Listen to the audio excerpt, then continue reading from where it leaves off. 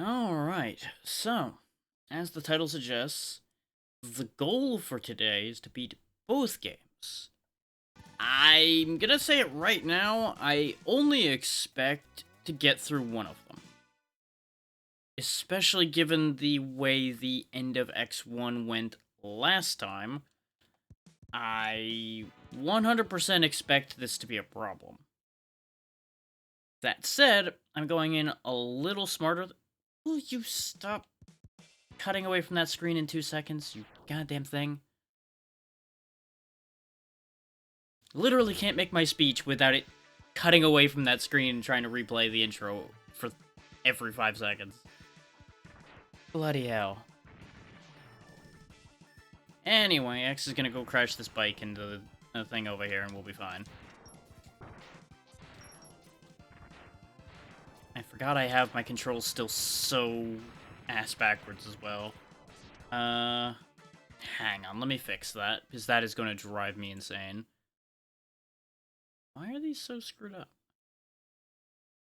Oh, did I actually set these? Yeah, no, I set these to the correct buttons, just that's such an alien layout to what I'm used to doing for this.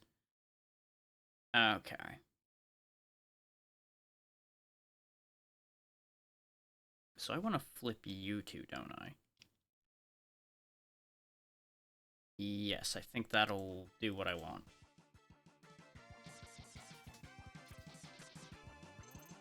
Yeah, that's a little more comfortable. For those wondering, I had shoot on the top button and dash on the bottom. Dash and shoot are now side by side. And jump is still to the right where it was before.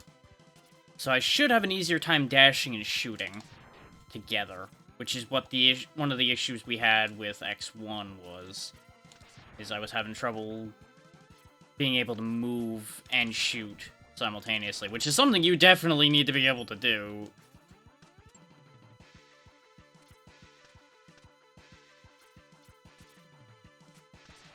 My up and side-to-side movement is still a little jank for some reason. I don't know why that's having such a... Let me double-check the controls again, because something's not making sense with that. So I think, actually, I know what's happening, and I don't know how to fix it.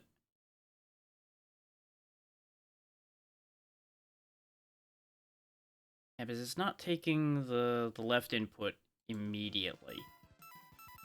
Like, as you can see, it's doing it here, but for some reason in the input menu and in gameplay, sometimes it doesn't take that left input every time.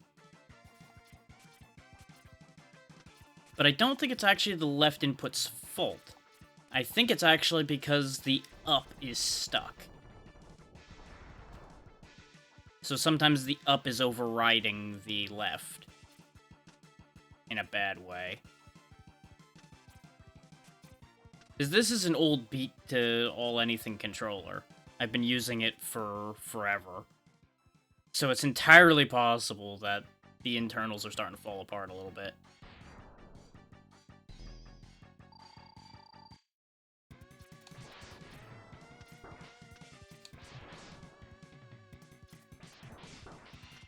Yes, you're gonna do a little bit of damage to me. And I've now screwed up the jumps, and I'm now down here at the bottom.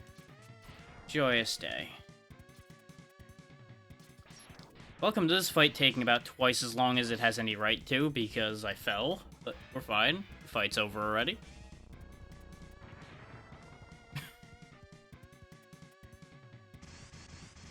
It's like, that fight shouldn't even be a fight. It's over so quickly.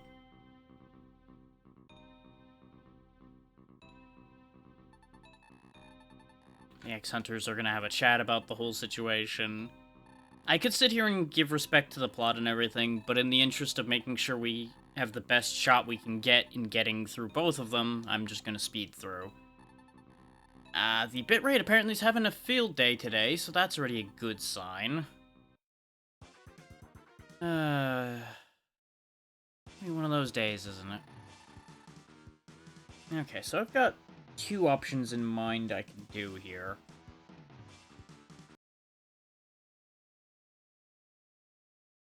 I have an interest in getting the easy heart tank first. I might...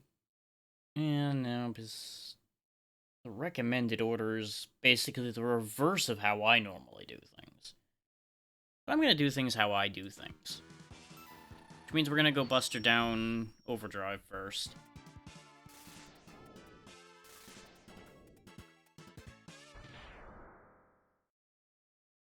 Because it's a very easy fight. Like, I would 100% stand by the fact that the stage for Overdrive Ostrich is more annoying than Overdrive is himself.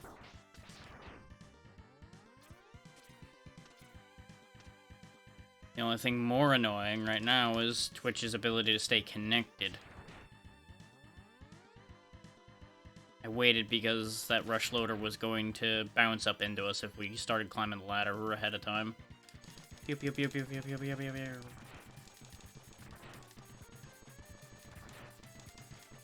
Now, it is worth noting, as you can see, you can turn the bike around. And I think there's actually something up there. Yeah, this is the other side of the wheel gator thing, so we didn't actually want to do that. I'm just correcting my memory. We can go ahead and just fix this bridge while we're here. And then go get the bike again.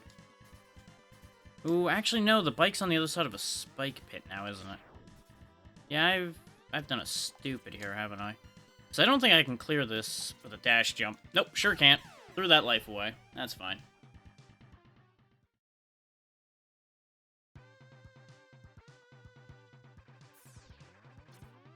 Doing memory tests, and my memory is failing the tests. Well, it's passing and failing simultaneously, really.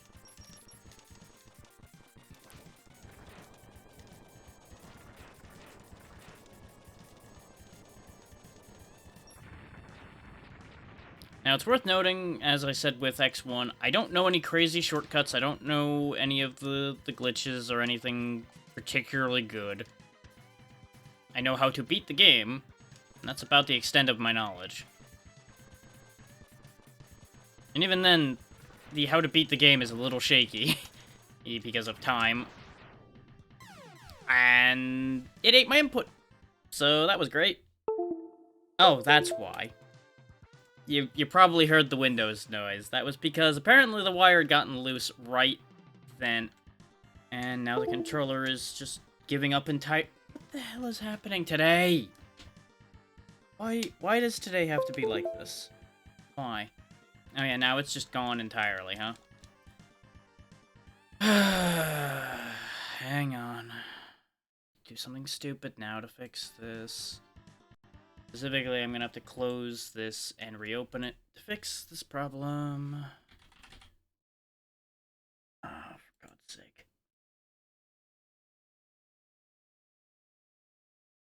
It's just as well that Twitch is not behaving properly right now. Because that means people will miss all of these things breaking. Hooray. Maybe now it won't disconnect on me again. Ha ha ha ha. Ha ha ha. And I don't understand. This thing was so well behaved for months on end. Mind you, it had problems with this in the past, and I changed out wires and things, and that's what made it start behaving so well. So I'm kind of surprised that it hasn't just given up the ghost entirely. It's choosing instead to act up. Now, some of you may be wondering, did he just do the same stupid thing twice? And the answer may surprise you in that I didn't, but it ended in the same result anyway. Because what I did was press jump before the bike hit me in order for X to jump off the bike, like we've seen him do before. It didn't take that input for some reason. So that's why we fell.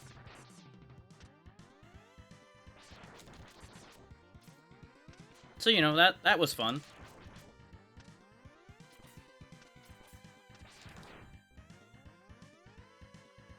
So yeah, this is off to a great start, is what I'm saying.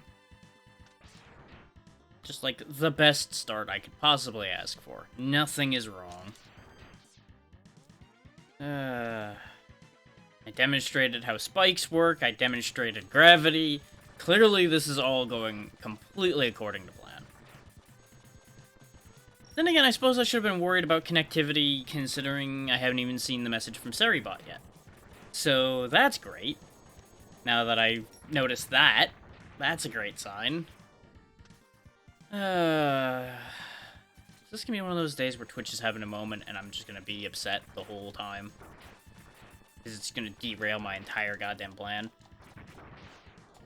What is happening with my controls? Because you saw me disconnect from the bike that time and start climbing, but for some reason it just stopped even before he made impact? So we're just gonna be stuck here because I can't make the goddamn jump.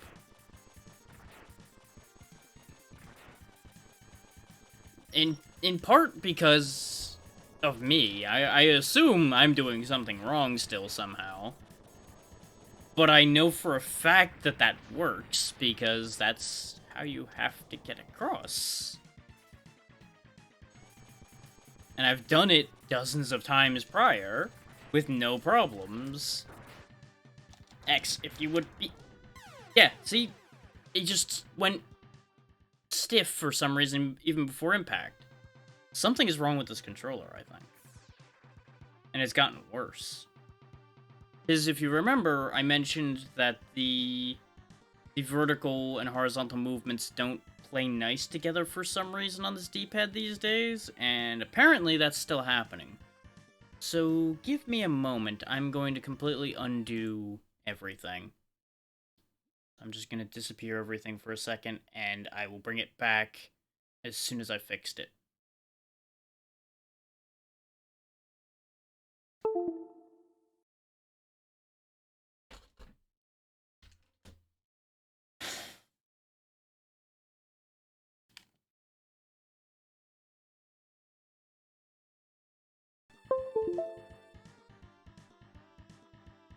I'm gonna do...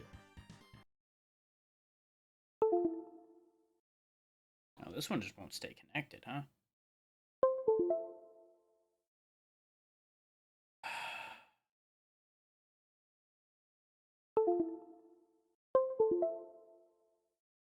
Okay, maybe I won't. This is fucking broken. Are you the one that's connected wirelessly? Yes.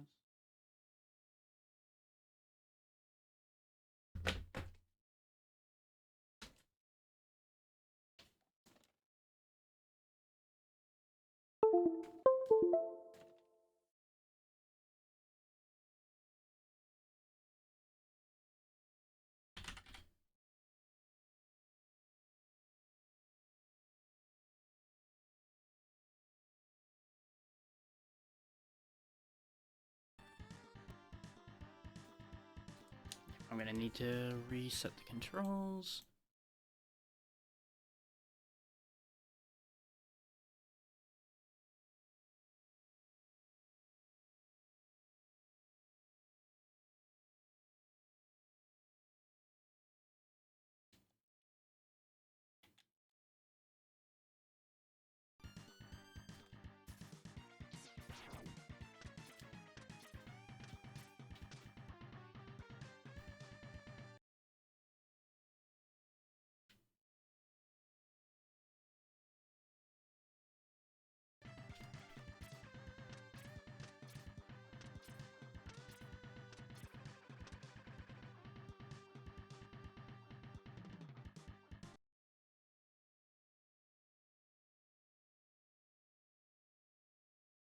Okay, we're mostly back. Just give me 1 second to fix the display, because apparently that wanted to break too. Come on. OBS, please, just do your job. Not asking a lot of you. Asking you not to be a completely useless program for a change. Crazy concept, I know. There we go. Oh, but now it's weirdly cut off slightly. For some reason.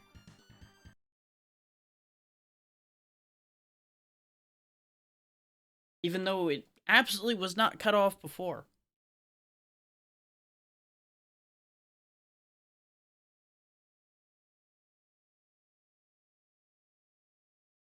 Just bear with me while I fix that too now.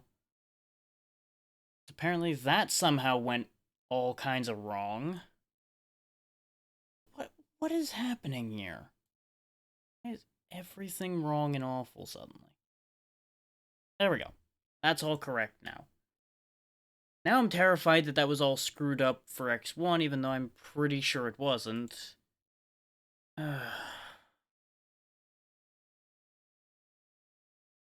Got it. It's gonna be one of those fucking days. Which at that rate, hang on. Let me do a thing.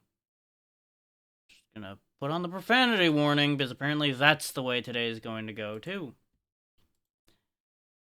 So that's gonna be a thing. That way I can more freely swear in anger at this and not feel guilty. Okay. In theory, I fixed the direction issue. In theory.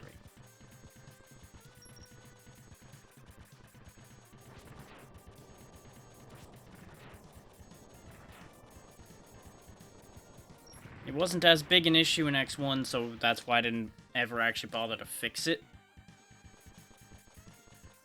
Because, you know, there were only like 2 or 3 ladders in the entire game where that mattered.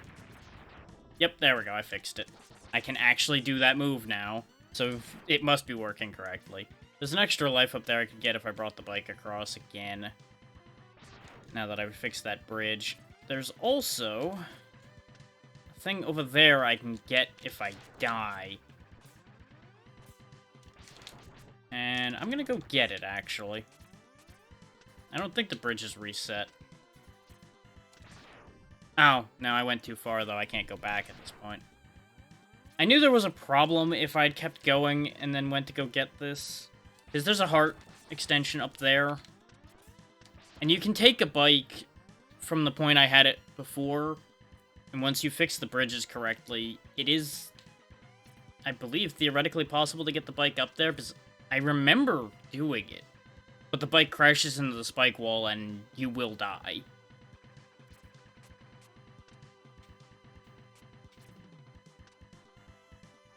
But it's also a big pain in the ass to do. Because there's a thing that the bike can do that I was completely not bothering to do during this whole segment, and that is the bike has a booster. But I didn't use it.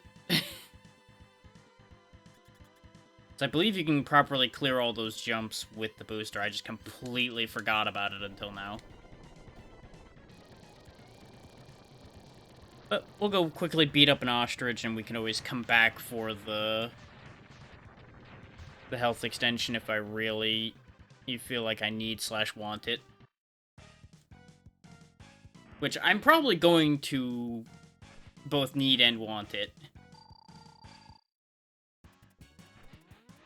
Especially given the way X1 went yet again. Now he's off screen, he's gonna run into the background, and come diving back in. Get shot again. Jump over him, shoot him in the back. Like, I would contend that Overdrive Ostrich is the easiest Maverick in this game. Which is funny considering the issues I constantly had with him as a kid. It's like, the only dangerous attack he has is this one, and that's just because I can't line it up for the life of me most of the time.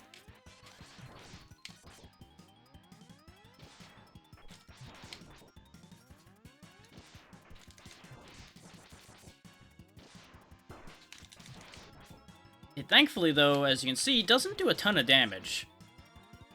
So if he just keeps spamming it, he will eventually lose by default. And there we go. Like I said, his stage is more of a problem than he ever is.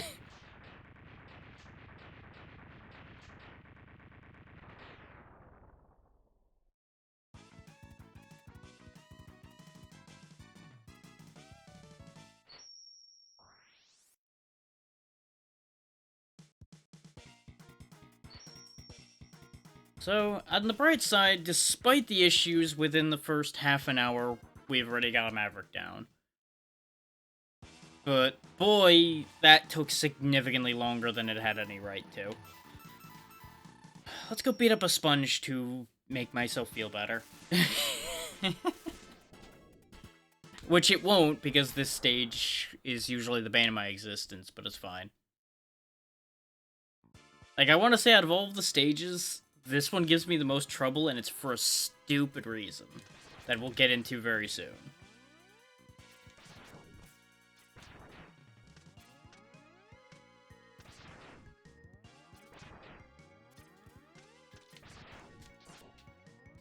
Part of it is the fact that, you know, I am so off-kilter from the starting issues. This mechanic right here, the wind and rain, is why this stage is the bane of my existence. So I just do an awful job of accounting for it. I could have swore I could make that jump up to these platforms here, but I think we can go further over and come back to it. Either that or I need to go back and deal with it in the rain. Yeah, no, I think I need to jump across the other ones. I could have swore there was another way up there. And it might even be either that you're meant to grab it from that other one. But I usually go grab it from here, even though it sucks. So I'm pretty sure I can reach it from here. But it tends to get me killed. Let me double check that I can't reach it from here, because that seems to be about the same height. Or is it a wall jump? I know you can get up there. I know for a fact you can. But I'm just screwing it up left and right. You know what? Doesn't matter. We'll deal with it later.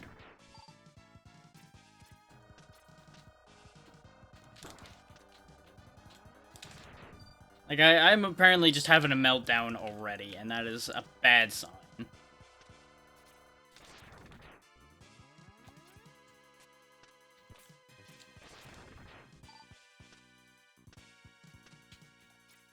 Not that this was expected to go well, as I was saying.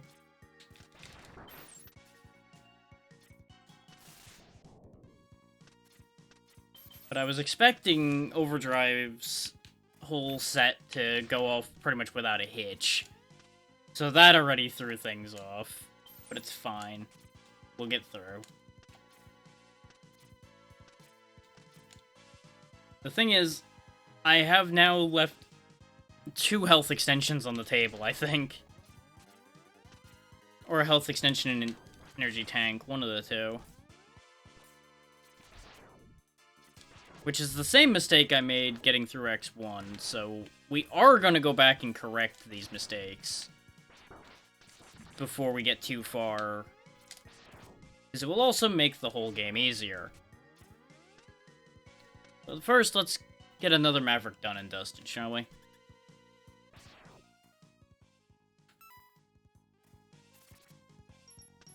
that's how it fires. I am not particularly afraid of Wire Sponge. Now that I have his weakness. At least I remember this being his weakness. I might be remembering wrong. Since it's going through his pattern properly, I'm pretty sure that this is his weakness. Though he causes a lot of slowdown with the nonsense he spawns everywhere. So let's work on clearing some of that, too, to get the game back to normal speed. Yeah, as you can see, it cancels out most moves he tries to do. Except when he goes crazy lightning mode.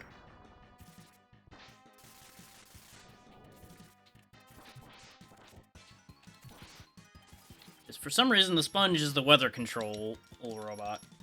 Now, that's the one major issue with this weapon, is they can get stuck up there, and we might actually die now. Nope, we're okay. Got him.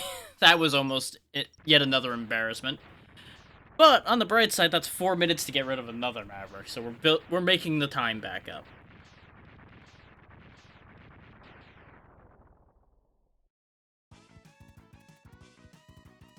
The only thing I have to worry about is when this controller inevitably has its battery die.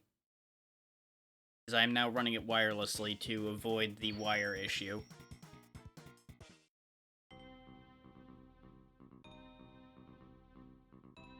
Now, mind you, the wire was not why the vertical controls were being an issue. Something's up with the D-pad on this controller. I was going to swap to my other one, but it just wasn't connecting for some reason. So I gave up on that and just went to use this one wirelessly. Yeah, we gotta go get Zero's parts. That's a whole thing.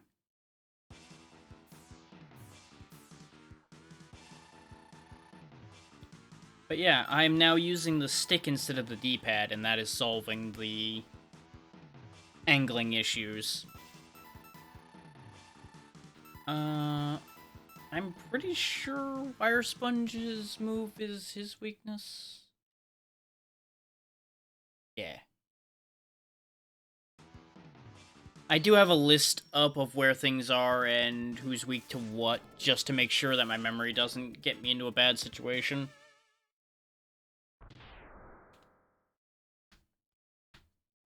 And at the very least, before we go into the final area, unlike with Sigma's Fortress from the first game, we are gonna go do a cleanup beforehand this time, instead of going in half-cocked and getting my ass kicked. just gonna point that out there right now.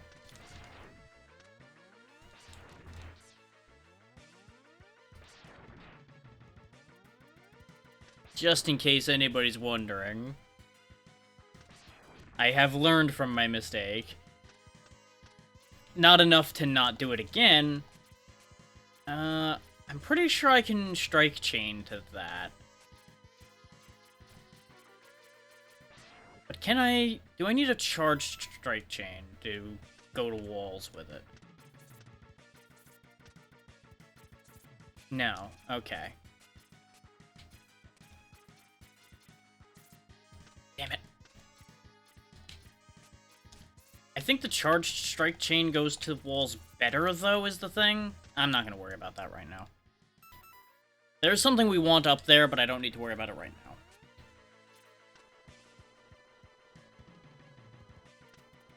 I want to say it's significantly easier to do with a charge, and there's also something we can go get that'll do the job better.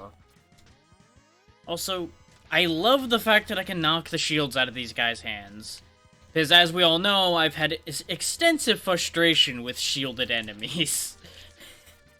So, I'm very happy that those shields can be knocked aside. That is a massive improvement. The right armors are also better in this game, in my opinion. They've got charge attacks and all that good stuff.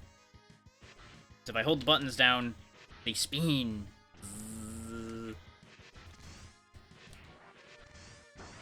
And they control a little bit better, in my opinion. I don't know if there's an actual difference, these just feel a bit better to me.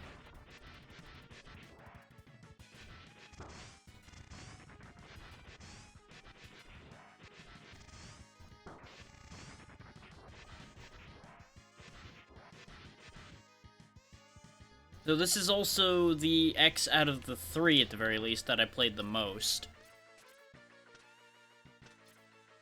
Ironically enough, specifically this stage, I spent a lot of time here. Not voluntarily. This is where I was getting stuck on Wheelgater a lot when I played this when I was younger. Because I just suck at the Wheelgater fight, or at least I did. He's nowhere near as bad for me now, or at least not the last time I played. We'll find out if he's a problem now or not. This is where the X-Hunter is. And it had a weird moment with the input there. It's fine. We had no lives left anyway. It's probably for the best that I game over there. And this also makes a point of... I have no intention of intentionally fighting the X-Hunters when they're out and about. I don't need to, and I just don't care enough to deal with those fights. My goal is beating the game, not doing it perfectly. Which I don't even think beating them early changes the ending? Well, I assume they must. I don't know. I know there's some slight ending changes in this, in the next one. X1, I don't think there's any way to change the ending. I think that one's just one and done. There's like some slight differences to the ending for this one and 3, from what I remember.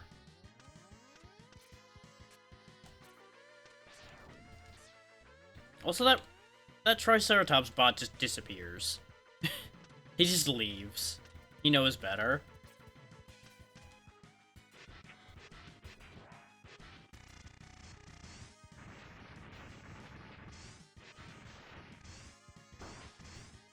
Yeah, you might be thinking, well, if you've played this so much, why aren't you moving through this with as much confidence as you zoomed through the stages in X1? It's not so much a matter of not having confidence in these stages. I'm still working off of the concern I have with the controls I've been dealing with today. Even if I fixed the issues, the fact that I've had issues has me with that slight little bit of doubt. So I'm not gonna, like, completely fly forward expecting everything to work perfectly as I go. Because there's already been a reality in which they don't. Which may sound ridiculous, but that's just the reality my brain is living in right now. Not gonna worry about going and hitting that life, because we're our standard set of lives, which should be enough to get me through Wheelgator with his weakness. And if it isn't, this stage is short enough, we can just run right back through. And if I wanted to, I could also grind on these bird generators just fine. It would take very little time.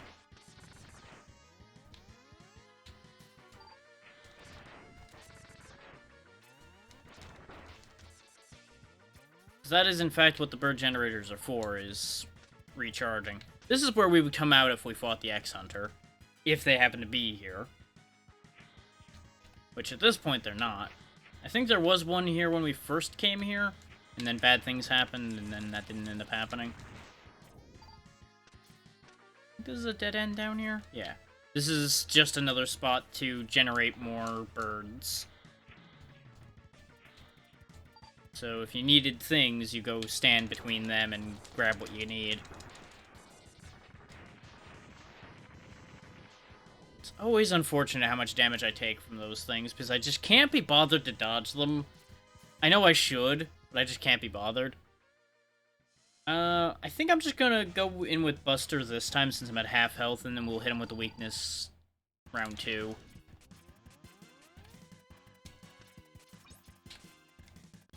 His whole gimmick is trying to chase you off the walls with the saw blades, and then try to grab you from the goo. You know, because he's a gator.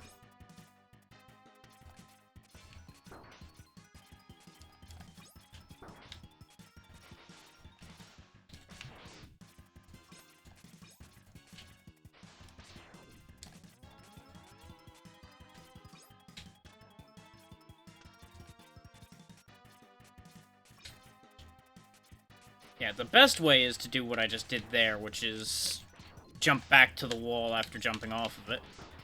As you can see, though, he starts to deploy a lot of saws. Which isn't actually that big an issue once you get used to them. But when we were down at, like, no health, we were invariably going to die even with Strike Chain.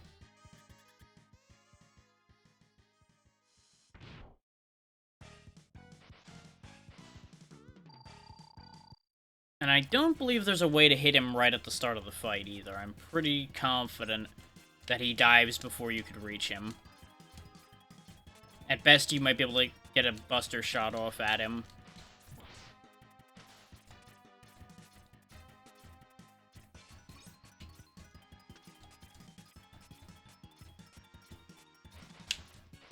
Bonk. But as you can see, using the correct weapon against him just resets him pretty much. So he'll just keep repeating this. The problem is, I screwed up the jumps, and you take a lot of damage from him if he manages to grab hold of you.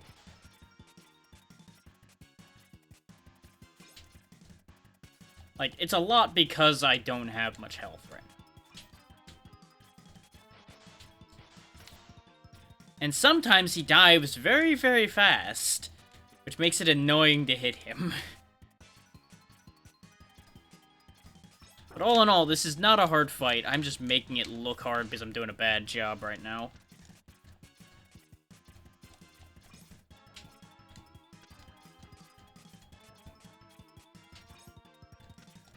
On this one, it's better to go to the other wall. There we go.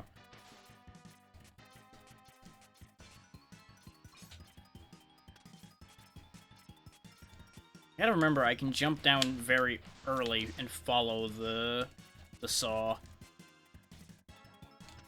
You know, as long as you don't jump down too early like I just did there and say hi to where the saw spawned. But as long as I don't do a major fuck-up, this fight's over in our favor. Because I don't think he jumps out of the goo until the saw is at least on the wall. I'm pretty sure you're safe if you're on the ground while the saw is still in play. Oh, come on. Like, that's the part I hate about this fight, is the fact that you can land the hit on him, but it doesn't count because he's far enough into the dive animation that you just, like, don't clip him completely like you think you should. Double saw, that's fine. And, oh yeah, he has that whole rolling move he was about to do that he starts doing when he's down to half health. He didn't get to do that, and that's fine.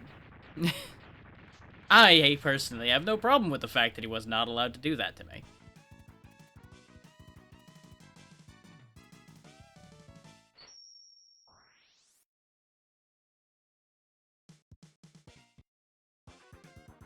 But yeah, judging from the time, you can already tell why I was kind of worried about getting both of these done. Like, getting X1 done in time to get X2 in was, in my mind, a lot more viable than doing 2 into 3. Can I do it? I think I can, yes. But I don't know how well it'll go. And you might be wondering why I'm back here. There's a very simple reason for it. And that reason is prizes. Because Wheelgator's power can dig through these.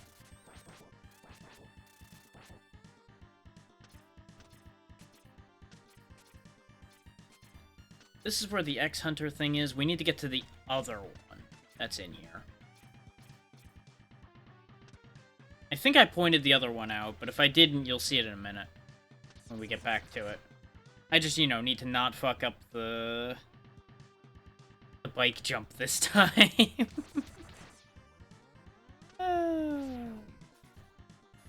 Yeah, this is how the booster works. Wait.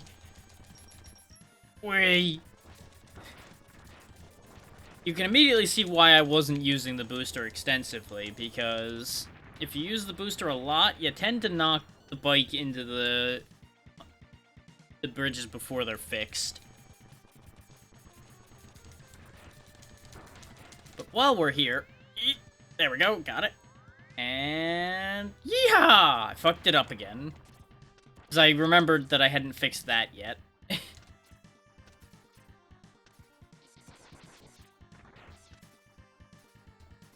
Remember, there's method to my madness, usually. Nyum. Nyum. Nyum. And nyum. Now, it's possible to get that and live, I would like to point out. Is you can turn the bike just in time that the very back of X's sprite will reach the health extension. But that's how I typically get it, is I just hurl the bike up there.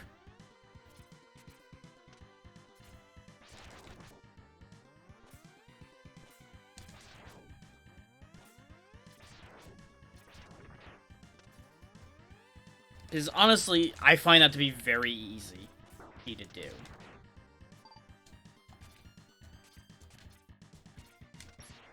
Now, behind here is, I believe... Yep, that's what I was looking for.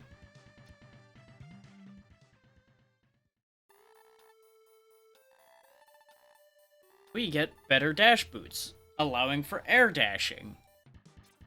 Which, as you might imagine, is incredibly useful some of the time. Like, it's not the be-all, end-all, but it's very helpful in a couple specific instances. And it can definitely be a lifesaver in the Maverick fights. But we no longer need to be there.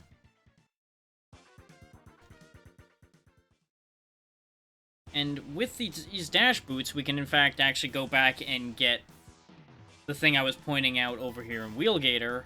And we can also go do the wire sponge thing I was looking at easier than I was doing it.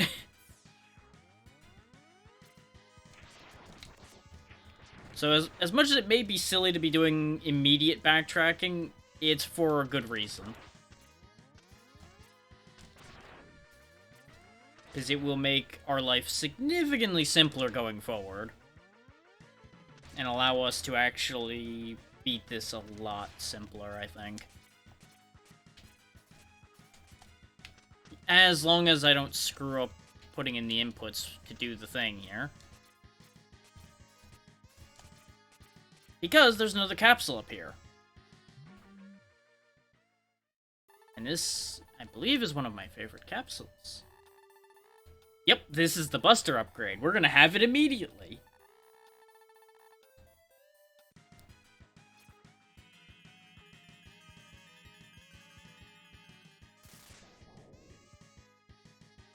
I couldn't remember which capsule was up here, which is why I didn't specifically mention that it was a capsule. That and I wanted it to be a surprise for anybody who didn't know what this was. But double shots, as you might imagine, are quite helpful.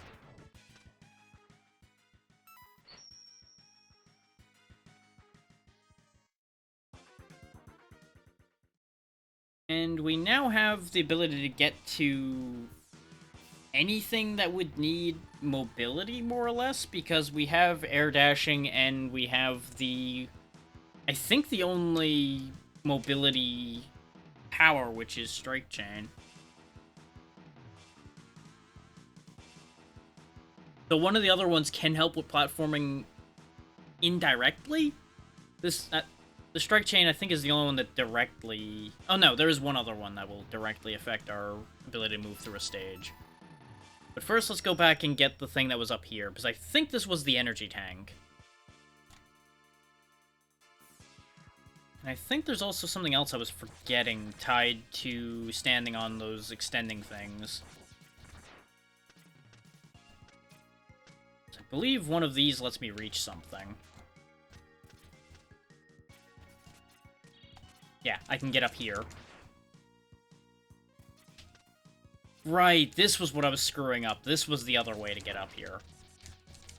That was the way you could get up here without needing air dash. Dash consistently. The way I was doing it, you can do it without air dash, but air dash makes it a lot easier. And now we've got an energy tank to work with, which is fantastic.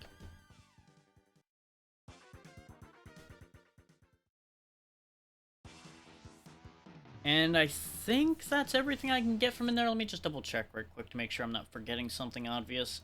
Because what I just did there was all from memory. That's stuff I actually knew. Let me just make sure that I'm not forgetting. I did forget something in Fire Sponge that I can still go get. So we're quickly going to pop back in there and go grab that. Because it's literally brain dead simple to grab, and I just keep forgetting that it's here. Because there's a health extension hidden in the wall there. That's why I'm like, this is the most stupid simple thing.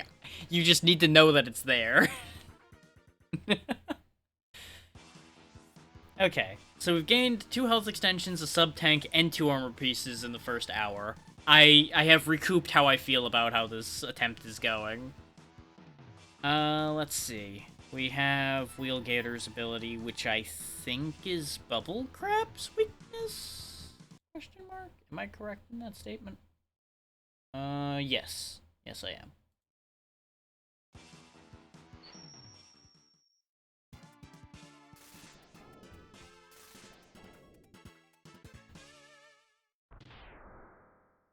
You know, crabs known for extending laser thorns out of themselves for reasons.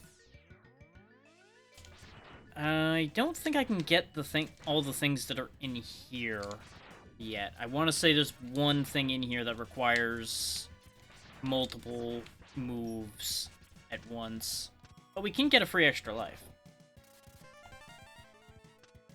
All in exchange for one usage of power. Yeah, welcome to this game's obligatory water stage. Complete with all of what you'd expect out of a water stage. Including giant ships. That are fish. And that's your mechanic demonstration for this. If its spotlight spots you, it tries to blast you. You can destroy it. And I have every intention of doing so, because it's going to be a nuisance. But I believe... Actually, hang on. I think I need it for something, so let me not get ahead of myself here.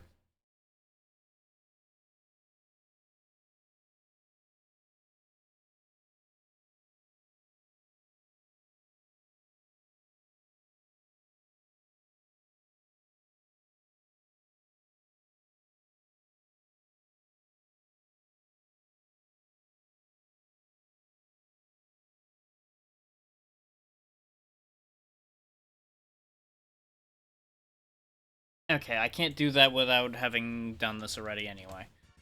So we won't worry about that right now.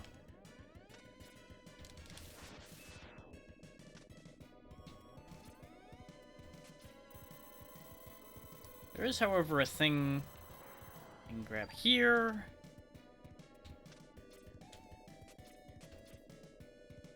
There's also stuff up there, as you can see.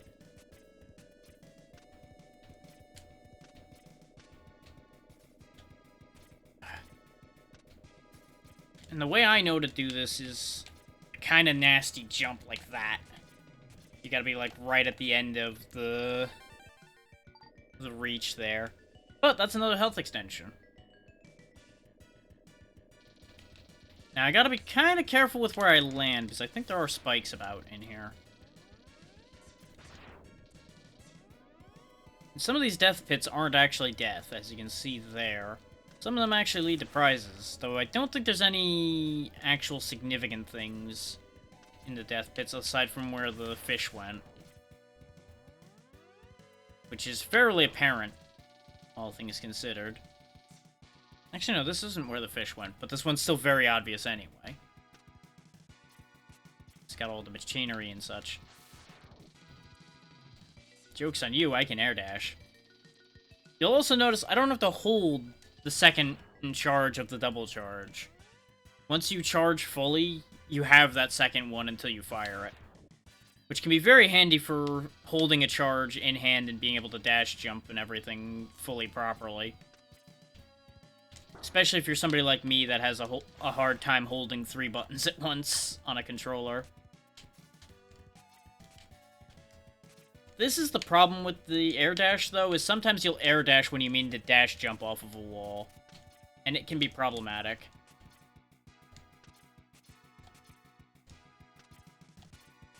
This is where the fish goes, by the way. He leads you to where one of the X-Hunters are. You can, as you saw there, just bully through him, but you're meant to destroy him before he gets there so you have an open space to get up there. Because I believe the door opens for you regardless. If there even is a door. Genuinely don't remember. This is not something I've usually worried about.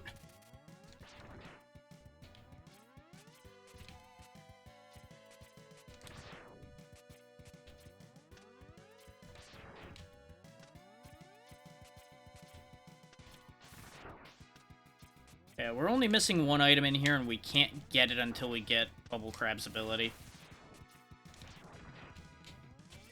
I'm not counting that as spoiling things, because honestly, it's such common rote concept for this series. That it's like, hey, there's a thing here. We can't get it without insert ability here. This is also where the X-Hunter thing would spit you out. It's also not things that are going to end up being relevant as much for this session, which is the other reason I'm telling things like that. Because, as I said, I'm not going to be fighting the X-Hunters, because I find them to be annoying and I don't feel like dealing with them.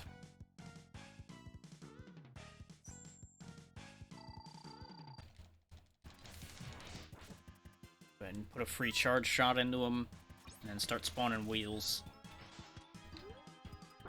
The wheels are good for when he's got his barrier up. He also will sit there and jump on the wheel over and over again, if you point it the right way.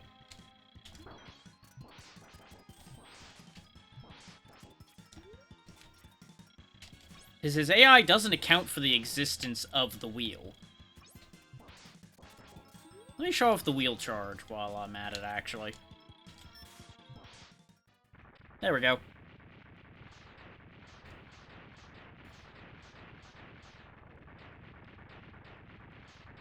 That crab is now deceased. Huzzah.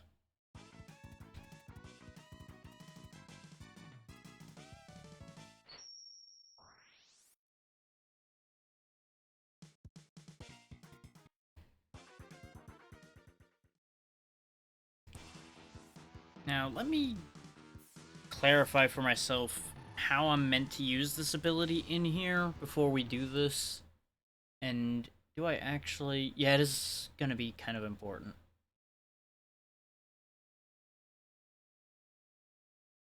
Yeah, the thing that's bugging me is they don't say where above the water, they just say it's above the water. I'll take a look around right quick. There's only a couple places where it could possibly be above the water. So we may as well go quickly figure it out. Because it'll be a little bit more fun than if I go and get an exact direction where it is. Of course, I could always go get the helmet upgrade, because that tells you where things are. But where's the fun in that? And going back in here does mean we get the extra life anyway. And we certainly are going to need extra lives. Oh yeah, there's also a really funky jump you can do on the water. I learned that by accident once upon a time, because I was panicking trying to get the thing behind the moving platforms up there. Or that we got before the health extension. Like, I just would panic flail, and occasionally I would start bouncing off the water, and it's like, huh, that's weird. That probably shouldn't be happening. I believe it's the charge for this. Makes like a bubble I can stand on. Or not. Do I need this? I am unclear why this is important.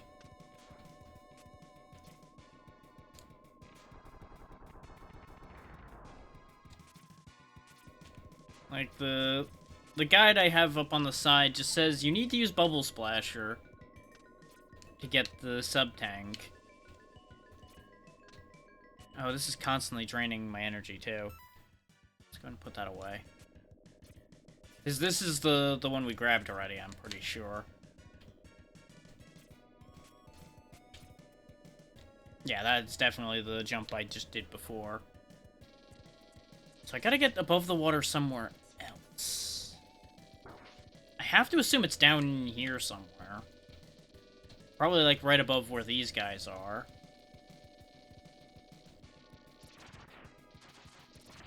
Bubble Splasher destroys you guys immediately, so that's a thing. It did the thing again where I have the full charge, but it was one frame before it accepted it. Oh, I see.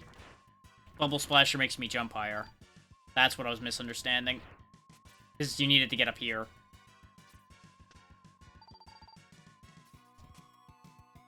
Now, is it this way? Once again, dash jumping off the wall gets funky we're gonna run out of Bubble Splasher before I find the thing. That's upsetting. It's fine, though. We can just grind for some energy.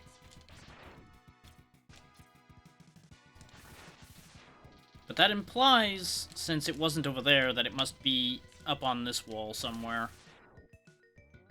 And considering I can't reach that with a normal jump, I'm going to assume I need to splash jump up there. So I just need to find some energy. Which, if I had been smarter and turned off the splasher when I went to pick up the energy, we would have had it, but it's fine.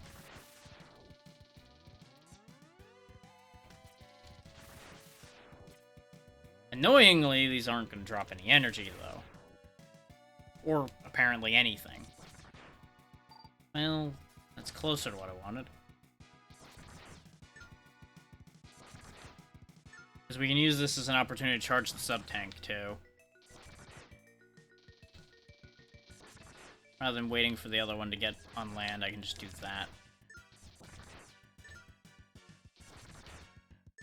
Please hold while I try to get energy so I don't have to restart the stage and do this a third time.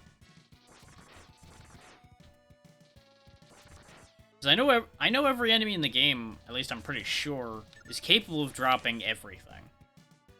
Just some of them tend to suck about it. Like these clowns. They're being decidedly unhelpful right now. And if it weren't for the fact that you constantly end up wasting Bubble Splash energy trying to charge it, I would say I'll just charge it and I'll get it right first jump and it'll totally be fine. But I can't reliably say that because of the way it works. Maybe it's over there.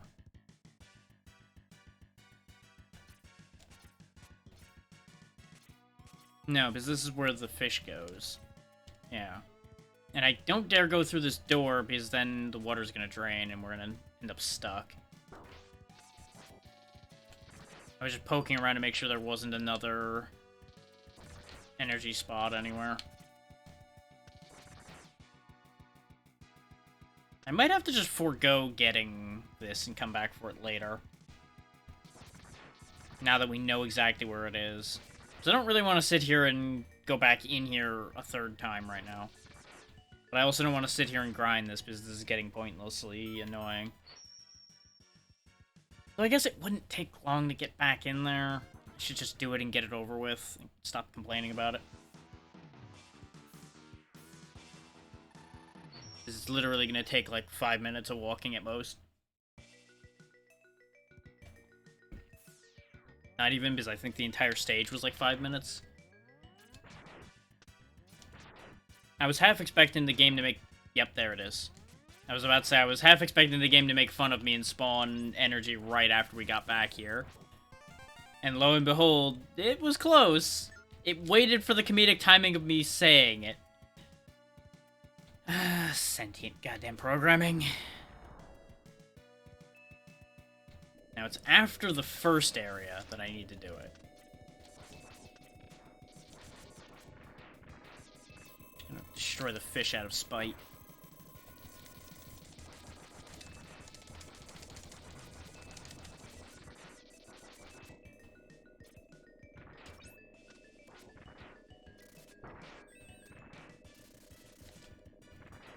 This is for you. There's also this over here. Which is apparently empty? Question mark? So that's weird. Whee!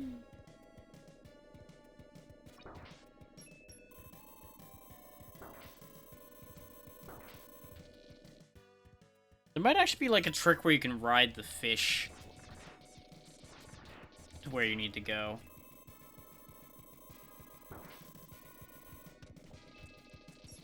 Using a ridiculous combination of results. Because I can think of a way, now that I look at this whole situation, where it might potentially be possible. But we don't have the abilities to do that at the moment. So I'm not going to worry about that. I'm instead going to worry about getting up there.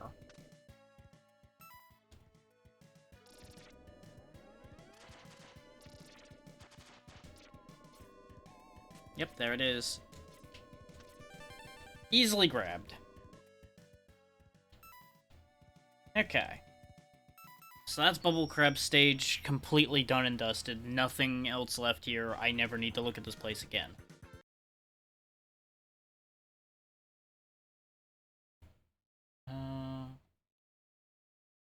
Right, I remember that stupid thing. Yeah. That one's gonna suck to get, but it's fine.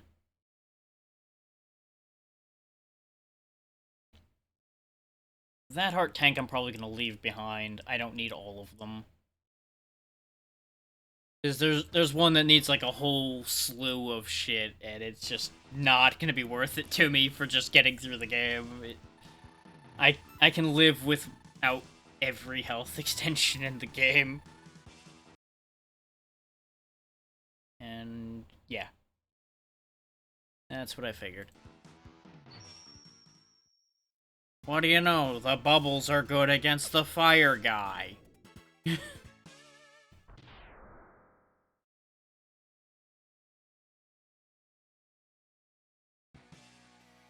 Bubbles.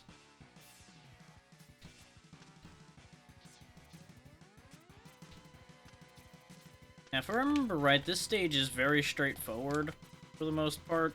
It's kind of mean, though, at times. Yeah, it's this one. Okay.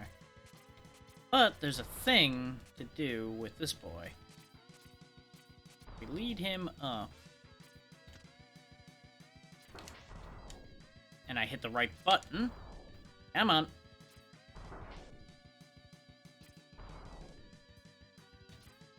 There we go. We can use him as a platform and fuck up the jump immediately, because that's a thing I like to do, apparently. Now this is new. I've never seen him get stuck like this before. This is different. And that's a problem. Can I reset him? Please tell me I can reset him. Well, huh. This is definitely new. What do I do about this? Well, I guess the answer is die. Because I can't get through him. And I can't break open the wall I need to break open if he's stuck. I can honestly say I don't think I've ever seen that before. Where he just gets, like, full stuck like that.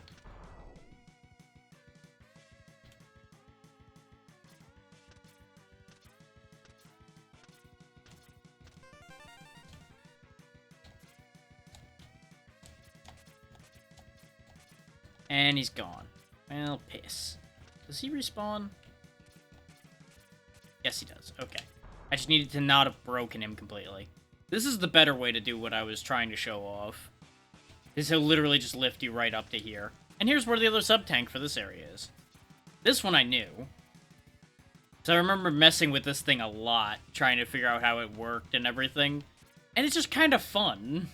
It's a fun mechanic to play with. But what you also want to do is get him to break you into here. Because you can go in through the hole at the top, but I believe the hole at the top leads to an X-Hunter fight. No, it just leads there. Okay, you just don't get the extra health and everything. Never mind. Now, this is the part where I was saying that this place is a little bit mean. Because you gotta outrun some lava. It's not bad, unless you want to grab all the things that are in here. Like that.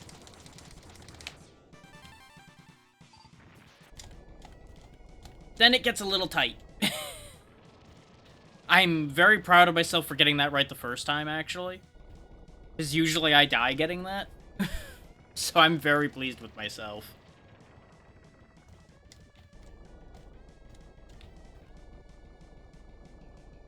Hey, look, it's our friend again.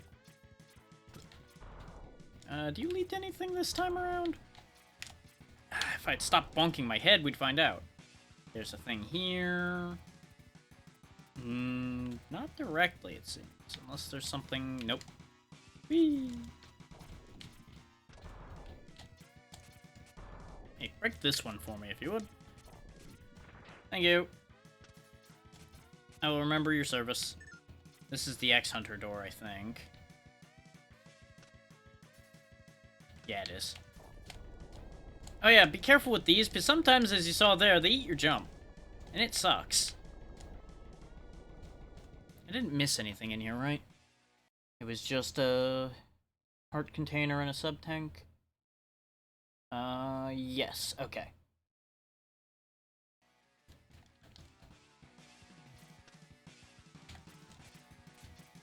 There's enemies in here that will light these, and it sucks. Weird, fire-throwing, flying squirrels. And they're positioned perfectly to make moving around in here awkward at times.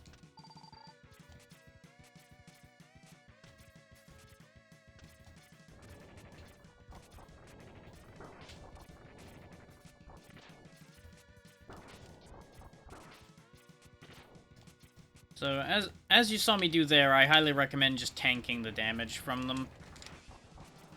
If you can't happen to line up a shot on them.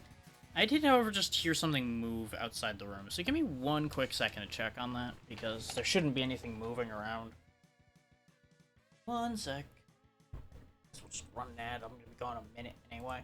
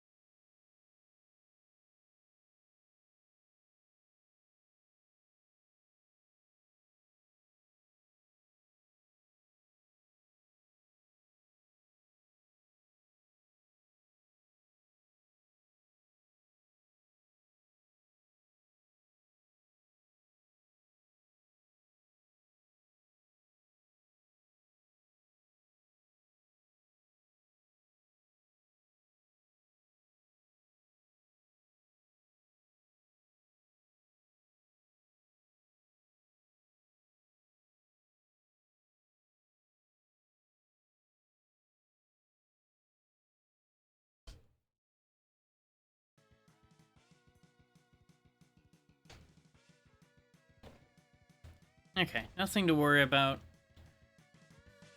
Just things getting moved around as the AC kicked on. Which I was like 80% sure was the case, but there's always that little quiet doubt in the back of your brain, like, well, what if it's a problem? You should probably make sure. And then that combined with the good old, did I turn the oven off? Considering I used it not more than an hour before stream today. It's like, I should make sure of these things so it's not sitting there bothering me the whole day.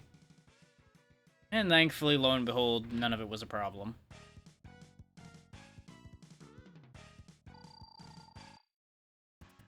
Bobbles. Bobbles. Bobbles. Bubbles. Bubbles. Bobbles. Bobbles. Bobbles. Yeah, this changes his attack pattern as well, as you can see. He gets more aggressive, technically. Because he'd normally just be hopping around like an idiot a lot of the time. But every time he gets hit with bubbles, he resets. So he starts throwing those couple fire punches over and over again. And if you know how to jump over them, fine. You wouldn't need to burn a sub-tank like I did. But I saw how the fight was going and went, you know what? I'm just not gonna bother. Which, that is potentially gonna be an issue in the refight. Because, spoilers, there's a refight. Because it's a Megaman game.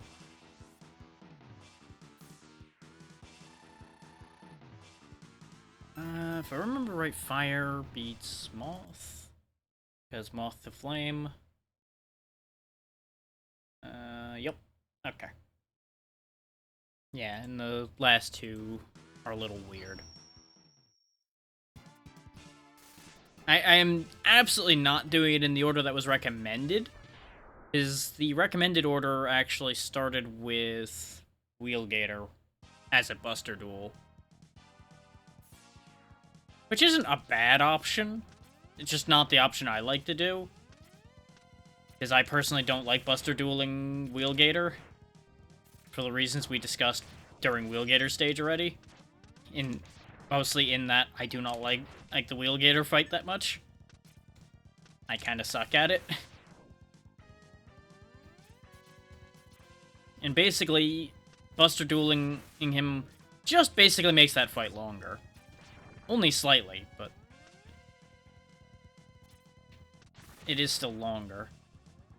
You'll notice looking at those rolling guys, they have a striking resemblance to the fish.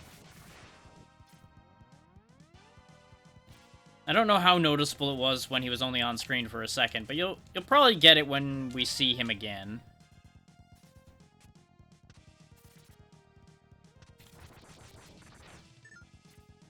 Now, I know there's a few things I need to worry about getting in here. One of which is in a stupid, obvious spot that I might actually miss. Okay, you'll notice, like, the top half of him there, on top of the wheel, looks like the top half of those inhaling fish from Launch Octopus. I don't know if they are that, but definitely looks like that. Let me just make sure of what's in here. I know there's a lot of pause menu this session. Just understand that this is going to be a lot quicker.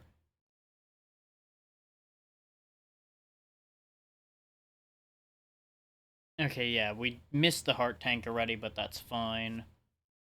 We can't actually get it right now. And I just need to look for a spot like that. Okay, easy. There's not actually that much to look for at the moment. We need other abilities to get it. And those who were here for the command mission sessions, this is that thing that was doing the parasite effects that were making other things stronger. I'm pretty sure it's literally the same enemy.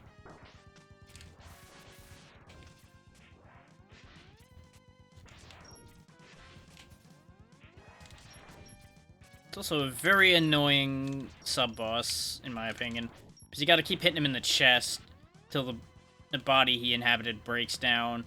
Then you can get a hit on him himself. Then he's gonna do it again, unless you can kill him quick enough. Which, thankfully, with the Buster upgrade, is actually not that bad. If you didn't have the Buster upgrade, well, I hope you're accurate. It's doable even without it, just you need to be more accurate and attentive. I also don't know why I'm so much faster on these ladders. I think the boot upgrade makes you faster on ladders or something. Yeah, this is the hunter door up here. We don't want that. And for those worried that they won't get to see the X-Hunter fights, don't worry, we will be seeing them again regardless. Which is why I can't be bothered to fight them now. You don't have a choice but to fight them at some point. And that would also fall under the category of minor spoilers, but eh. There comes a point where spoilers don't matter much, and this game is one of those, I would say. Nope, that's just a spike pit. Thankfully, these aren't kill spikes for some reason. Like, I say for some reason because I don't know what the differentiation is. I don't know why these aren't killing X, whereas other spikes just kill him instantly. Like, what makes these spikes weaker?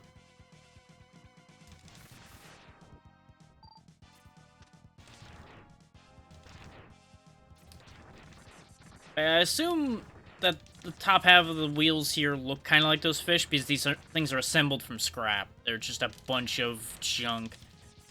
Oh yeah, remember the imps from Aria of Sorrow and some of the other Castlevanias? Yeah, that's what these things behave like. They just make you do one of your inputs over and over again.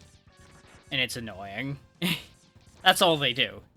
They try to set you up for other enemies by annoying you to death. Oh yeah, and guess what? We get to fight another junk bot. Hooray! Because everybody loved this mechanic the first time. And I screwed up the quick kill this time. Good for me.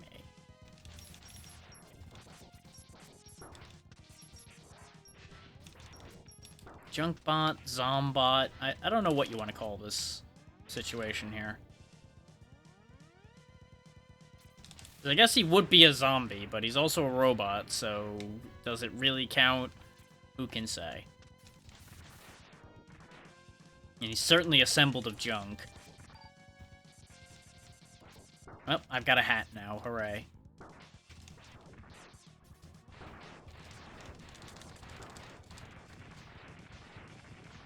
Well, looks like I'm just gonna default out this first life, unless I want to use the sub-tank.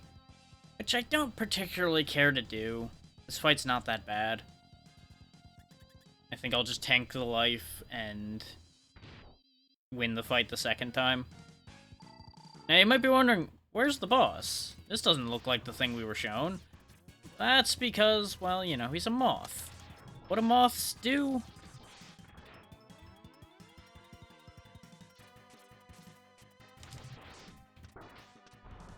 We might actually win this the first go around, because it kind of sucks. Now, there we go. There's the actual damage. I forgot about the pull junk in from around the entire arena, a thing he does. But now we'll do it properly with the speed burner. But just notice how much damage they were taking just off me throwing buster shots casually at them.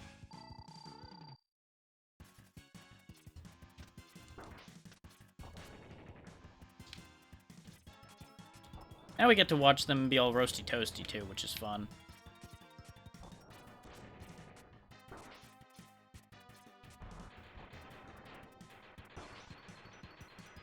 Sadly, this attack is immune to the speed burner, but it's okay.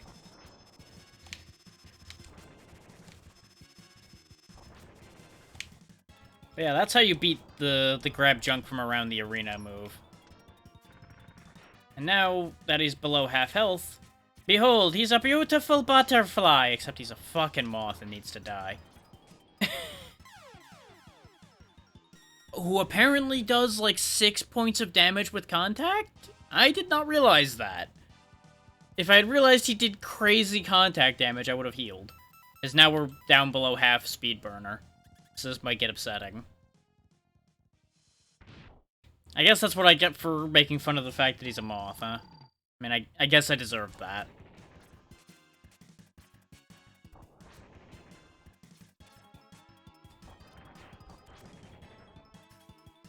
Now, am I actually worried about this enough to save speed burner by bustering this? I guess I can.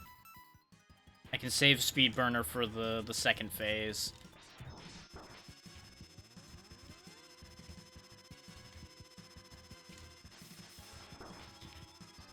Game ate my inputs like a son of a bitch again.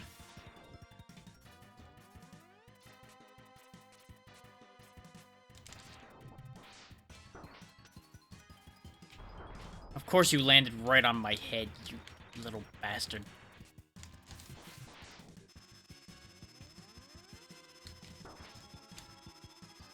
What is happening? Like, my controls just completely shit the bed there for a moment.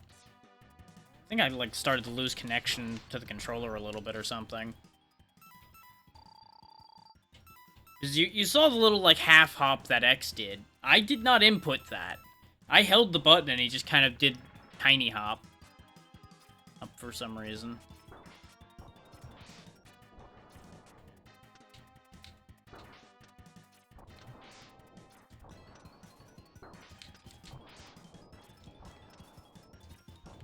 There we go. This is why I saved the speed burner for that part, because he doesn't have a lot of health in that phase, but he's constantly moving back and forth. As you saw, he does a lot of contact damage, and that dust hurts like a bastard as well. It's a very annoying second phase.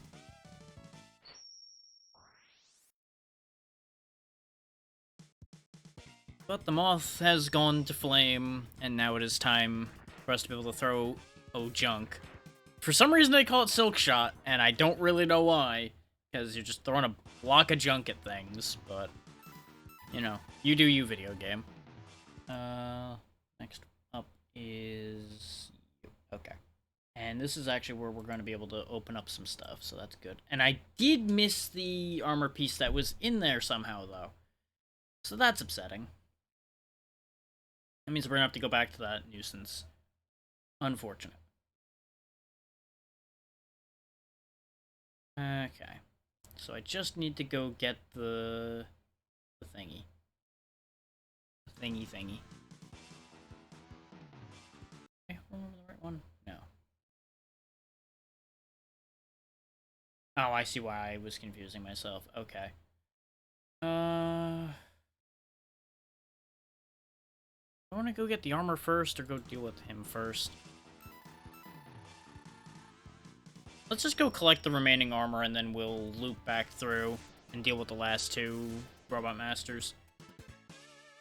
Because I'm actually supposed to go beat up the Centipede first and then come back and can beat this guy, but the helmet's in here, so I'm going to go get the helmet first. So I can then go get the armor, and no matter how much I screw up, we should be good from then forward, aside from the final area. Whee! Now, down here is the ridiculous jump that I'm going to ignore doing.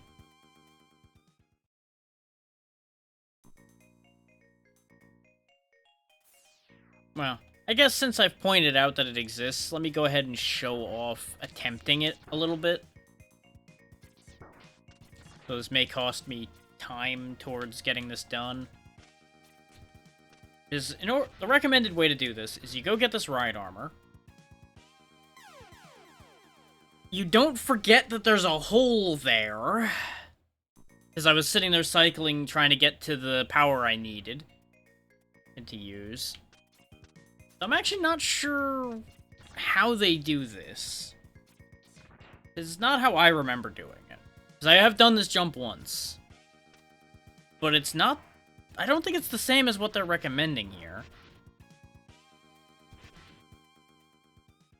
Because what they're saying to do, just for consistency and clarity's sake, you take the mech, you go left and down, there's a pit down there, dash to the left and make a huge leap out over the pit.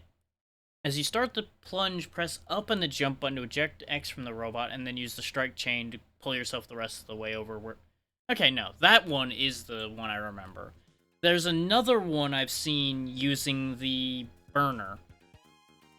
But I don't know how you charge the burner while still in the mech. That one's confusing to me. Fucked it up. Because guess who pushed the wrong button in panic as he flew towards that ledge? I'll give you a hint. It's the guy that's in the hole right now.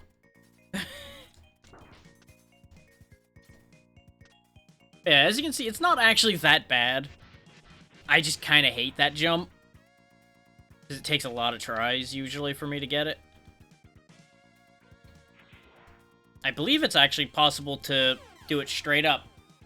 And that is part of the problem right there, is the fact that sometimes when X ejects from the ride armor, he just kind of falls for some reason instead of jumping. You don't get a consistent Yoshi jump with the ride armor. Sometimes he just falls out of it. I guess he, like, catches his foot on the way out and just goes, ah! And falls into the abyss. I'm in the abyss. So yeah, I guess I'm gonna burn some lives and do this, because now I've gotten stubborn.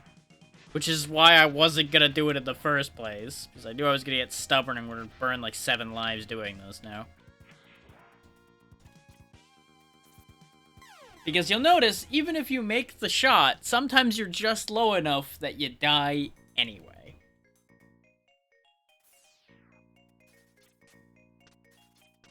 Like, it is super finicky. And I don't think you can air dash or anything out of that.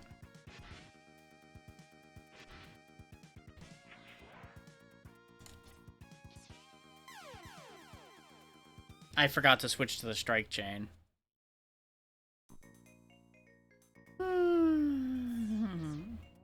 the extra health would be nice. That's the motivating factor right now. That little bit of extra crutch health would be great. Especially with the way I'm playing today. Ah! It is such a shitty jump, though. Where the hell did this keyboard come from? Help. Oh, there we go. Apparently that counted as me pressing the PlayStation button? Even though I never touched that button during that entire exchange? That was strange.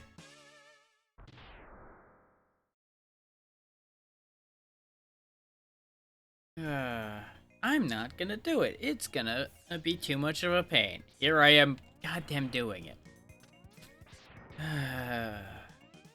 Sometimes. I wonder about my own brain. And by sometimes, I mean, like, every other time I do literally anything. I had it, but I didn't think I had it, so I didn't jump. Because basically, as you might have guessed, the second you touch that wall, you need to start jumping like a madman. If you aren't jumping, you are going to die like we just did.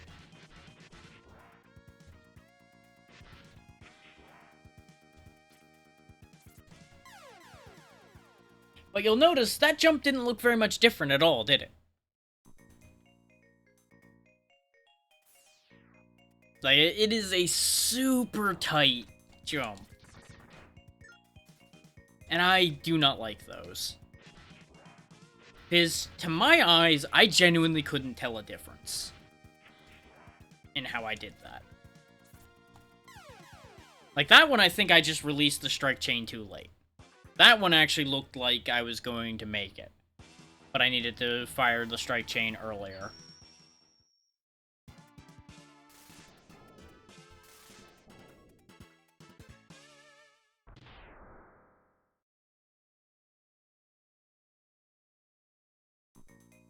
And to think, I said moments ago, I'll just go in here and get the helmet, and then we'll move on. Yep.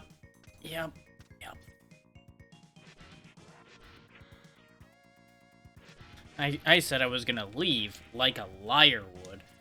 Oh.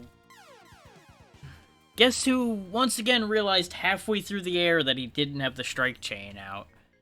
And if I paused to try to grab it, probably wouldn't have made it. If I had tried to cycle to it, wouldn't have cycled to it fast enough. No matter what I did in that situation, I was hooped. And I'm just trying not to waste strike chain shots getting rid of the bats. Got it. Finally got it. Notice all of that was just for, like, 2 more pips of health. That's why I'm like, am I sure this is worth it? Is this worth the pain I'm putting myself through? The answer is no, but I did it anyway.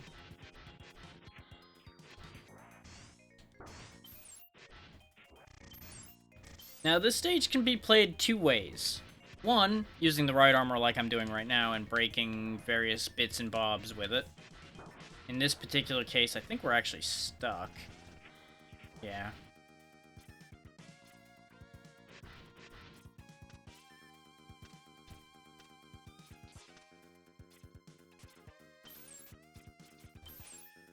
There we go. That breaks that open, and now, oh, the right armor can be freed.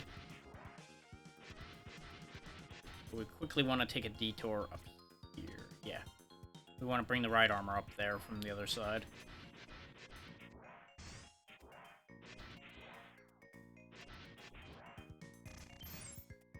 Not sure how I punched the one in the back first, but okay, game.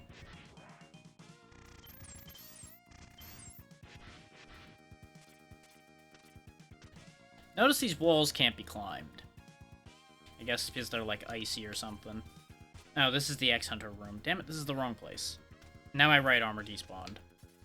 Well. Remember how I was questioning why some spikes hurt more than others? I put the very edge of my toe on that spike, and it killed X instantly. We tumbled into bigger, nastier spikes, with our full body and didn't die. This is why I'm confused. That is a perfect example of why I'm confused. Oh yeah, this stage also kind of sucks, by the way. Because of the amount of different ways you can just get arbitrarily crushed or hit spikes or things like that. This is, in my opinion, probably the worst stage in this game. Not counting Sigma stages.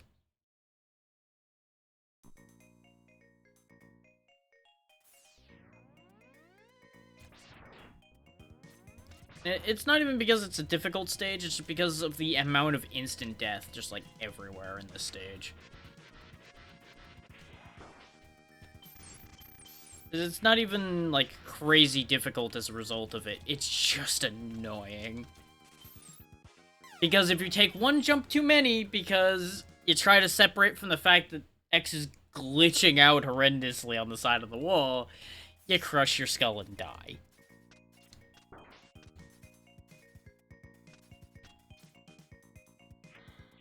You know, for kids.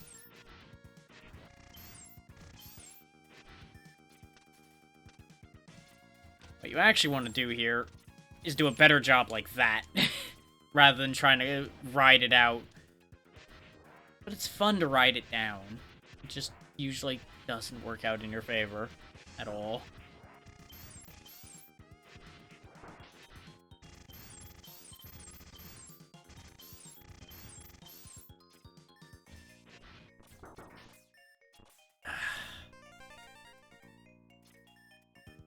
I don't think I want to break all of these. I think there's some of these I want.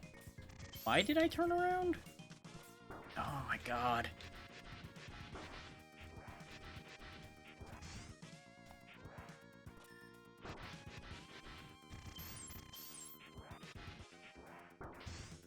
There we go. Oh, they apparently turn you around when they hit you sometimes. Just die, you miserable nuisance. Yeah, I think it's near impossible to bring the riot armor up there, if not entirely impossible.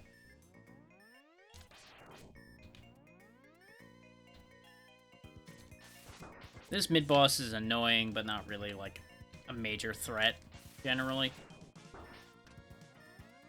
It's just here to be a pain in the butt. You can see by how the crystal's cracking how much health it has left. There's probably a faster way to kill it than I'm doing, but this works. And as you saw there, as the fight goes on, it spawns more and more laser generators. There we go, that'll do. Whee! I don't think there's anything to get up there. You'll notice even in the air, you also slide down a little bit for some reason. Get another one of those little weird quirks of development.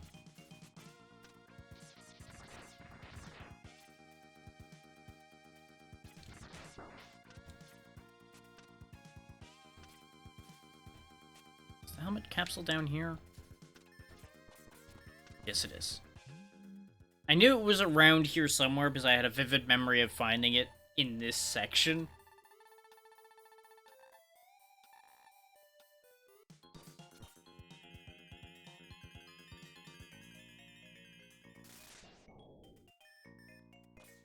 Fancy helmet.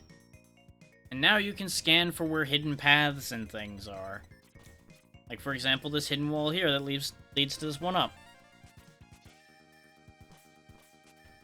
Kind of neat.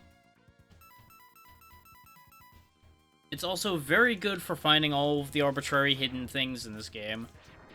Like that heart tank I showed off in Wire Sponge.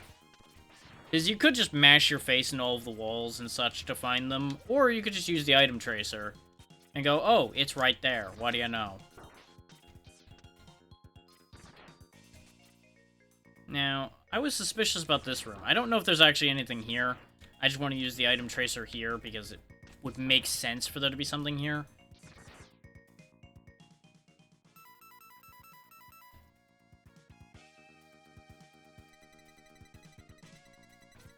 Apparently is something in the background here?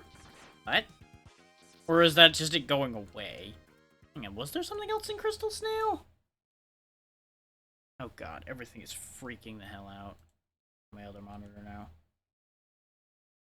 Oh god. What is happening? The on-screen keyboard just keeps appearing now that I've focused this window.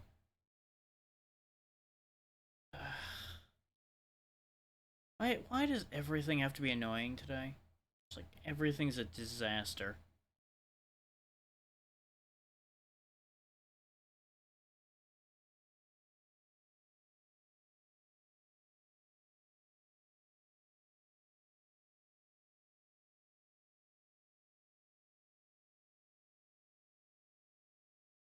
Okay, no, there's nothing else here. So, I don't know what the hell the tracker's finding there. I think it's just losing its mind. It's probably just what it does when it disappears, and I'm misremembering.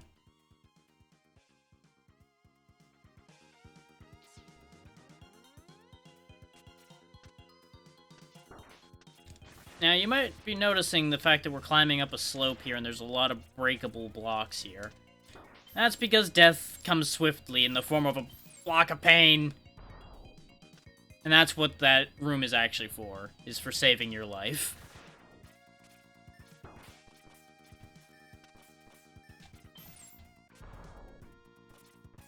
How many lives do I have left?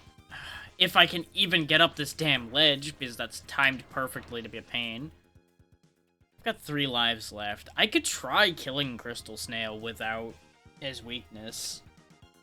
Just to save us some time, since, like, you know, we're here. And I can't warp out since I haven't completed this stage yet. With a good amount of health, we probably could beat him Buster only.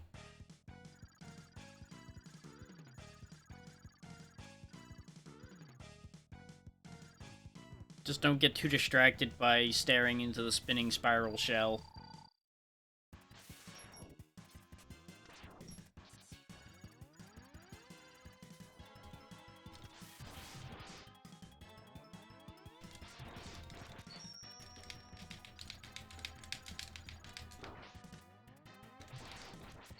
Yeah, he's actually our ice boss replacement, as you can see by the way he keeps freezing me. And once again, contact damage does ridiculous amounts.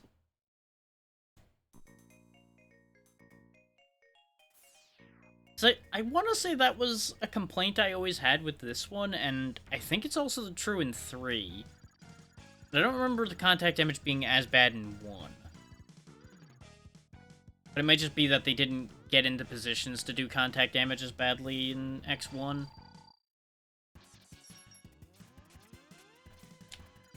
Whereas this guy obviously very much loves to do contact damage. Like, it's his whole thing. But ironically enough, I think I took more damage taking contact damage from him while I wasn't frozen. Which I guess makes sense, actually. Because that's punishment for you just doing a bad job and sitting there and getting hit.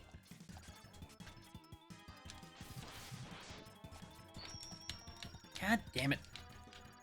The air dash, I think, once again screwed me on that one.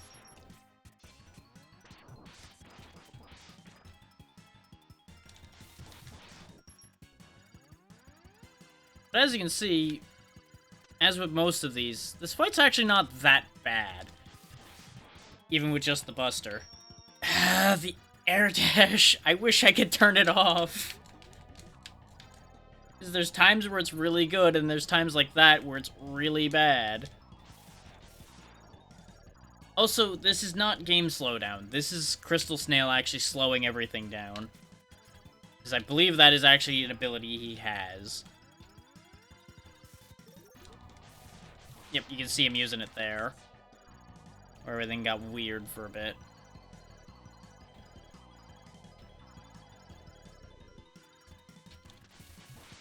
Got him. So I completely threw off the order I was doing in order to go get the helmet. But we got the helmet and we killed him anyway, so you know what? I'll take that.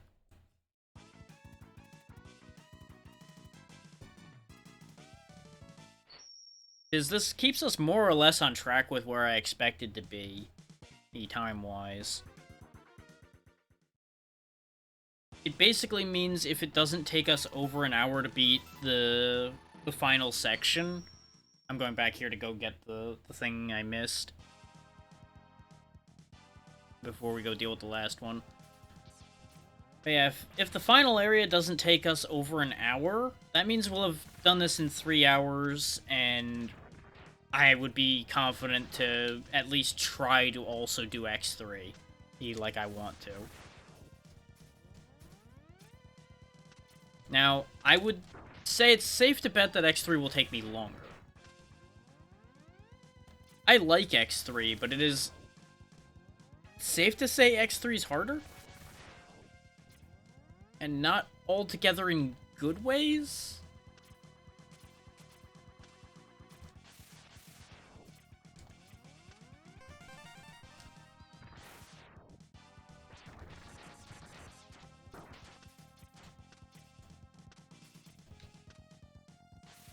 Let me just make sure I'm not misjudging where these things are. I know it's gonna keep freaking out and trying to do stupid crap, but it's okay. It just tells me that it's in the junkyard, and I need to break through the floor somewhere.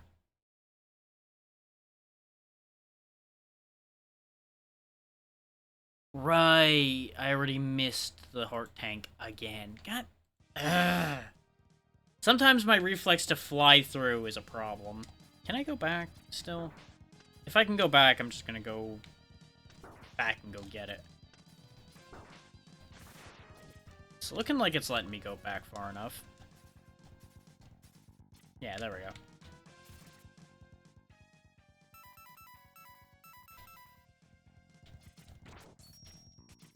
And this is the indirect assistance towards platforming I was talking about. Because you can turn enemies into platforms with this weapon.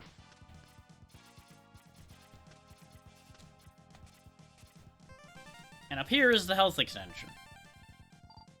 But this is why I said when we came in here the first time we probably couldn't get it without the power. Because considering how close that jump was with it, unless there's a real weird way to go about it, which there may be. There's more than one way to get anything done in this game, for the most part. That's like a series thing, where most abilities and such have 2 options for getting them. Which is something I always appreciate, the fact that there's more than one option.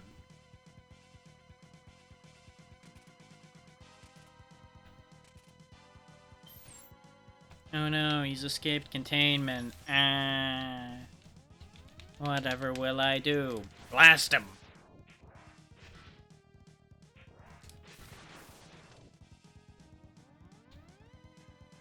Which is right about how I'd handle some kind of escaped monster as well, honestly. Unless there's an absolute concrete you can't kill this situation.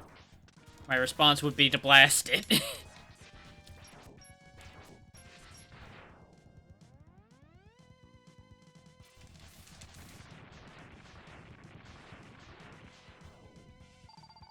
So after all, it can't kill me and I can't be afraid of it if it's atomized.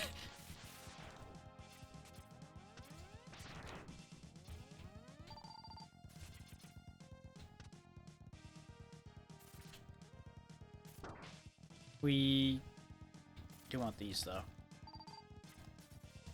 Look at that health bar, though. That's more health, I think, than we had at the end of X1.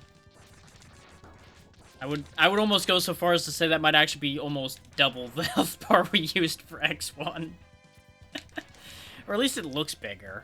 Or by that much. I don't know if it's actually that much bigger. Really probably should be using the helmet to look for the spot I break through the floor. Because I haven't seen anywhere that looks like a wheel gator spot yet.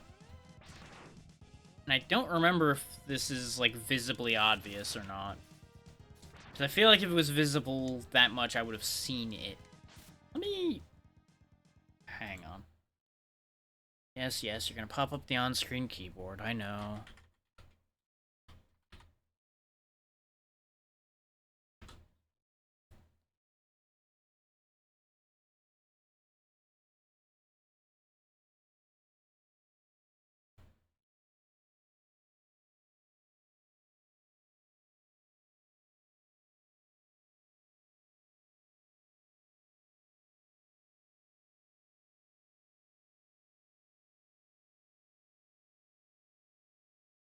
Yeah, that's what I was afraid of, is it's actually very early on and we missed it.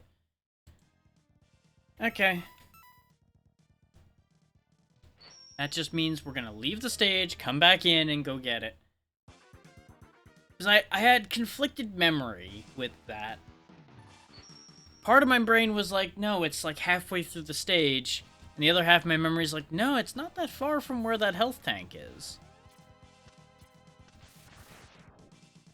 Which, full disclosure, this is definitely one I had to look up even when I was younger and actively looking around for things.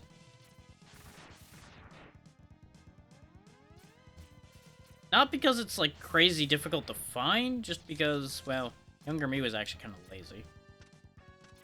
But it's right around here somewhere. I think it's actually right here where you see the background go weird and disappear, and the fact that there's, like, a solid block going down. Yep, there it is. Because the background is weirdly solid here. It doesn't have the same variation that it has through the rest of this place. That's what it's meant to be the giveaway for that. But I wasn't looking down at this part of this place before.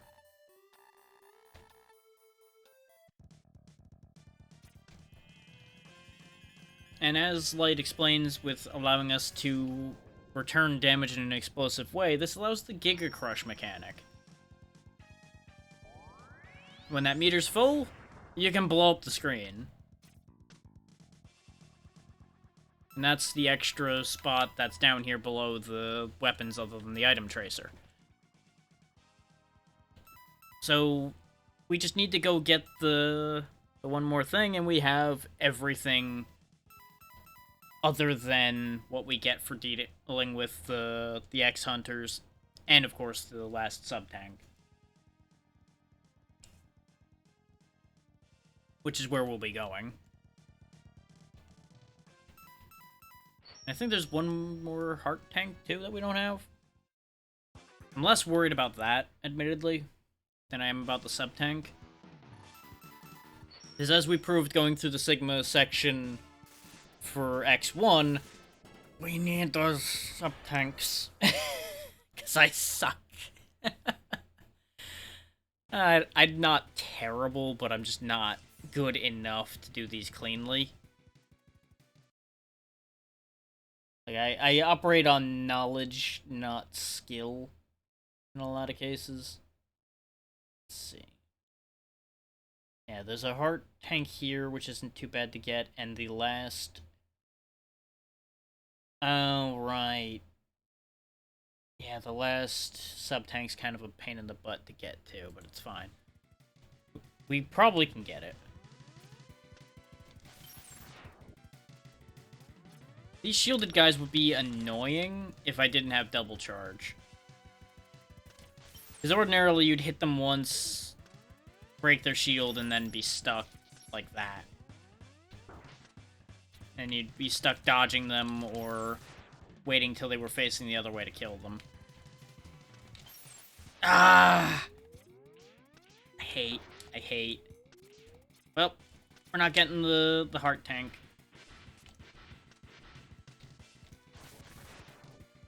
Because you need to get through without having triggered the alarm. I believe up to the point we were actually at. Because if you look over here, there's this gap. Actually, wait, yeah. We just went back and it's there now, so this is fine. Or is this the other one? This actually does kind of look like the one I need to do this for.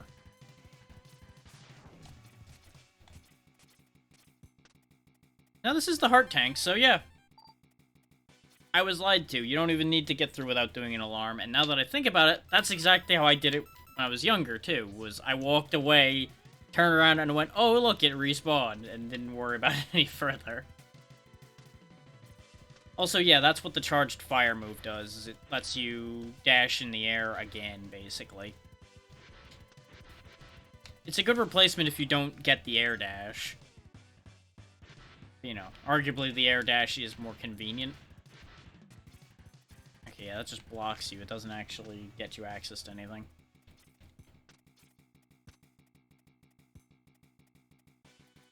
Here comes another annoying sub-boss. The hologram. You'll notice you have to hit the hilt of the sword. Which more often than not means waiting for it to swing, or just spamming shots in there and praying that shots make contact through the swing blade.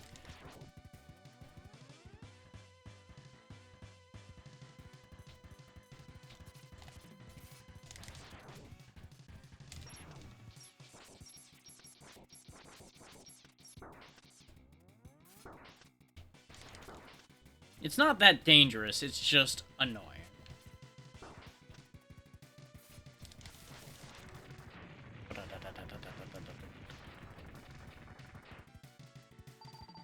As you can see, we're back at full health.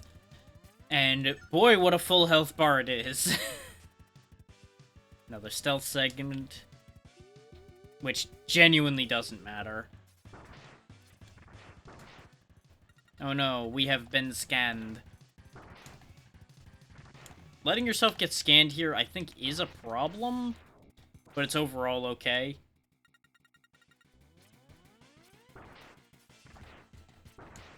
Now, you need to be fast to get through here to get the X-Hunter door, but it's not something we're worried about. I think there's actually something on the other side of this room.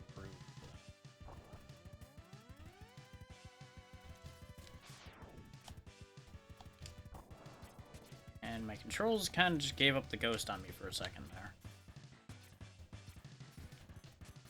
Like, I think there's like a wall I need to go up on this side. No, there's nothing up there. Okay. That was my memory lying to me, then.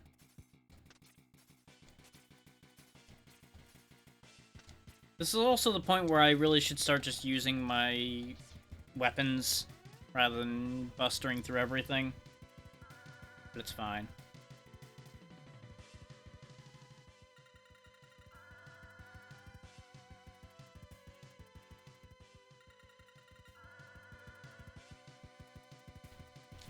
Yeah, as you can see, this mini-boss gets stronger and gains different abilities depending on what you let him scan. We just scanned regular X twice, so he got a lot stronger. But he didn't, like, learn anything new. He is quite dangerous, though, I would say. Like, as sub-bosses go, he's pretty nasty. In part because he just traps you in a damn corner like that. Unless you just tank away through him.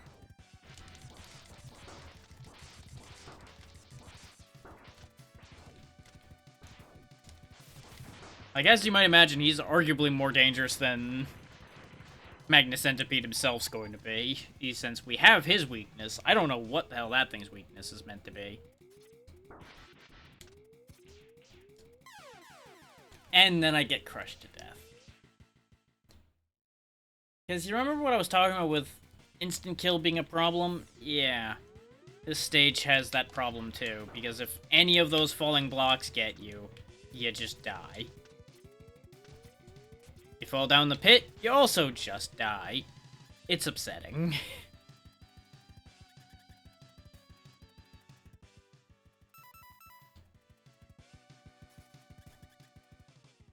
Now, I don't remember how to properly use Silk Shot against him. But he is, of course, this game's ninja. Because that's another thing the X games have a lot of, and Mega Man in general, honestly, is robots that are convinced they're ninjas.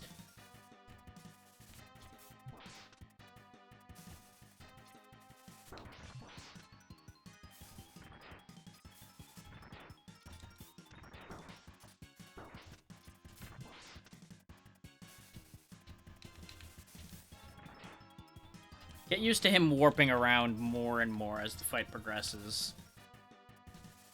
Because he tries to fake you out by warping multiple times to bait out attacks. So that he can then throw his, like, little spiny shurikens at you.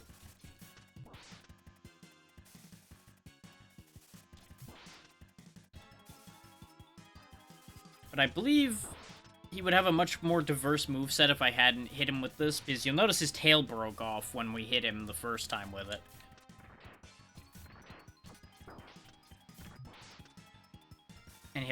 I think he always warps if he hits you, if you hit him with this silk shot. He may not always warp to a new location, but he'll always warp.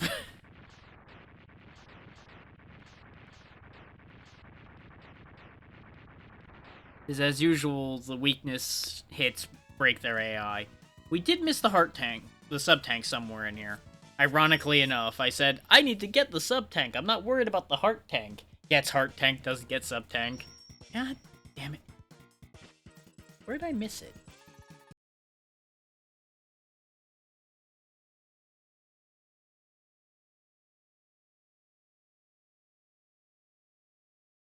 Oh, right. It's another one of the ones that the description on this guide is fucking useless. It's a passage in the ceiling. That's great. You know what that doesn't tell me? Where in the stage that passage in the ceiling is. Like, I don't remember seeing any other passages up there, but clearly there must be another one.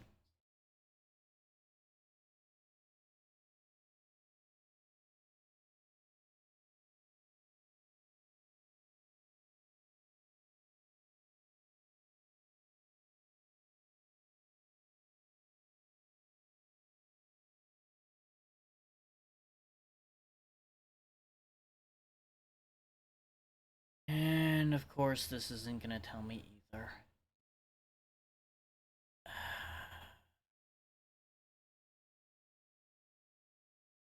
Why? Wait, there we go. I think I've got it now.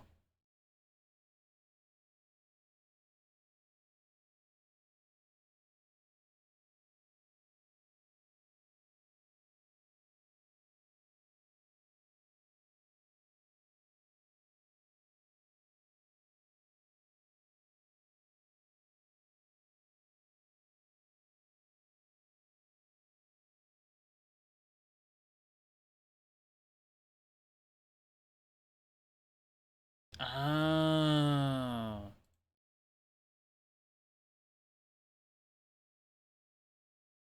I literally just missed it at the end, it looks like. God damn it.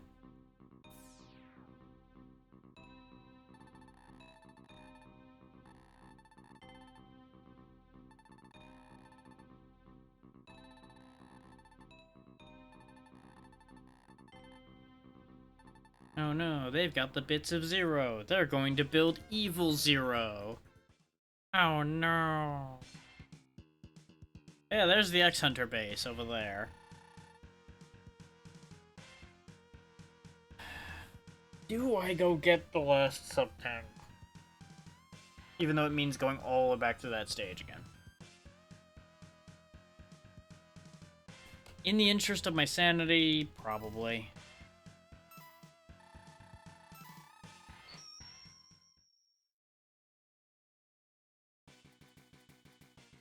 Because I don't need to worry about much anymore. I can just zip through the stage. Because it doesn't matter having health left, other than getting through the sub-boss.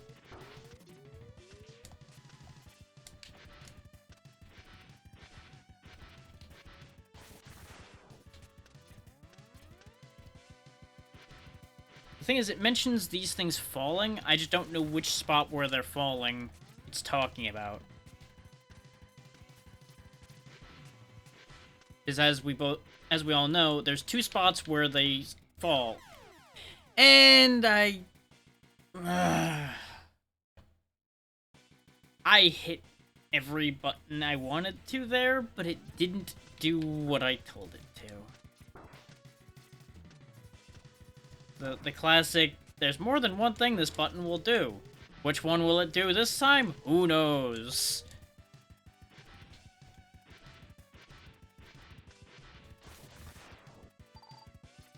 Like, I don't think I will ever not be at least once per game frustrated by dual controls. Like, if something can do two things, at some point, the other thing it can do is going to cause me a problem.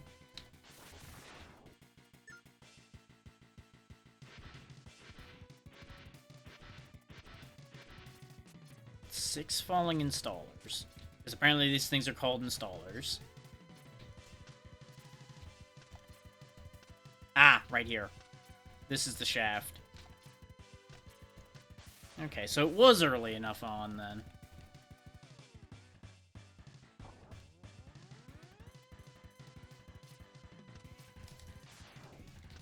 That is going to be tricky to do. But there's apparently a secret one that you can cause to fall somewhere, and I have no idea where that is.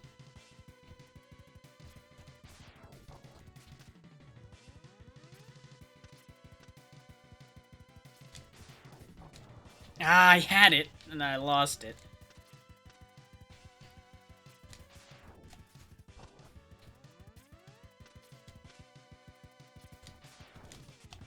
Come on, I pressed the jump button, you useless friggin' robot. Do what I say! Do you want to live? Then do as you're told. Thank you. Apparently, I just needed to word it as a much more direct threat to X's life, and then he understood the problem. Okay, we now have all of the sub-tanks, I think all of the heart tanks, we have every power, we have all of the armor. Let's head on to the finale. I'm not going to worry about filling up all the sub-tanks, we can do that as we go. No, in theory. Now, I've only ever been in here, like, once ever in my life, I think, and I never finished it. So, this is gonna be a thing.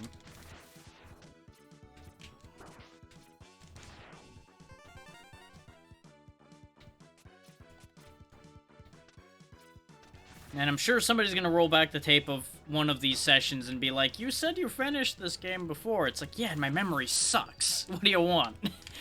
I said the wrong thing. Because I thought I remembered something, and then I realized later my memory was wrong. Oh no, I am a terrible person because I remember wrong. Or I want to say something that sounds better at the time, and then it gets proven wrong later because my memory decides to remind me that no, I'm not actually as good as I wish to think I am. Oh, these climbs are gonna suck. I do remember these climbs because I've done them. They are rough. Especially that one that I just did there, or that I botched.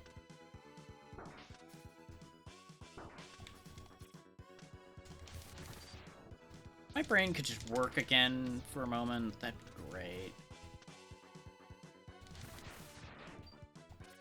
And it is possible to get up to the thing moving the walls fast enough to destroy it, I think. But it's tricky to do. And I think you would need to use one of the abilities. X, could you grab the fucking ladder, you moron? There we go. Because there's also a bit of weird slowdown when it first starts pulling those walls together. I don't know if you noticed when I just kind of stopped climbing for a second. But sometimes it can get a little weird, and that makes it really hard to climb. And of course we're not done. But this one's nowhere near as bad. I think that second one was the worst one of the lot. Would you not? Just wants to dump me in the bin. I do not wish to be binned. No. One of those might actually have led to something I did want, but it's fine. Going this way.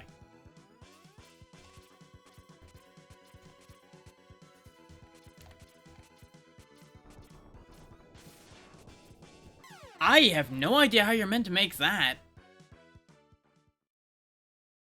That seems brutal.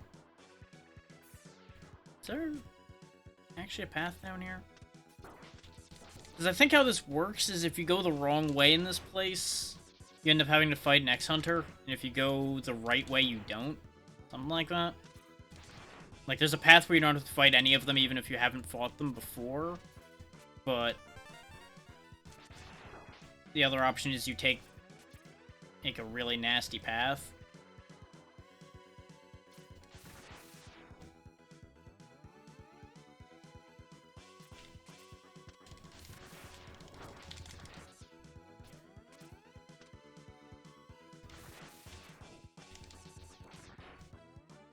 Oh, this just brings me here anyway. Well, fuck me, I guess, huh?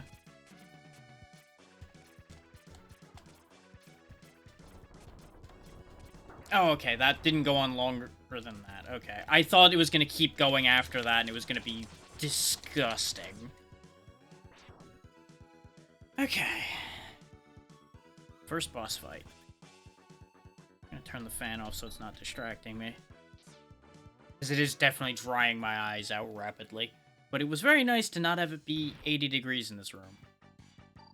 Yep, it's Hex Hunter time.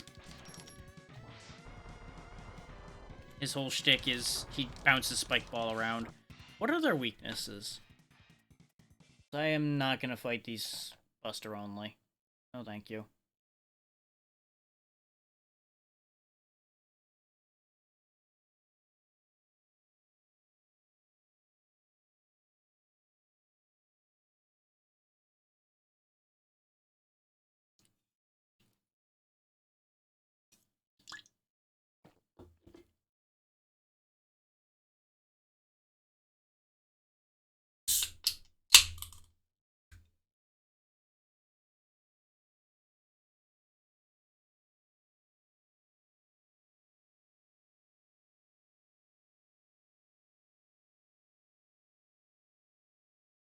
That description is decidedly unhelpful.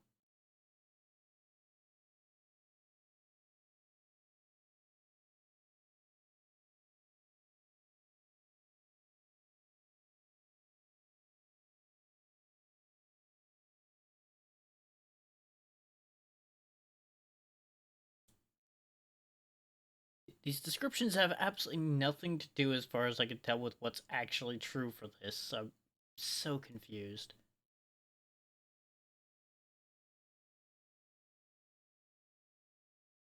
There we go. That's the one I want. What are you weak to?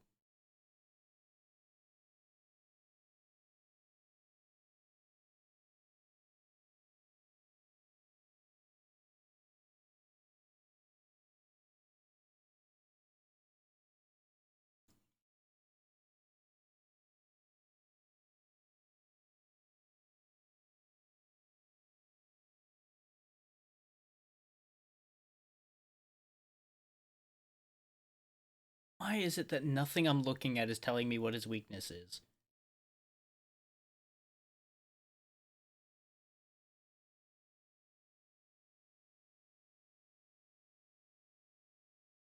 Well, whatever. I'll just buster him to death then.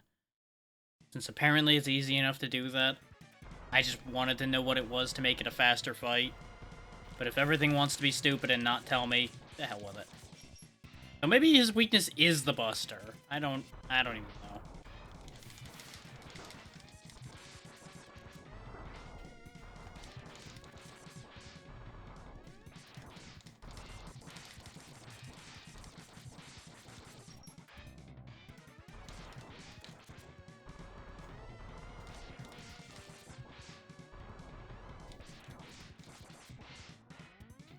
This is thankfully not that bad a fight.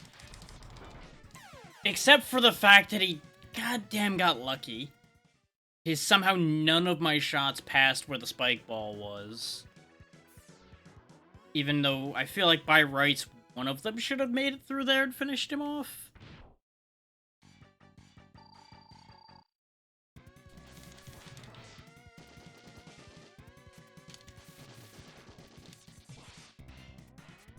I was about to say, if you could be so kind as to just keep using those bullets, that'd actually be really nice.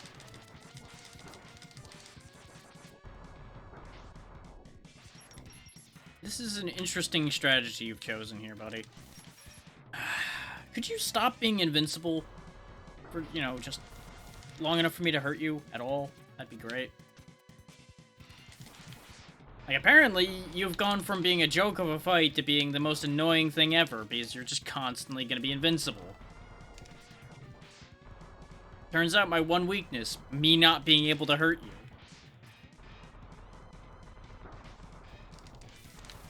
Oh my god, why is this turned into such an infuriating ball ache of a fight? Thank you.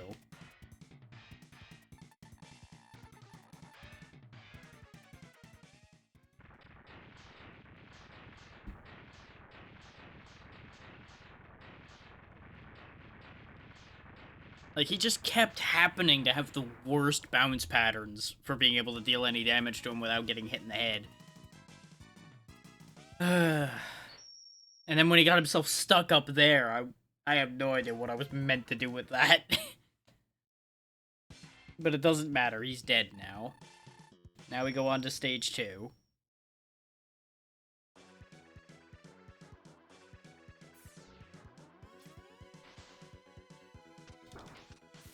Now you may have noticed, unlike X1, we don't have the Mavericks showing up yet. We just have the X-Hunters first.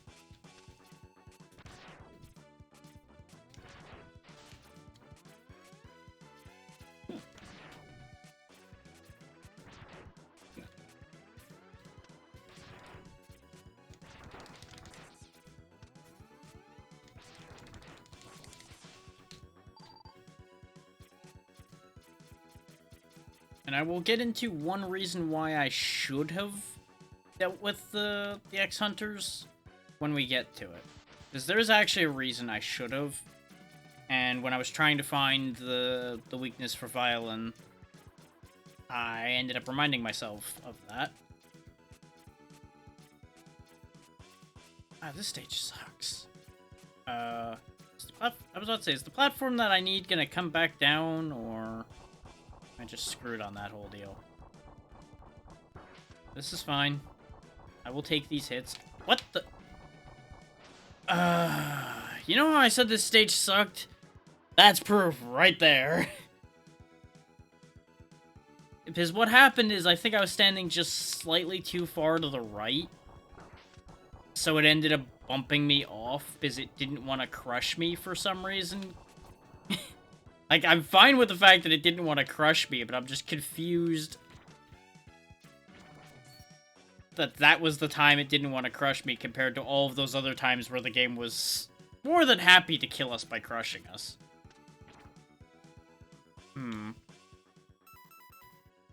Okay, good. I can deactivate that manually. I assume there's something I'm going to want over here.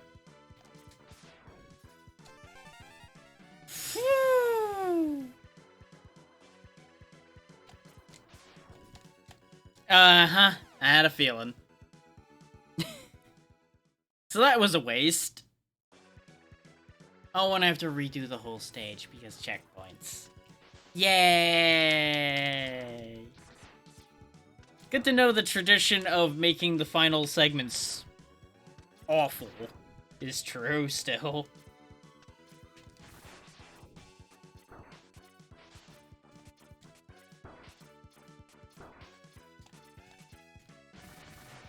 So I seem to recall people saying that the X-Hunter stages were worse than the Sigma stages. Is from the first game.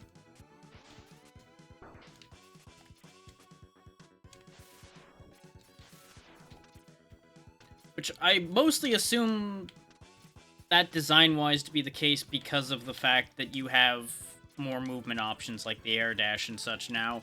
So they feel like they can get away with making the stage design harsher. X, you want to explain to me why you didn't air dash before that, even though I hit the button a good, like, 3 or 4 times before that point? Would you like to tell the class why you didn't do that?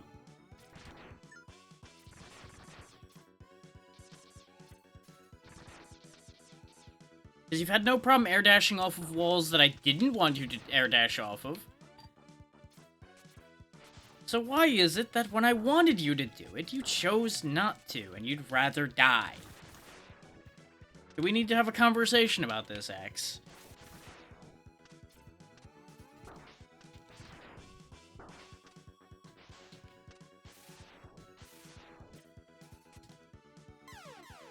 And of course, there's the times where he will just grab a non-existent wall. Because I'm pretty sure he grabbed onto the flame coming out of that platform. Because remember, kids, all the health in the world doesn't matter if half of the stage is instant death.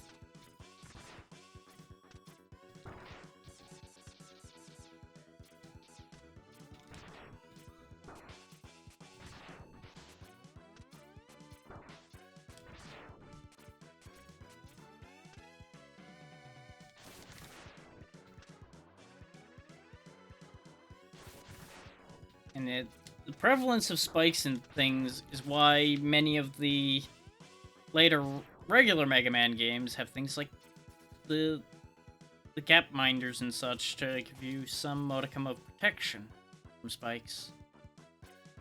I don't think they're actually called gap minders. That, I think, is just the 30XX name coming to mind right now, but point being, there are things to protect you from spike death in some of the later Mega Man games, and situations like this are exactly why.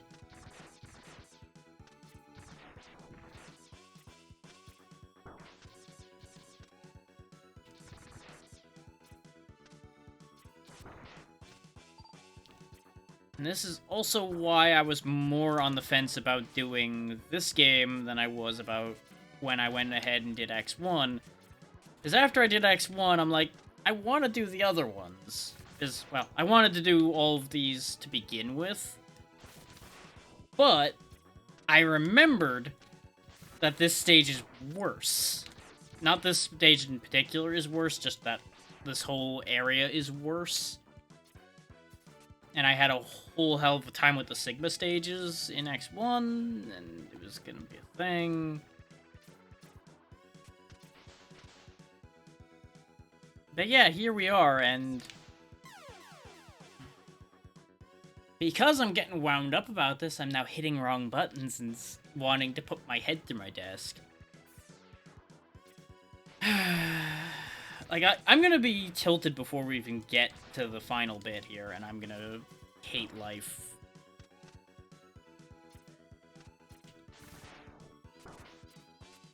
So I'm definitely getting frustrated. Because, I don't know about anybody else, but I feel like building half of your stage out of spikes is not good level design. Like, I'll fight anybody who says having half your stage be spikes is good level design. And I would not be surprised if most people that say something like that also design Mario Maker levels.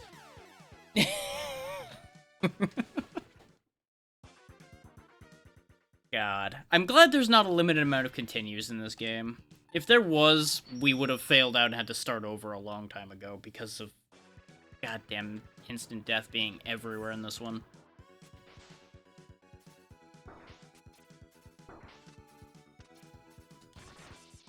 Like, there were lots of spikes and pits and things in X1, but a lot of them were very easily avoidable.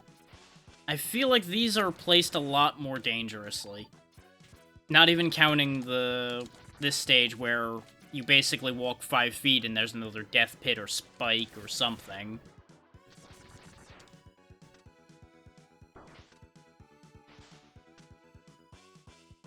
And I'm sure there's probably a great way around this problem.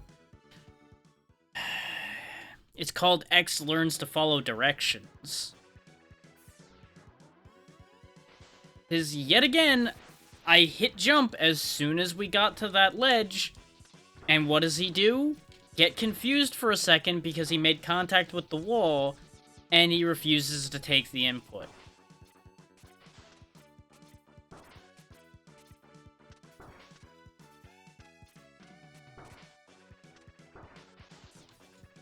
Proving once again that sometimes X is a fucking moron. Case in point right there. Care to guess what button I was mashing the second I left contact with the wall there? That's right, the air dash button. And you all saw what didn't happen. I don't understand what goes on with the input with this sometimes. Like, I feel like this game is usually a lot better about that, but anytime I feel like it has to be put to the test in a situation like that, it fails me almost every time.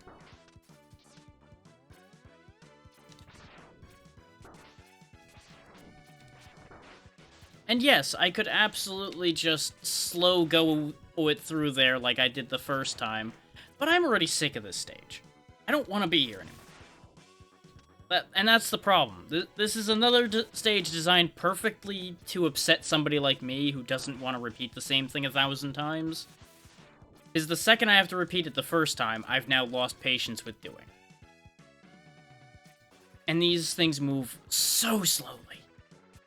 Again, specifically to make you impatient and kill you. Like, that is a inarguable statement about how these mechanically are meant to be working. They are 100% intended to make you try to rush through this and die. And against somebody like me, that's going to work more often than not.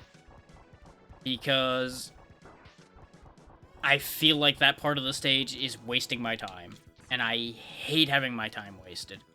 Ignoring the fact that I then wasted my own time like an idiot.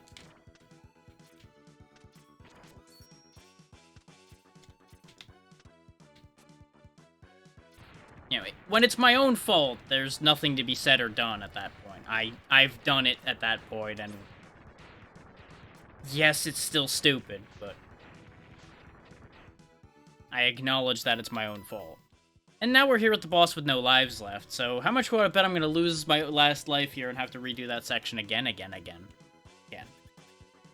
And want to scream.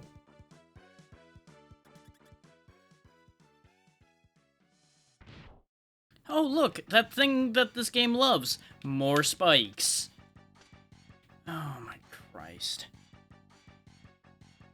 Hi, old man.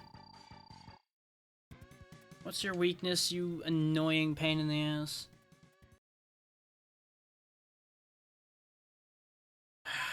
And it is not helping that I'm constantly having these weird glitches and such on my other monitor because of this stupid controller being weird. Like, I don't know why it's acting this way. It's constantly doing weird nonsense, and it's pissing me off.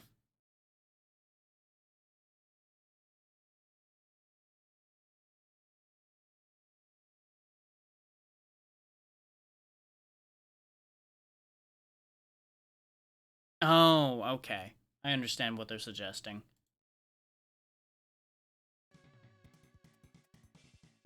What the fuck is going on here? Oh, wait. The suggestion is actually to use the crush. Because apparently this will destroy all the cannons? Oh yeah, sure enough. What do you know?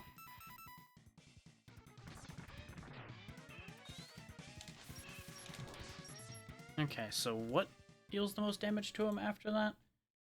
Stop scrolling the screen, you stupid piece of shit. Start up Sonic Slicers. Try standing under him. It's easier to dodge there. It's possible to stand underneath him? I don't know if I trust that last piece of advice. Okay, yeah, no. It is possible to stand here, though.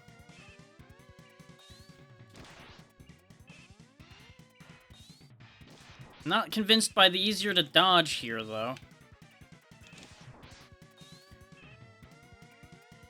Because I don't really have any room to move, so I'm basically accepting hits from half of those shots.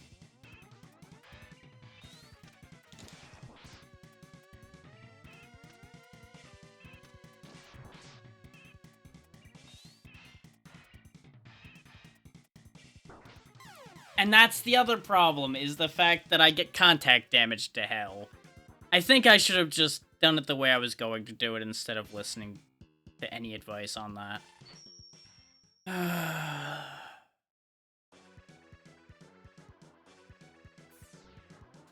And I get that it's nowhere near as fun to listen to me complain about this the entire time. And I know I shouldn't be getting this frustrated. Just, between the technical difficulties we had at the beginning of this and the constant weird menu nonsense I'm still having happen on my screen, which I know you guys can't see, or at least I hope you can't see, because if you're seeing it all the time too, that is going to be even more annoying. And just the slow speed of the stage. Is like, this is hurry up and wait the stage, because all of these enemies make you wait.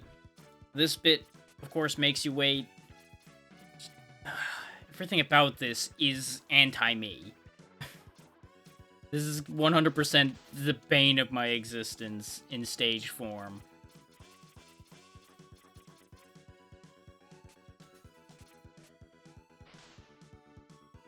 And I know this may fly in the face of how I interact with some of you. People will claim that I can be very patient, and here's what I'm going to tell you right now.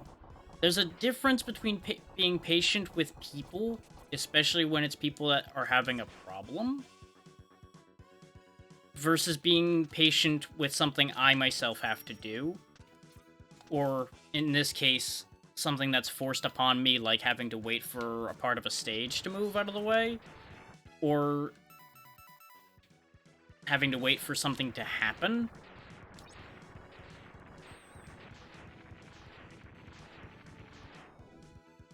Like, those are all very different factors.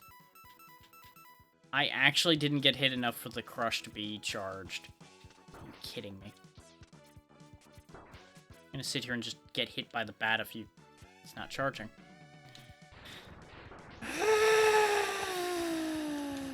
Why are these mechanics so unclear?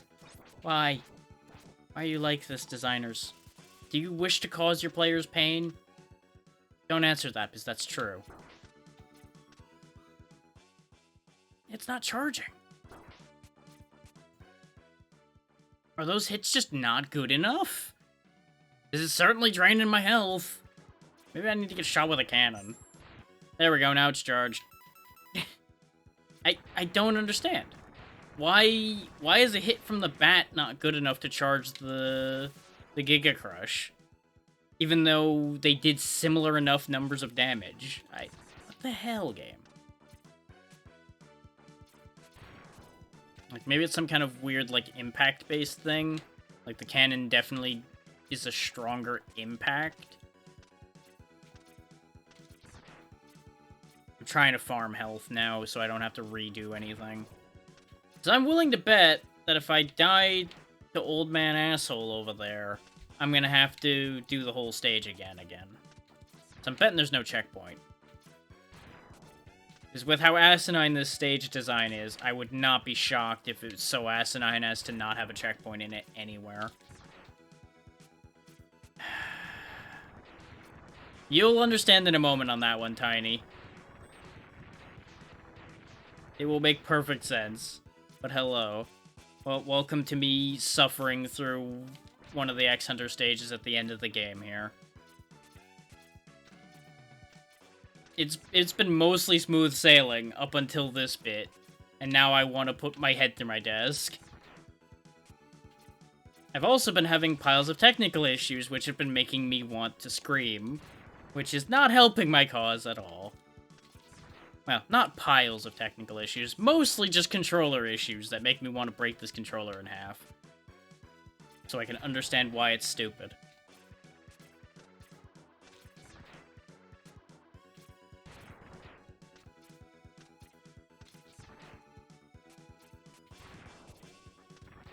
Because first it wouldn't connect and stay connected, wired-wise.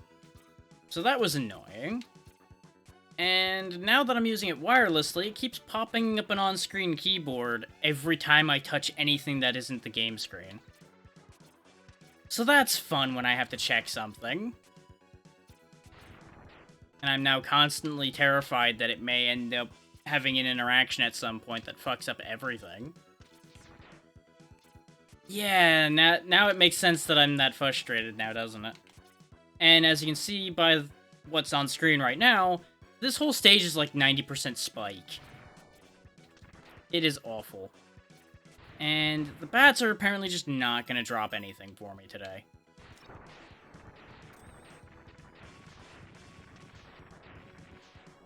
Oh yay, a pity heal. Thanks, game. Are you going to drop more than that for me? Since the saw will kill you in one hit. And I don't need it here. Maybe this will be better. That is a bit better. I can't trust this fight to give me a checkpoint. And I don't want to redo the stage again for the, like, 10th time.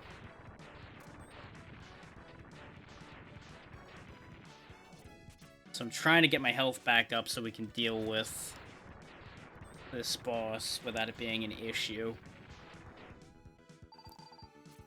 And fun fact, I didn't start this stream with the profanity warning on. I turned that on about a half hour in after the initial technical issues set in. Because my mood very, very rapidly shifted right out the gate. Because when I say it took almost a half hour for this to get properly rolling, that would not be a lie. Between Twitch acting up and making it seem like I wasn't actually going to be able to stay connected because it was acting like the bitrate was flatlining for a good, like, first 15 minutes. And then the controller issues, and then, you know. It was a whole thing. The important part is, we are still technically on track for managing to at least try X3 today.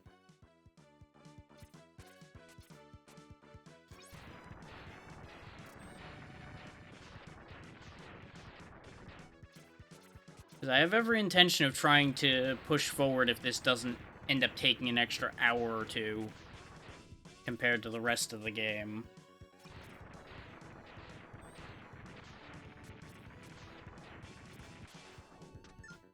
And I made sure to come into this in a good mood, too. I did everything in my power to put myself in a good position today.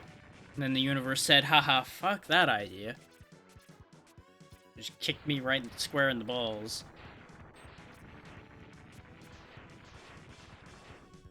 Hey, they're Doom. Well, welcome to me complaining about the universe deciding to be a pain. While I try to grind health to make sure I don't have to redo this all. Which will probably still end in failure, because those spikes in the boss fight will still kill me in one hit if I do get hit by them. But, you know. I gotta do what I can.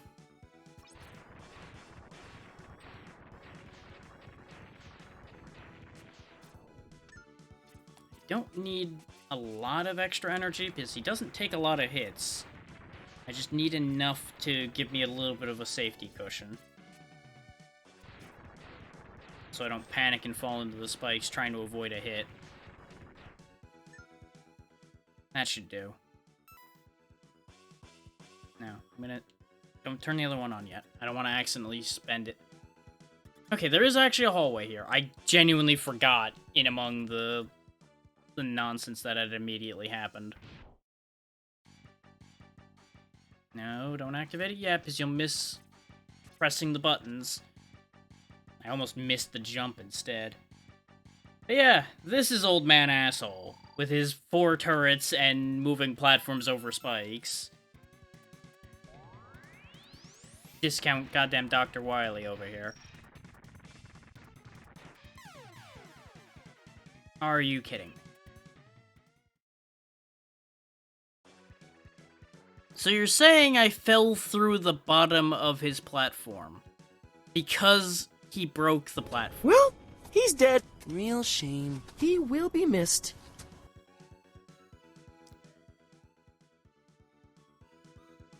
Great. Great. This means I now have to deal with these the most annoying way possible, because I can't break those turrets with the crush anymore because I don't get that back. Great. Great. Love that for me. Now I have to do a long, drawn-out fight over death spikes. Good. Good. This wasn't already going badly enough.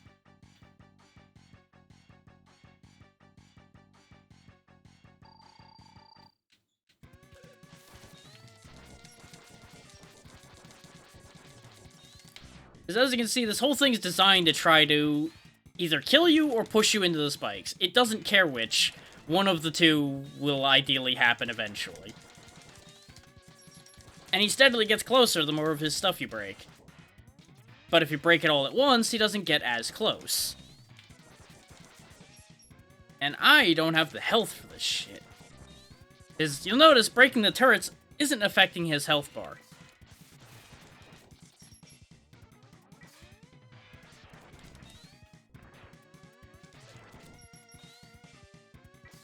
So what's more than likely going to happen is I'm going to lose this round and hopefully have access to the Giga Crush for the second fight. Nope, that barely even charged, even though I lost basically the entire health bar. Thanks, game. Thanks for that being a horrendous mechanic.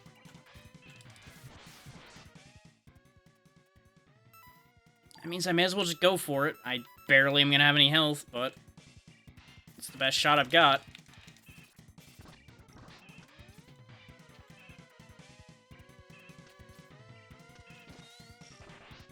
Oh, joy. And half of these aren't making contact because, God forbid he not be next to something that absorbs all of my attacks. I really wonder what idiot was dropped on his head and thought this boss design was acceptable.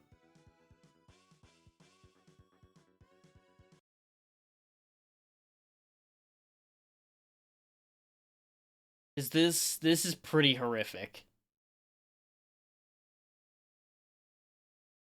The whole rest of this entire game has been reasonable up until this point.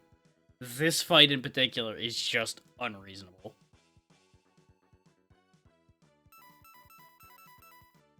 I can't think of a single thing in here that would be particularly effective against 4 cannons spaced that way.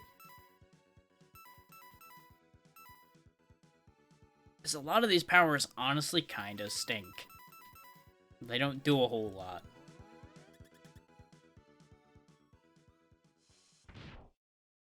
And you would think, oh yeah, you have tons of health, you'll be fine. Not really.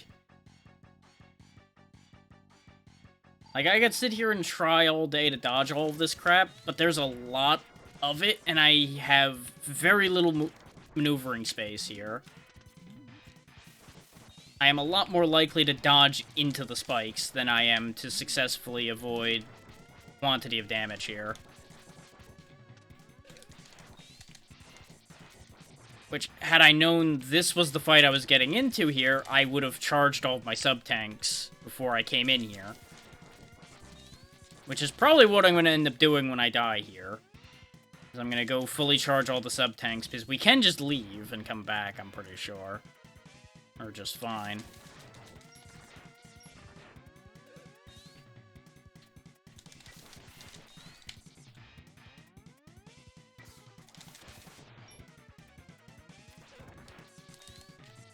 The fact that that shot's homing also is pretty egregious, honestly.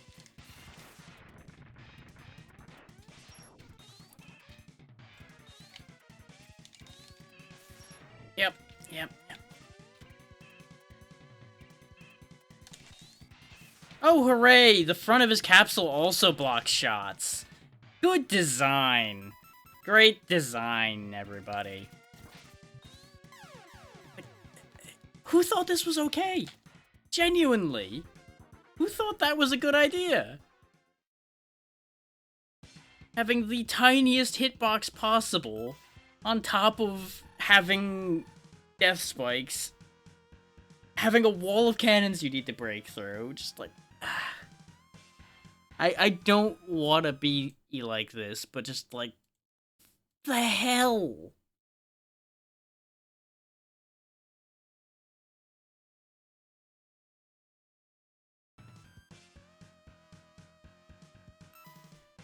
Okay, where can I go to charge these sub-tanks conveniently? And I suppose in a way it doesn't matter where I go, but this'll probably be a reasonably convenient spot. Because there's a bunch of places early on I can break into to get a bunch of health that's just laying around.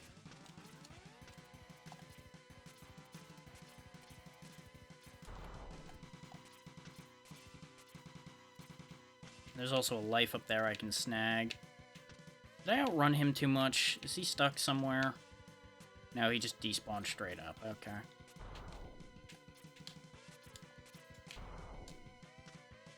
Come along. Did I despawn him again? Yep, sure fucking did. Whatever, I don't need that life that badly.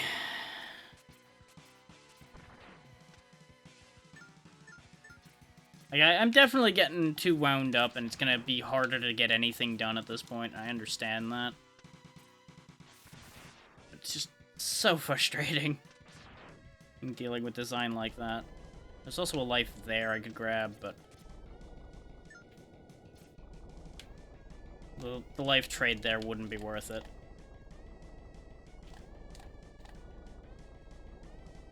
Because the idea is I just wanted to grab all of those. Because you'll notice that's the majority of a sub-tank immediately. And then I can just warp out and repeat. Still not the most interesting thing to do, but in the interest of not having to just redo the old man stage 1,000 times to eventually get the stars to align and allow me to win that fight, this is probably the way we're gonna have to handle it.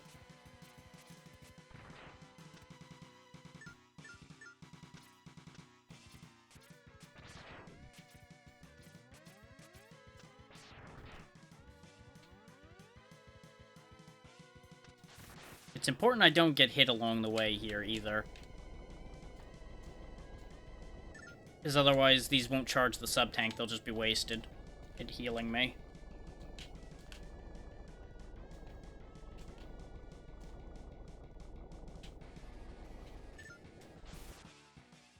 Okay, we've got one full tank now.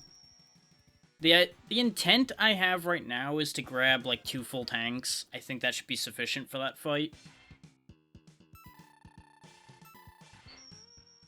There's a doubt in my mind where I should grab a 3rd tank in case I fail. This way I have a spare. Because, like, if I get 1 tank in and then I fall on the spikes, for example, I would then need more tanks. Because as we saw, trying to grind energy in his area just doesn't happen. And I can't grind in that hallway because there's nothing there.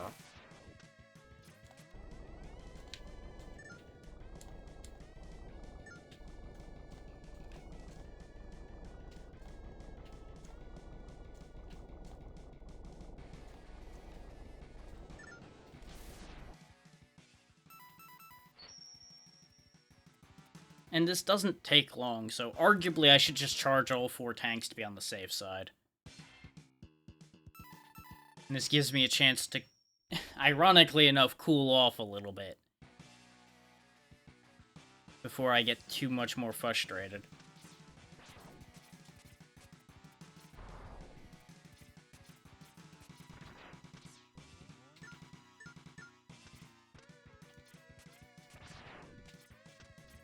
Though I gotta say, I am glad I did all the collecting this time. Guess who was impatient and is now wasting energy? Yeah.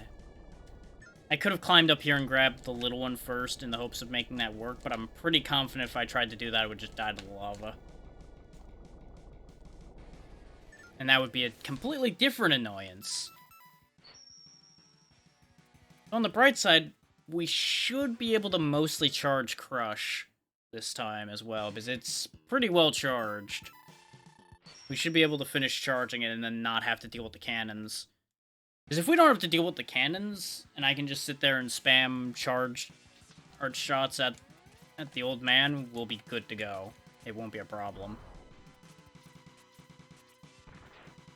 Once again, reminding me of the lesson of, I should just set up for some of these fights that I know are going to be a problem, rather than being arrogant and thinking, oh yeah, I'll be fine, I can just go straight through, I'll get through it. Prep work is massively important sometimes. Listen to Batman. Batman will tell you to do prep work. Oh. Just get me out of here. Just get me the fuck out of here.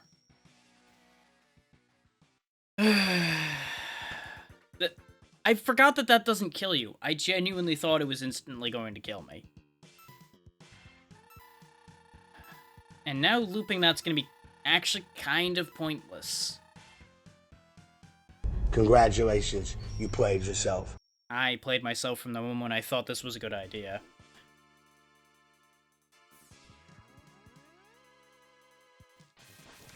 Like, let's be real. This was setting a high bar for myself.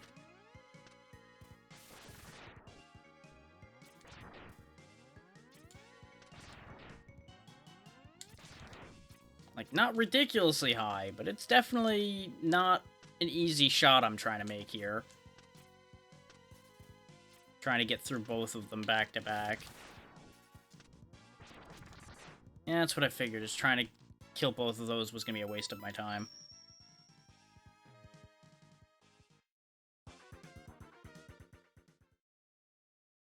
But I did also not account for the simple fact that by leaving a stage, I healed. Because that's why I went over there. It's like, I know there's a couple enemies I can just knock over and heal right quick. So I could then continue charging the tanks. Brain just completely neglected the concept of, oh yeah, you heal when you leave a stage, dum-dum. So I'm just getting wound up too much at this point. So thinking isn't really happening as it should.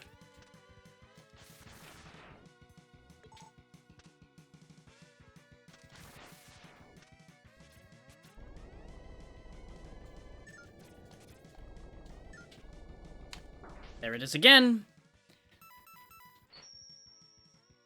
Remember how I keep saying the air dash is actually a menace?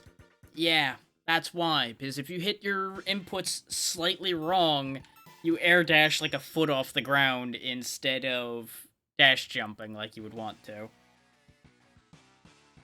Because ordinarily you would just dash a little bit or jump incorrectly, and you'd be able to quickly correct. But the air dash animation takes you a lot longer to get back out of in order to recover in a situation like that. And it's the same buttons! So, good luck with that coin flip. An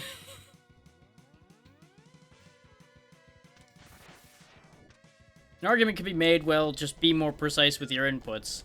I contend that good luck being precise when there's lava pursuing you. There is a concern. There we go. That's all 4 tanks basically full.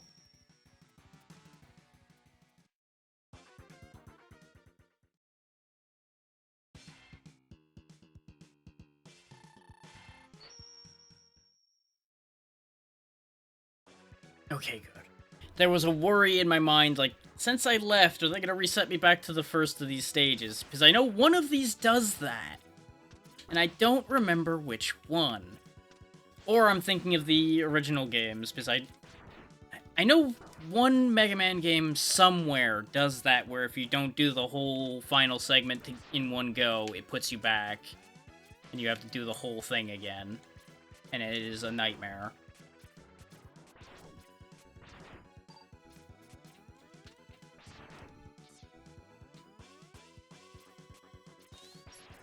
Of course you spawned your armor in my face right then. Die!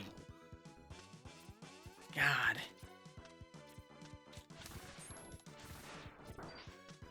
Well, at least they're healing me. Not that I get to have it, because it fell off the screen somewhere. And this is exactly why I hate this stage. Because of the slow-moving nature of those platforms, I try to go around them, and sometimes the invisible corner pixel of them will catch your head and slam you into the spikes.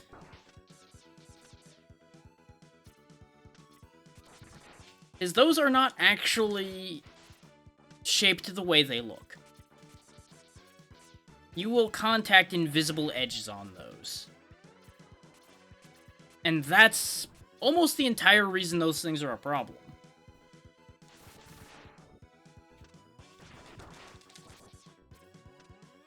Like, I could get over them moving slowly if I could guarantee that I could get around them. But they cannot be trusted.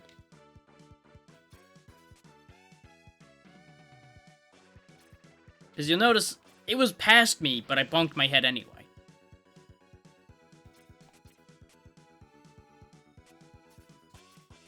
And now I've got to wait, because you'll notice the entire exterior of this area is covered in spikes.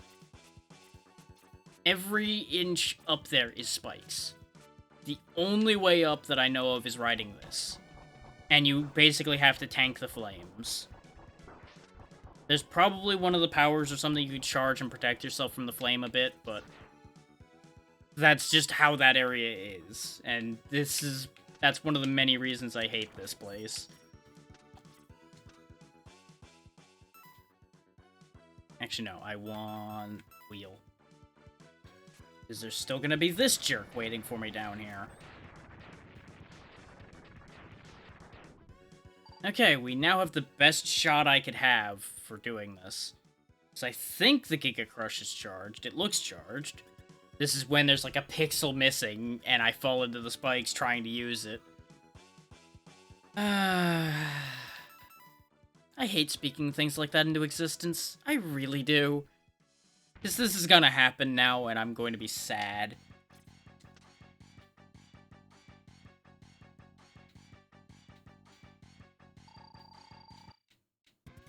This is why we get between the platforms when we go to use this. Because it does jump you forward a little bit. Okay, we didn't fall through them. We're good, we're good. Everything's fine. I am going to take the advice I was given and stand over here. Because now that I can just tank his hits, this is safe. So I basically just need to reposition every time I get hit. And of course, now I'm not even going to need those tanks. Well, I'll need them later anyway. Even if I don't end up using all of them or any of them now. They'll be handy in the next stage and the stage afterwards. There we go. You know that thing I tried to do the first time? Yeah, somehow it worked this time. Who knows? I've given up trying to make sense of it. But you know, it's insanity to do the same thing and expect different results, but here we are.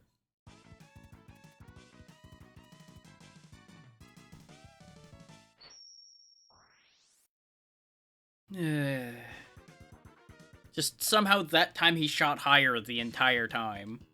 And I'm not gonna argue with it. I'm just going to be confused by it the entire time. But at least we're up to stage 3. I don't know if there's 4 stages or 5 or what in this one. I think it's just 4, but it could easily be 5. But you know how I said if we got it done within the hour, I'd be confident about X3? Yeah. It's almost taken us an hour just to get through to this point. So, yeah. Is that not the one that... That's the one that would make sense for grabbing items. Do I, like, cut it open more? No. They don't get me the items either. Maybe I need to charge it. Maybe that's the problem. Nope.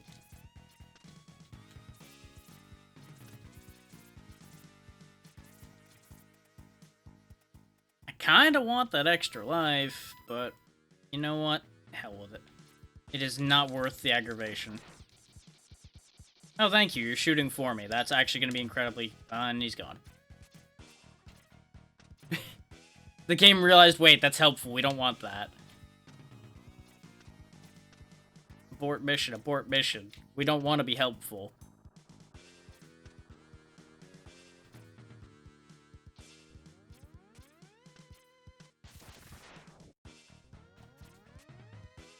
Don't want that badly enough. No, thanks. I'm good.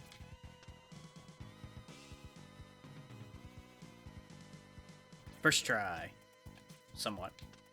Can I actually get out of here from this position, or do I need to bring him around? I need to bring him around.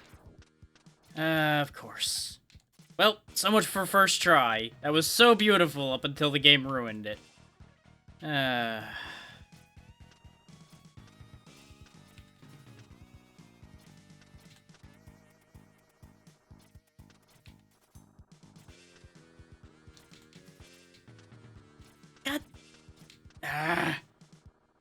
It counted double for some reason.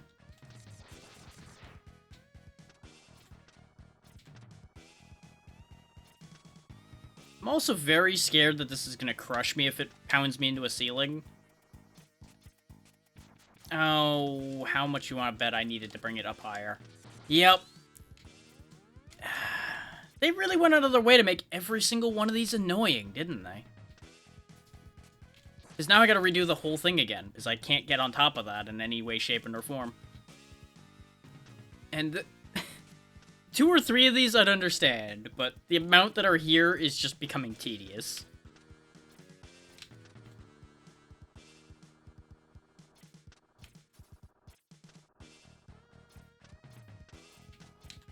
Oh my god.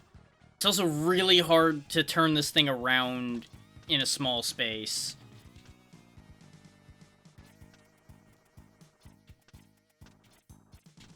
Because as you saw there, half the time it doesn't register. Oh, for fuck's sake.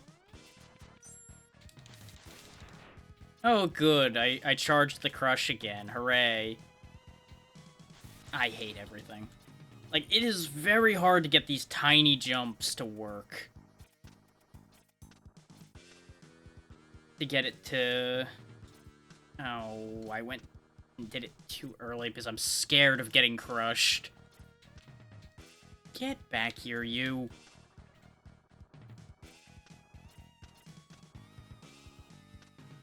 How on earth are you meant to do that? You have to be meant to bring it through horizontally because it doesn't fit here. But that really sucks. Oh. God damn it.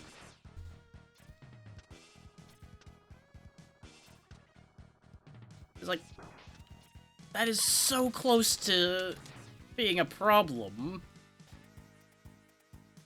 It's like, it's almost like you have to bring it up in a position where X comes up through this gap here, because otherwise it'd be physically impossible.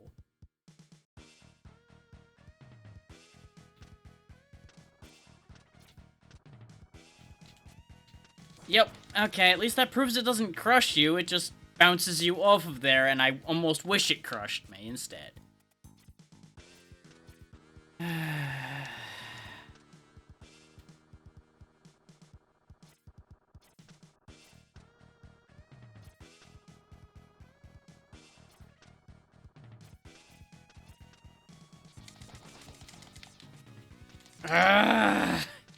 I just want to be out of this hellhole. This is an even worse case of this is a tedious mechanic than the spike area was. At least the spike area was threatening. This is just wasting everyone's time. Like, this is a textbook case of wasting time.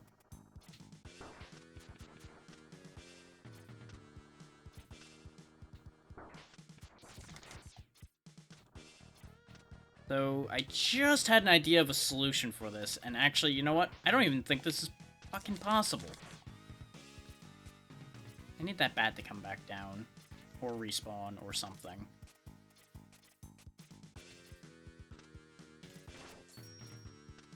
Fuck you and your mechanic.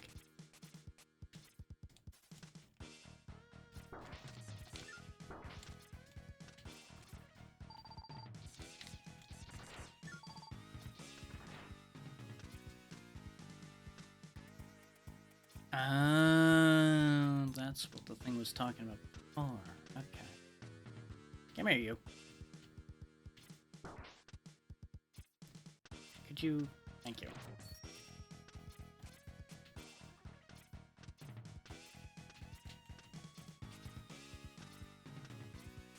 Grab the ladder, please. Thank you.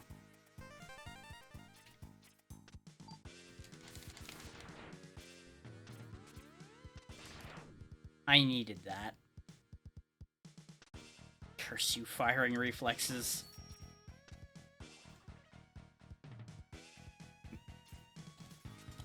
Ah! The intention was not to grab that ledge, but of course, X once again grabs out of his arm's reach. Magically. Just to piss me off. Because I swear he never does it when I need him to. He only does it when it's a problem that he did it. The thing is, this what I'm doing over here is unnecessary. This bit over here is actually extra. I know for a fact this is a bonus over here. But it's a cool bonus, so I'm gonna try for it.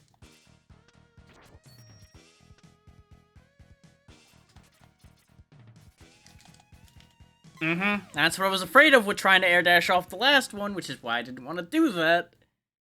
But I air dashed too early. On the bright side, this puts us in a life loop. So this isn't that bad. It's just annoying. X, please, follow directions, you brain-dead chunk of scrap metal. The amount of times I'll press up with him in arm's reach of the ladder, and he's just like, what's a ladder? Oh my god. I see why they more recommend taking a hit from the bat and damage tanking across the spikes instead of doing what I'm doing.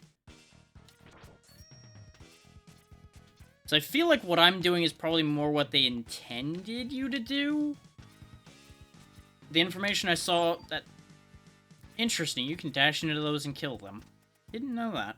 Well, we learned something today.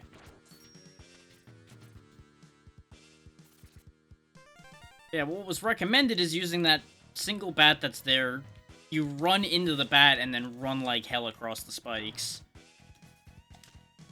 Or I could just do that. That also works. Huh. Okay, I see what to do with this, and I don't like it. This is ROM hack level shit going on here now.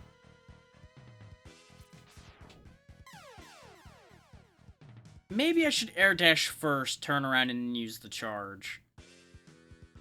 Because the charge I have less control over.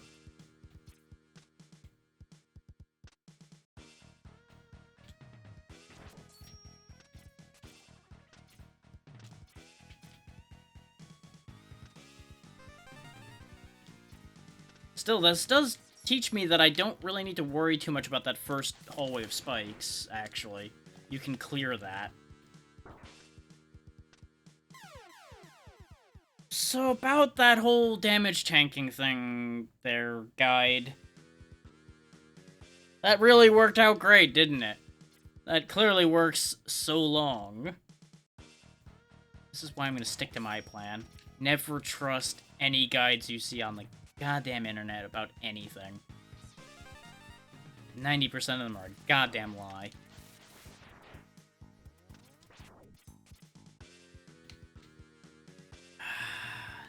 Reset you because I fucked up. Would you die?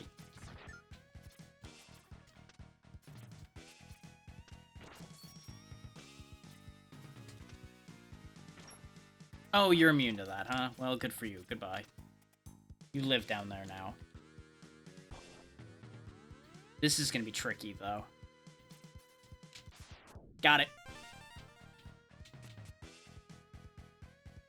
Okay, now what's down here that's gonna kill me? This is a long damn hole. Oh, hi. Well, there's nothing here.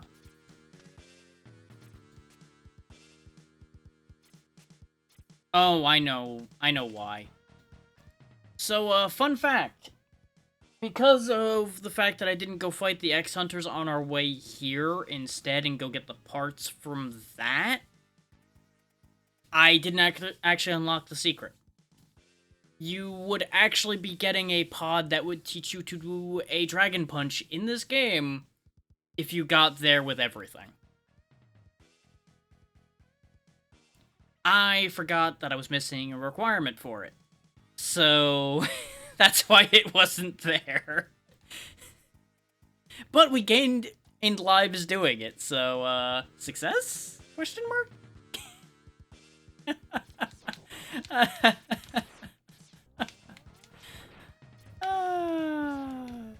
Fuck me.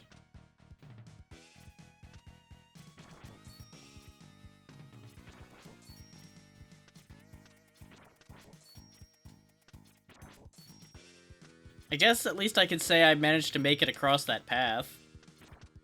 So I got that.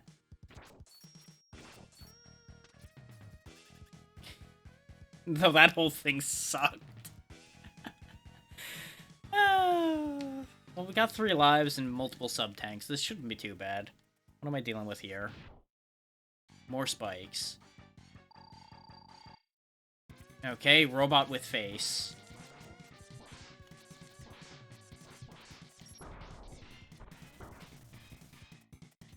Okay. I really hope those ceilings he drops are an instant kill. Okay, good. I really should be using something that attacks upward.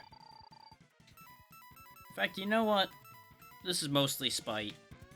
Fuck you.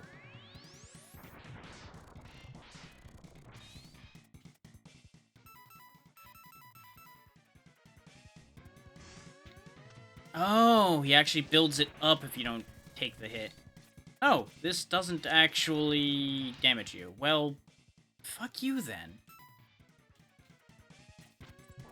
Oh, that works.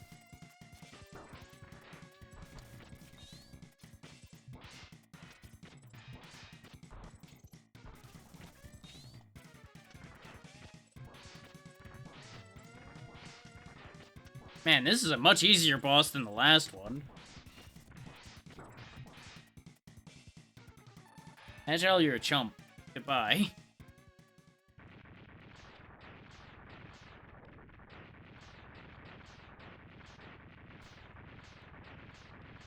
Honestly, not getting the Dragon Punch doesn't hurt my feelings much because the input to do it is exactly what you'd expect out of a Dragon Punch, and you have to have full meter and everything to use it. So, much like the Hadouken from the first game, I probably would never have gotten a chance to pull it off to do it on anything anyway. It would have been kind of helpful in one of the final fights, but it doesn't matter to me much. It is just an inconvenience that I don't have it. Huh. I wonder why this is broken. Weird. Guess we're going this way. Welcome to the Maverick refights. Start over here on the left, why not? Bubble, okay. Bubble, say hello to Wheel.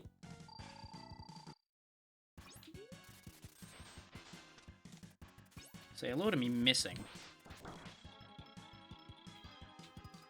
Now the problem is, I can't use another wheel till the first wheel despawns. So if I screw up, it's a problem. Are you feeling it now, Mr. Krabs?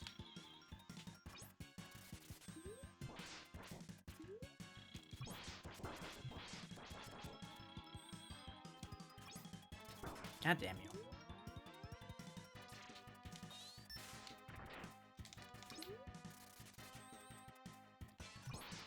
Get tired of your shit, boyo. Die.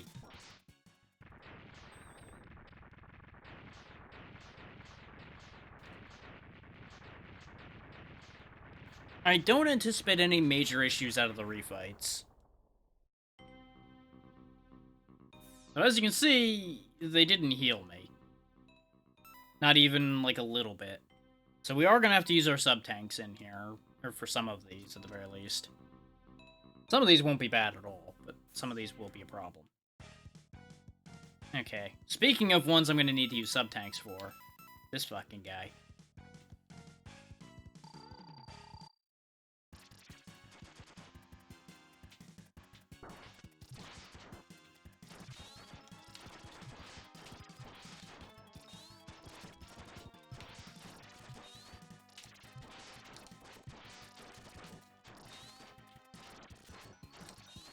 Because the amount of times I get clipped by his attacks just trying to get in range to hit him again is a problem.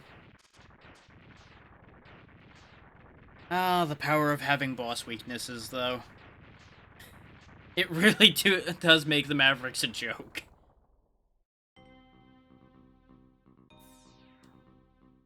We'll go ahead and heal here, because we will use up basically the entire sub-tank. And remember, any overflow gets wasted, which is why I'm being careful. Okay, you won't be that bad either. Whack. Whack.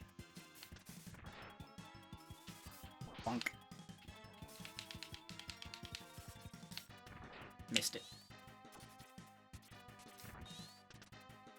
The ceiling is a little higher in this room, I think, than it was in his arena. So when he's on the ceiling, it's actually a bit more of a pain to hit him. Which is exactly why he's going to stay on the ceiling. But it's also harder for him to hit me. So I guess it's fine.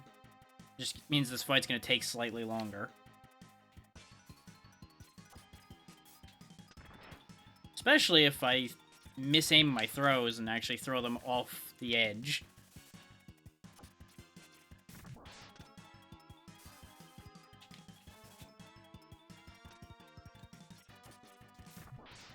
He's getting pummeled to death with trash. How does that make you feel? Knowing you were getting taken out with the trash.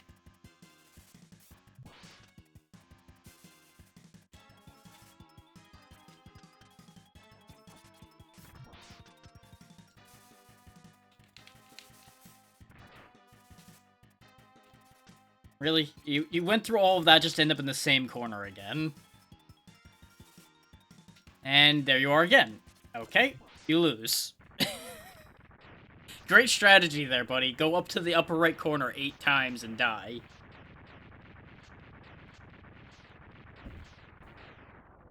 How could I have ever seen through such a masterful strategy?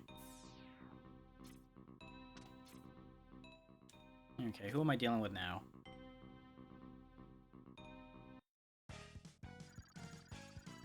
Oh, good, we at least get to use your weakness this time, because I just busted him to death before, because I went the wrong way around. He is, I believe, weak to the magnets, because that's the one thing that was left. Oop. Oh yeah, because it actually hurts him through his shell. And much like the Chill Penguin fight, is kind of weird at times. He's actually somewhat more dangerous when I knock him out of his shell. Punk. But I can also do that. Where I guide the bomb up to him while he's spinning in his shell. Which, that's cool, at least, that I can actually guide the magnet bombs completely. Punk. Whee! I overshot, but it was worth it. Punk.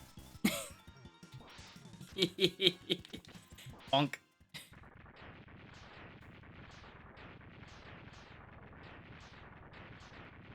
I think he only took damage by him getting hurled into me by my own attack.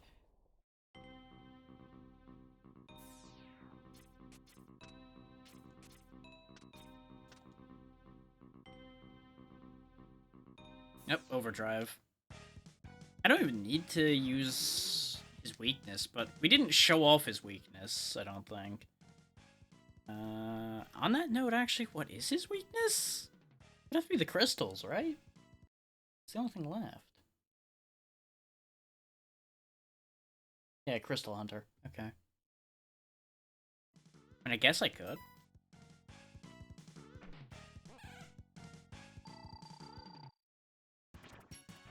I don't think I've ever actually bothered to use his weakness. I've always just killed him with the Buster. Which actually is looking like the Buster might still be faster.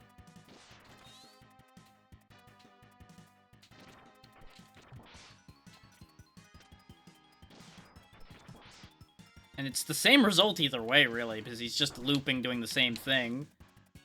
He's only dangerous on this screen because he's going too damn high for me to see where he's ending up. You know, let's get him off screen for a second. Reset him. Idiot. Dead. Overdrive really is just such a punching bag. It's kind of sad.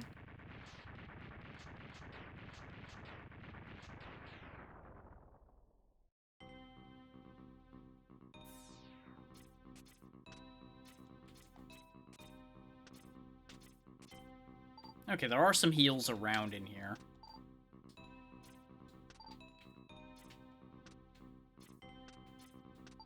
Not a lot, but it's better than nothing. We do still have 2 full sub-tanks. So we should be fine getting through all 3 fights just fine. Okay, it's Wheel Gator time.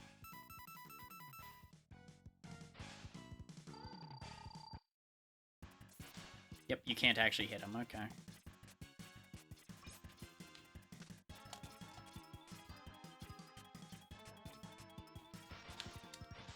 Whack.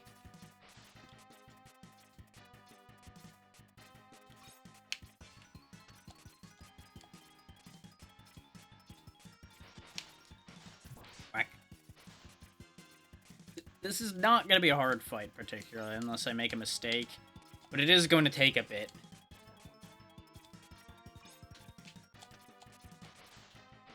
Because the only way he's really going to get a chance to damage me is if I screw up jumping off the wall and he manages to grab me.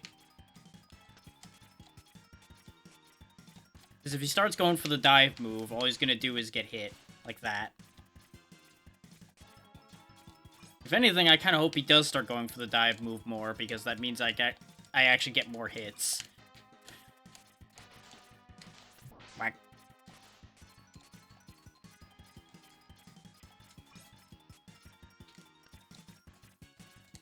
I really shouldn't be touching the ground. Because it makes it very easy for him to get a hold of me, and I don't want that.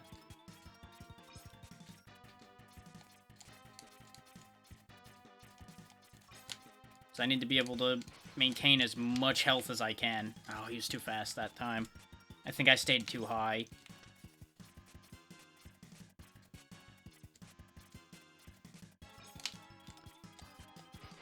Yep.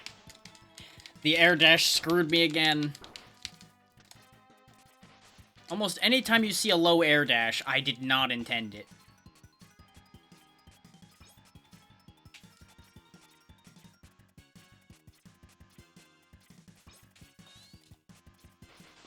Oh, are you kidding me? God. Like, I used to enjoy this fight. And then I got smarter about how games work, and realized I don't actually like this fight that much.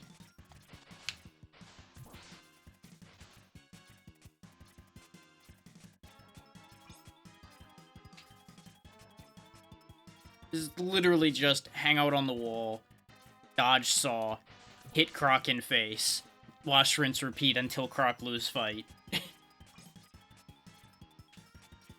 And air dashing does actually help a lot when I remember to do it and not have it kill me.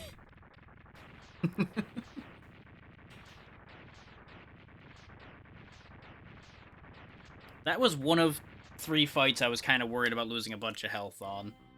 So I'm happy to have that one done. And Flamestag was one of the other ones I was worried about, so having that done too is fantastic. The only other one I'm a little worried about taking a bunch of health from me... Also, I just now realized these respawn. That's actually fantastic news. I regret not picking up all of that before. Oh well. But yeah, I'm slightly worried about Wire Sponge taking some health off of me too. He's not a dangerous fight, but... Oh, right, I forgot about this idiot as well. This one's actually gonna be the other one to take health off of me, probably.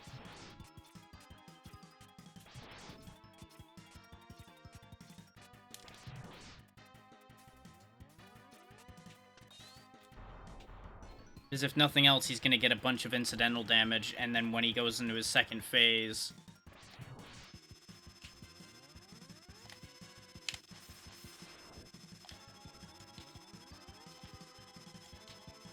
You'll notice he grew while he was doing that. Because what he does is he picks a bunch of it up and then he sheds it by throwing it everywhere like that. Actually, if I... Oh, no, he does automatically go up. Okay. I was gonna say, if I could time this pattern right, I might be able to kill him without him going into his second phase. Sadly, not so much. But now he's a beautiful asshole fly. With laser beams and piles of high damage dust attacks and Bullshit. I don't really actually know a good way to hurt him. Because as you can see, I'm just getting trashed. Hey there, Amber. Little occupied dealing with Death Butterfly over here.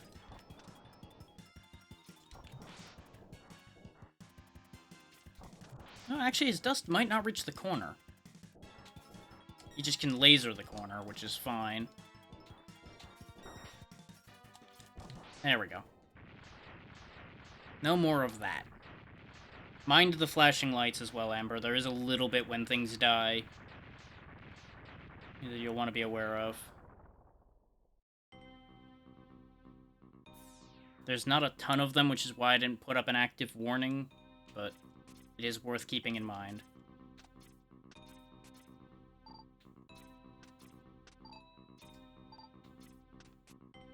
Go back to full health. And now all that's left is the sponge.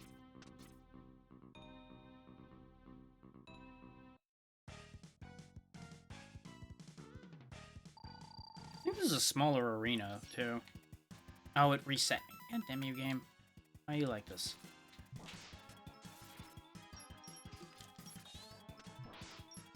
And of course, they themselves blink a bit, but all you have to do is not look at them directly, and that should be okay.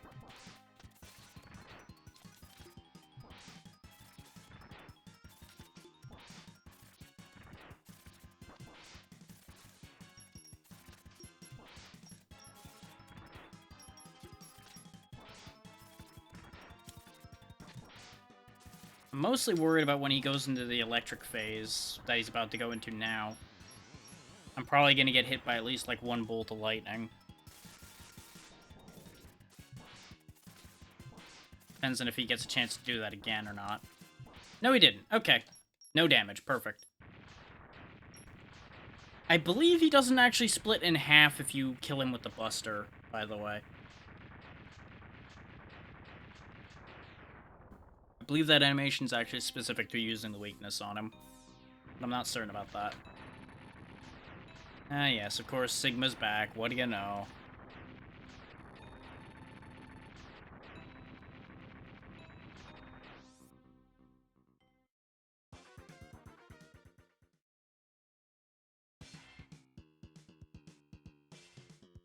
I think this is last stage, but I'm not certain about that.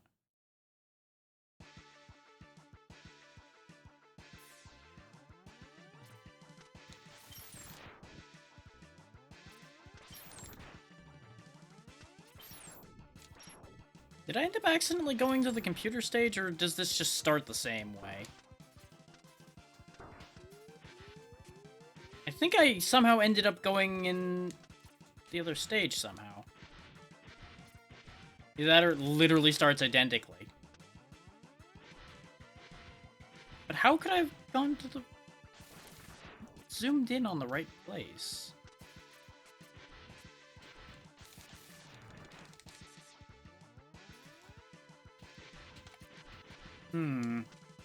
Strange.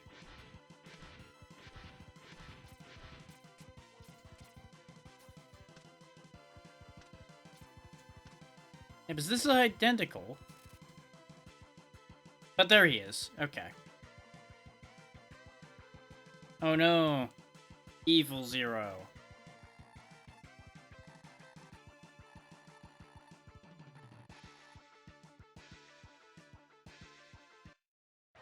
So yeah, since we didn't go collect the Zero parts, we actually have to fight Zero. And he's, as you can see, reasonably dangerous. He can block, he can shoot rocks into the air, he can use his saber, of course.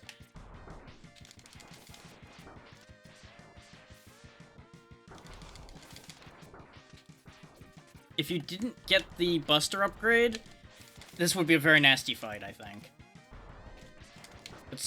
It seems like having the Buster upgrade's giving me a bit of an advantage here.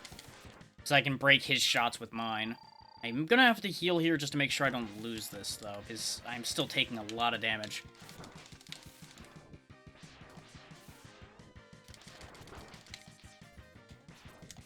does look like there's a way to fake him out enough that I could get free hits on him.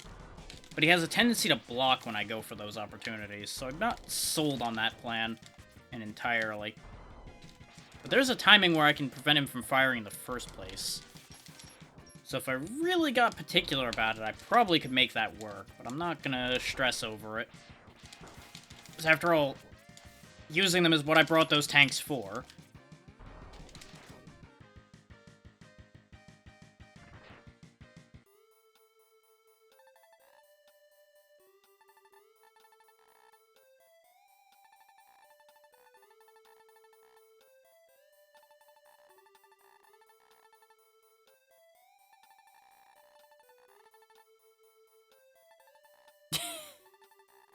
I don't have time to fix you again, even though you didn't fix him the first time.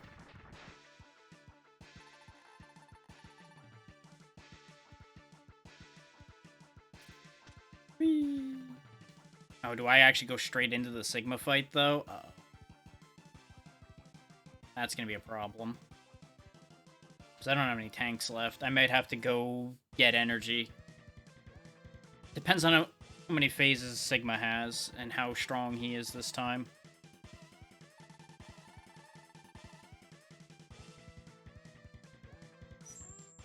Oh, he's got claws this time. Missed me.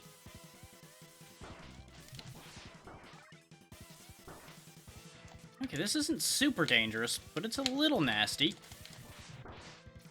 I could definitely do this phase if I have at least one tank to spare, so that's not that bad. The problem is I think I'm gonna have to fight Zero every time. If I have to fight him every time, that's gonna be an issue.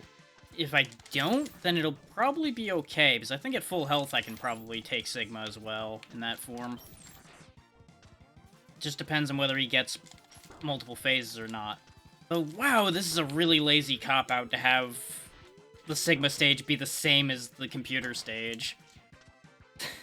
I did not realize it was that big a cop-out till I paid attention in going in here this time.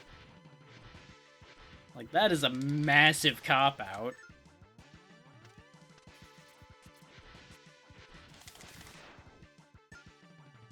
Okay, we'll be going in with a little bit of energy tank.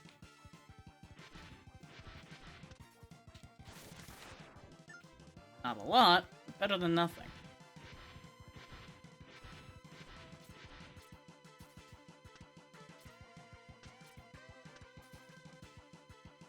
The floor isn't there. The floor isn't broken, rather, so I'm gonna have to fight Zero again, I think. Yep.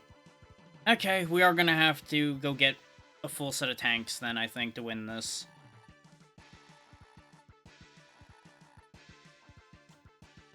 It's either that or I master this fight, which I find unlikely.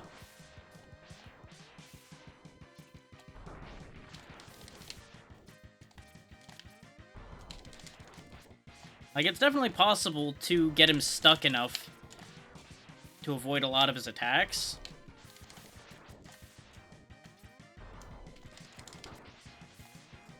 But I think I'm going to take enough incidental damage getting through Zero regardless.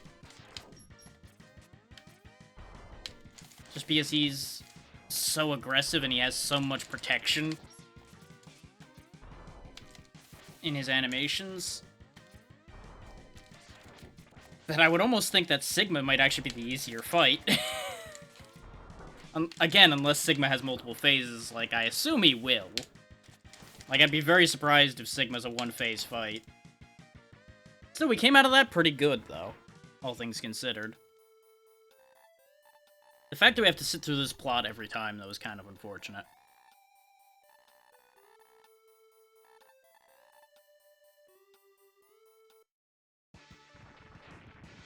That said, that door also breaks open when Zero does this. Can we actually go this way? No. Okay. I wanted to see if there was, like, an area where I could get some health or something over there, or maybe literally anything.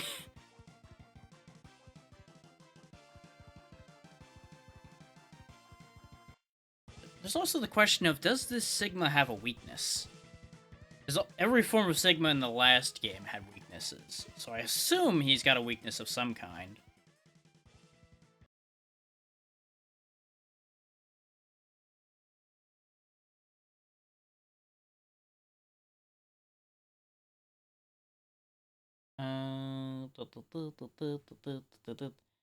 No.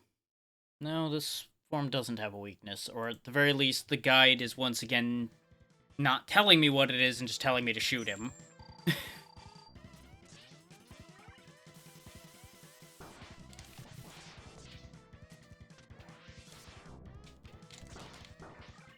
Wow, actually getting hit off the wall like that actually hurt less than I would have expected it to.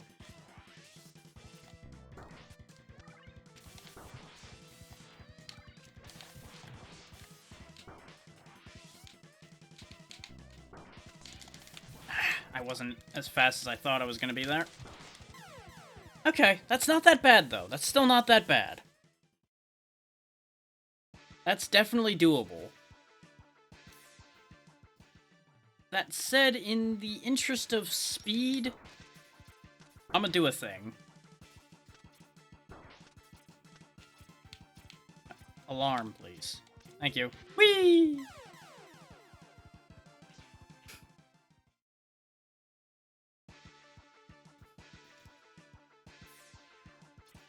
Not often you'll see me asking for them to set off the alarm. Alarm, please. Bye. We're gonna go charge the tanks, and then we'll go win.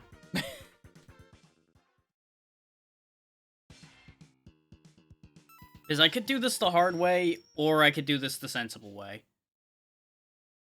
Now, there is going to be a little bit more screen flashing, so every time I enter a stage, you're going to want to watch out for that as well.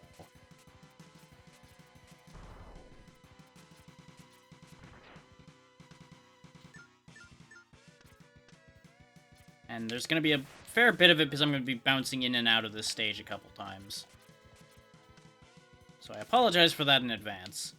But this is the most effective way I've found to charge my E-tanks back up.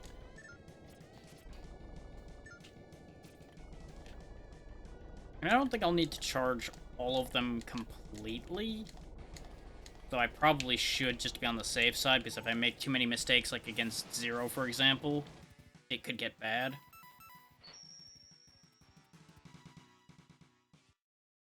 But having a partial one is also not the worst thing. Because then, like at the end of the fight against Zero, for example, I can come out of that with like 3/4 health, top off with the tank, and then go straight into the Sigma fight in decent shape.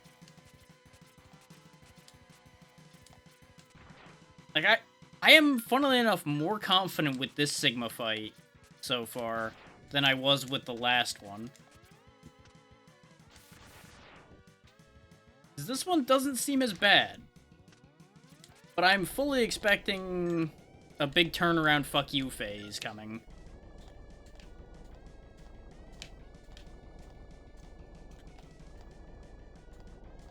Like, I'd be very surprised if he doesn't have a second phase. With how easily I was taking down that phase. But that also explains why the guide was saying, just use the Buster, it's not that bad. His double charge Buster on him was cutting his health down pretty quick.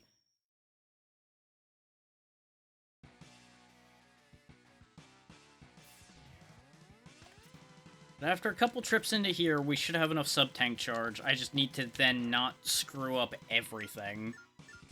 And then we'll be fine.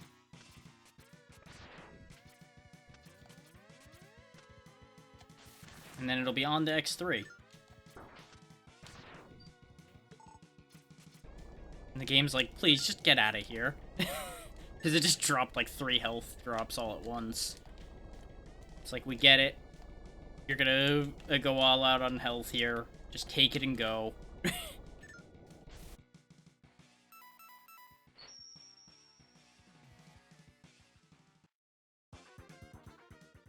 Which, you know, is one of those, I respect that choice on the part of the universe to give me what I ask for. But it could have done it sooner.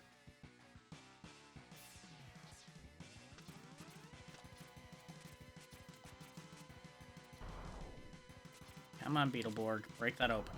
No, do it better.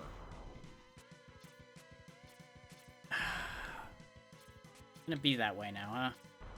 Could you actually hit the wall, please? Thank you. somehow completely missed so many times. Ripes.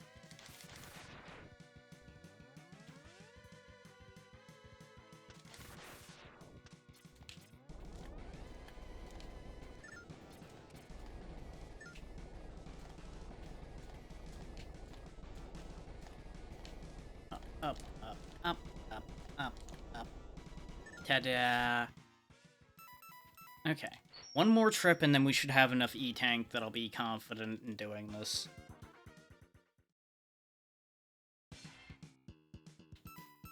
Because as long as I don't make a complete hash of the Zero fight, we should have basically 3 tanks to use against Sigma. And that should be plenty. Even if he has a second phase. Way to go, me. Way to get hit there as a sign of what's gonna happen.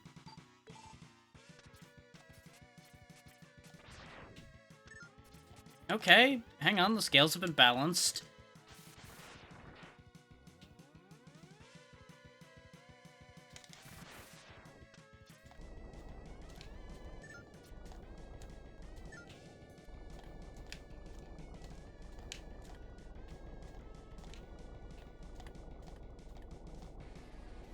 And there we go. Yeah, that's 3.5 tanks. If that's not enough to get through this, I'm going to be very disappointed in myself. Because both times we fought Zero, we came out of that fight with basically half health.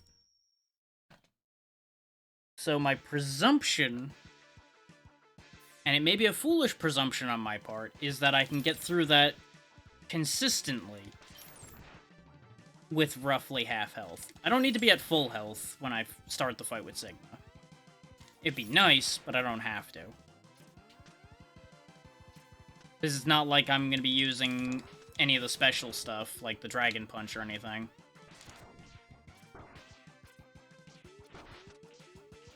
Of course, you know, getting hurt on my way there is also an issue, but we do get some health in here.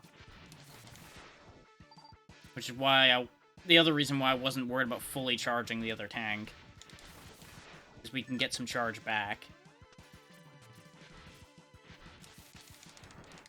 And as long as I don't get crushed to death by anything, we should be fine as far as lives go. Because with the amount of tanks we have, we're basically set up to do this in one shot. If I don't do it in one shot, we have a problem.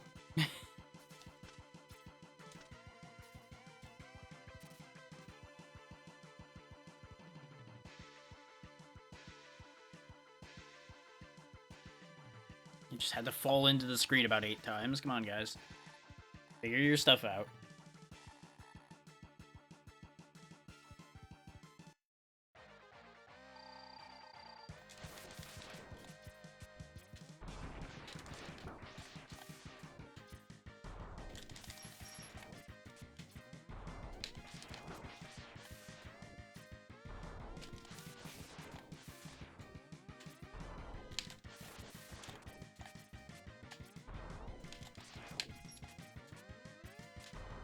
Been too long. But he ran into the other shot, so you know what? I'll take that trade.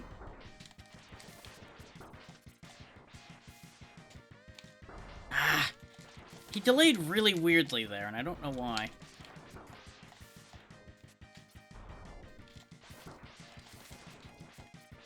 And of course, this is going to be one of those times where I actually burn a lot more health on this fight than I did the other times. As predicted, honestly.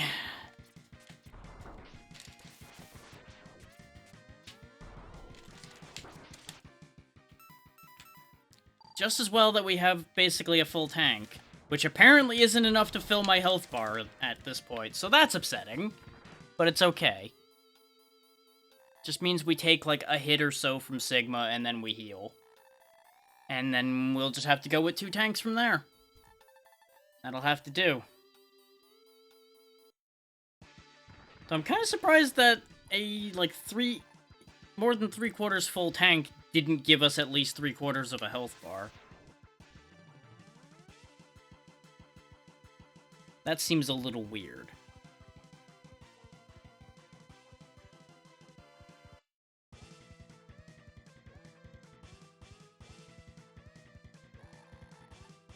Then again, we do have a lot of health.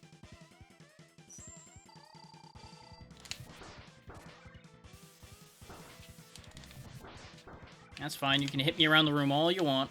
That doesn't actually hurt much. I'd rather you do that than shoot more of those at me, honestly.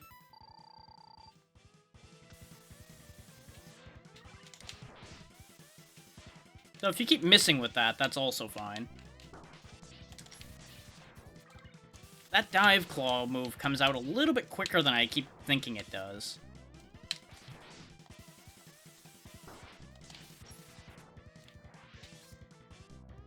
Like, when he first starts appearing is actually the start of the attack, not actually, like, a warm-up before the attack. Which is where I keep going wrong with that. Ooh, fancy. Look at you learning new moves.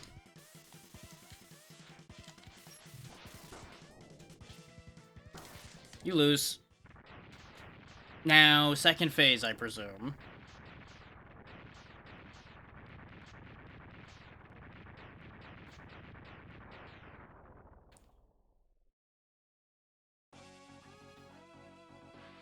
Uh-huh. Behold, I am a computer. Oh, wow, that's the start of the fight, huh? Okay. Yikes.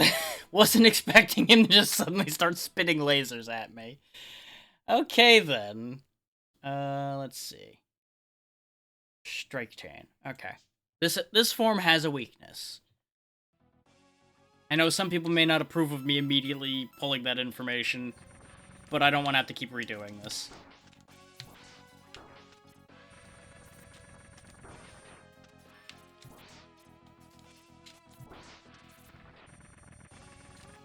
He also doesn't have a health bar?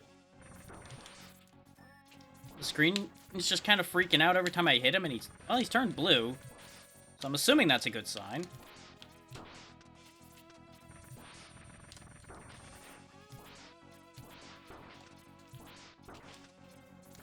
I'm gonna assume it's a good thing when he keeps changing colors.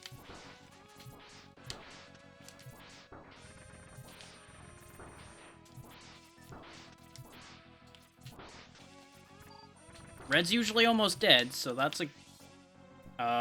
oh, he's teleporting. I was about to say, did I win?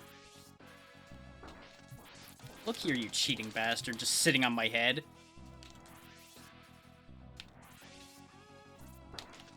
Oh, I'm out of those. Hopefully he can be hurt by other things. Ooh, that's not a good sign. What the hell is this?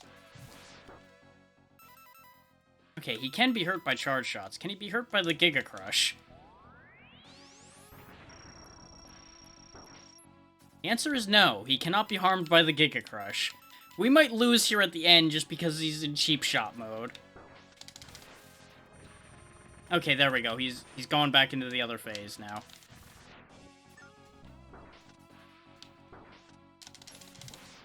Got him. Speed. Are you done now, Sigma? Okay, quit making that noise. That noise upsets me. Go away. Go explode now, please. You sure have. Does it, though? I don't know about that one.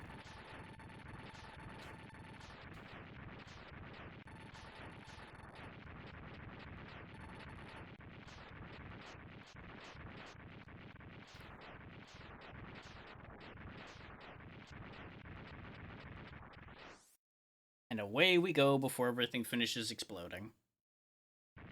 Didn't need that blink there. Oh god. Look away, everybody that can't do flashing lights, because it's gonna keep doing them for a minute here, it looks like. While this place is exploding. In fact, you know what, here. I'm just gonna disappear that. You guys don't need to see the blinking as X runs out of the building. Okay, it appears to be done doing that.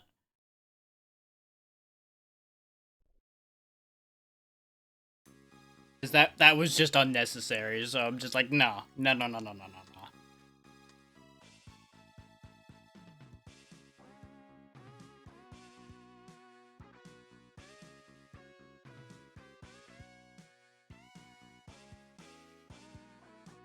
Zero isn't dead. Yay.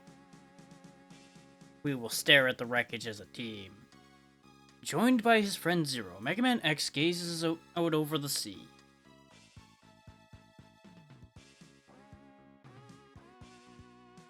Sigma has once again been destroyed, but X wonders if the fighting will truly end.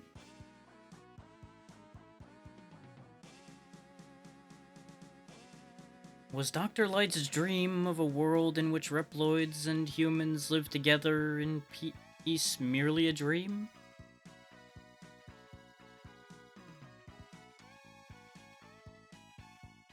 The price of peace is often high, X thinks to himself.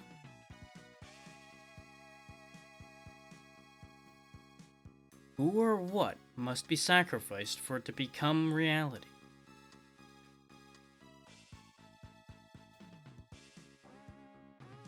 Deep thoughts for a pixelated robot.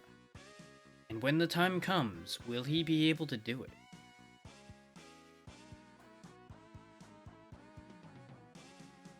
The future holds the answers, or probably not.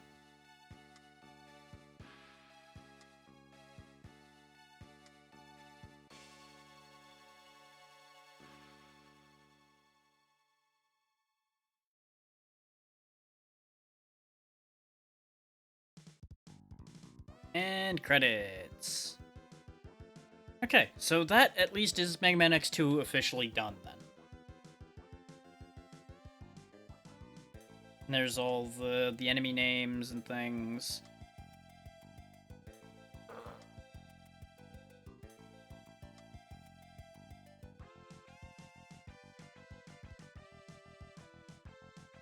So that's one of two that I was planning to do today. We'll see if I can actually get through X3 then. Because we ended with enough time to spare. It's within the 1 to 2 hour range of getting through that final section that I said, so we will give it a shot. Will it end well? We'll see. We shall see. The Mavericks in X3 aren't much worse than in any of the other ones. The final section, though, I don't know. It will potentially take me longer to get to the final section if I really want to get as much stocked up as I did for this one, though. Like, that could be an issue. Because there are more mechanics at play as far as collecting some of the items go for X3.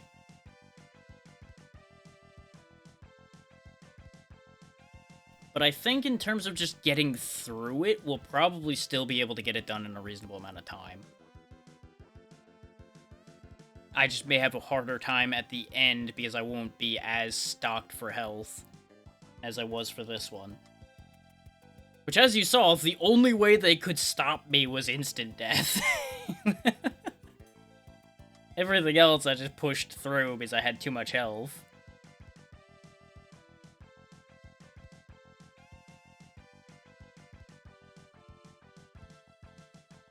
Our power is question mark.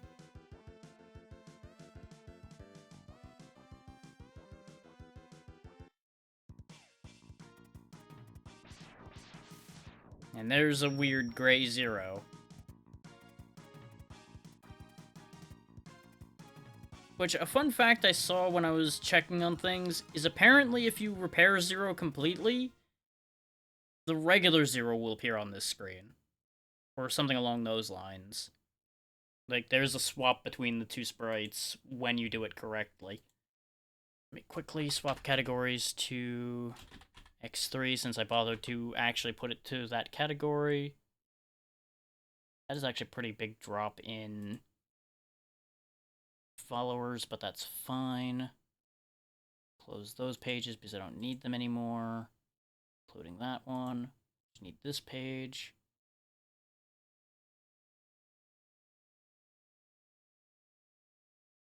Which there is an FMV cutscene and everything you'd get for doing the collection version of X3, but we'll just keep going with the original SNES versions for things, because that's what's right here in front of me, and this is what I've played before. So, that's how we're doing that. But before we dive into that, I am going to go ahead and quickly put that on the list.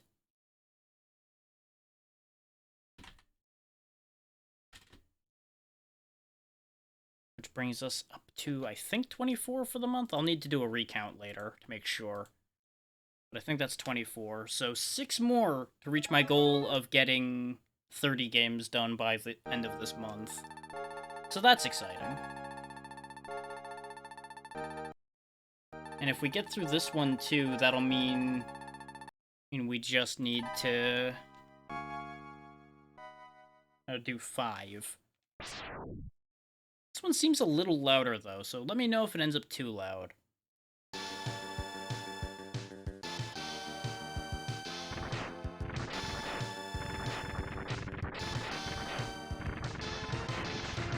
This is definitely louder in my ears.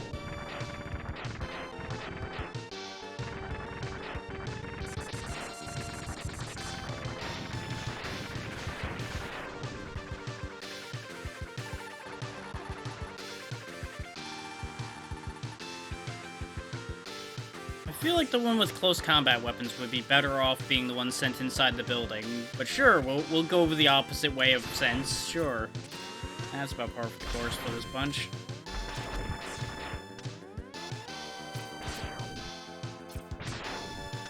God, it feels weird having such a tiny health bar again.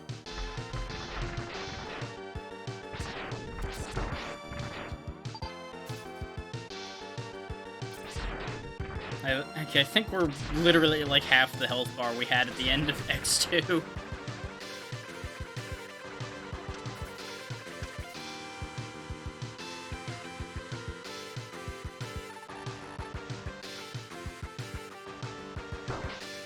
Yep, he turned evil. Oh no!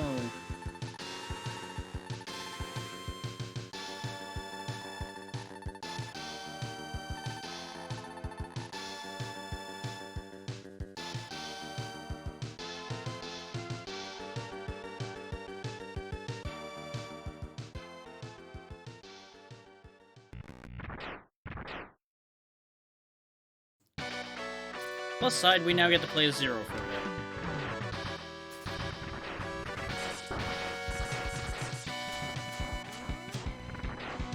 And when he charges, he can actually use his saber. Provided I don't get hit before I use it. Now, I do have to be careful here, actually. Because in the unlikely event that I die as Zero, it's game over. He doesn't have lives.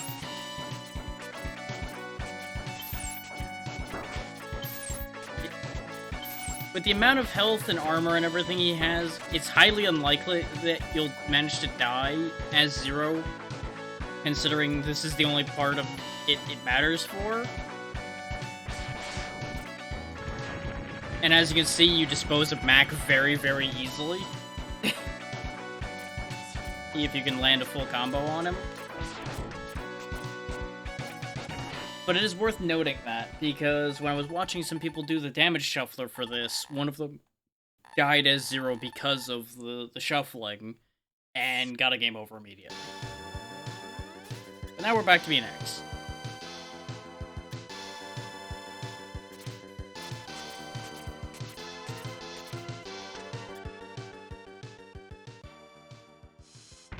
Now, basically, I'm going to play this situation by ear. If I feel like I'm starting to burn out too much, I'll stop. And we can always finish this game off later. It'll be nice if I can manage to literally do both today.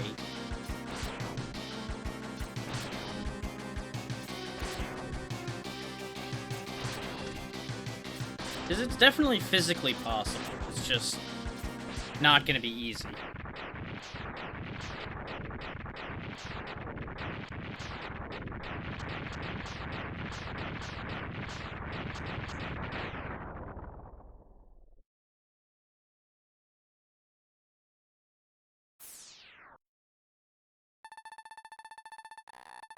I'm just going to turn this down a touch. It really does seem like it's just across the board louder than the other ones. There we go. That should be better. I knocked it down by like 5.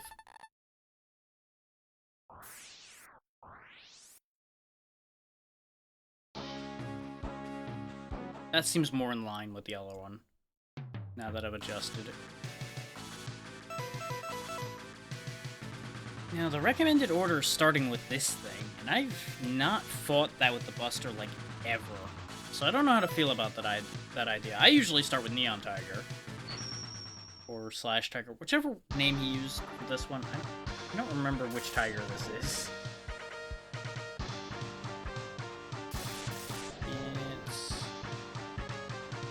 Okay, this one's Neon Tiger. There's also a Slash Tiger at some point in the franchise, I'm pretty sure, and that's why I get those two confused.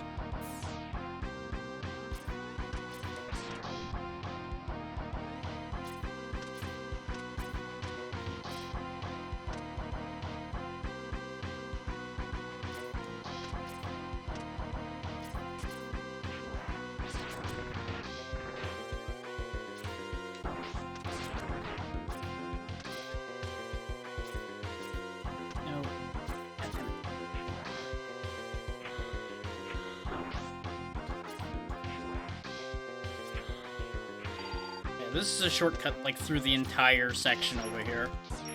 But I think you miss a heart tank by going this way.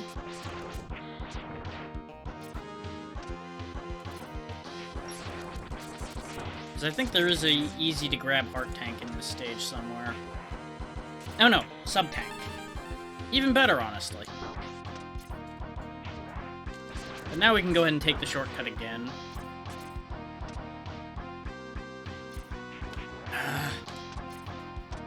Why are you out of alignment now? Why is everything confusing?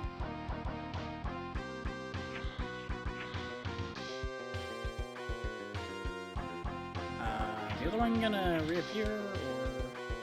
Oh? Oh, fine. I can jump to the wall from here anyway. It's fine. I was just very confused.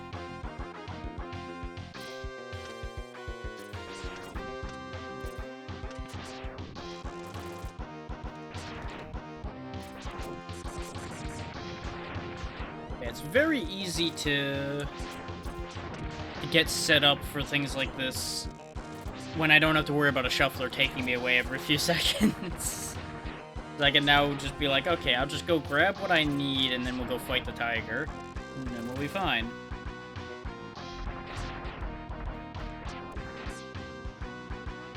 Like, I can go grab health to charge a tank as needed and things like that.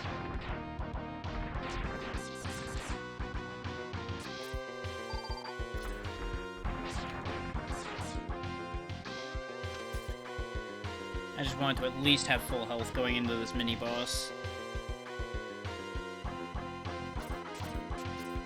Because, as we discussed when I was doing the shuffler, he's not dangerous, he's just really annoying.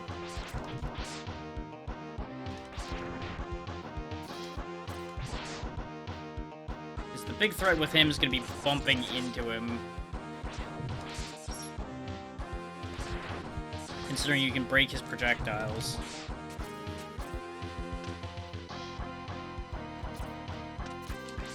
There we go. Got him damageless. Nice and easy.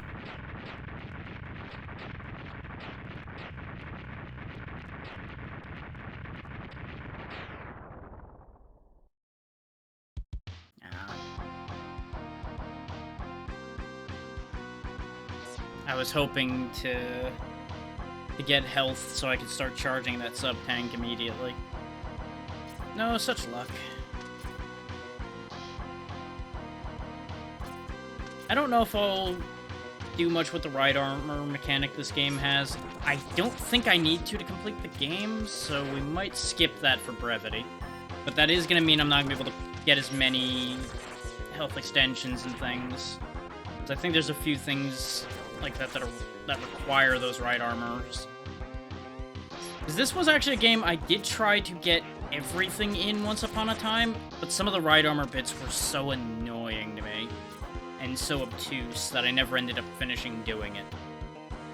Which is why I never ended up finishing this game.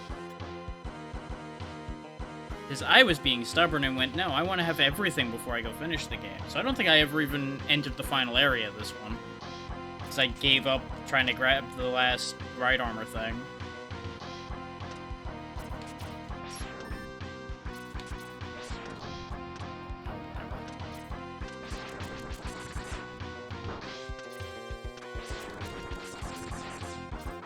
Thankfully, those aren't kill spikes that those are making. They just hurt.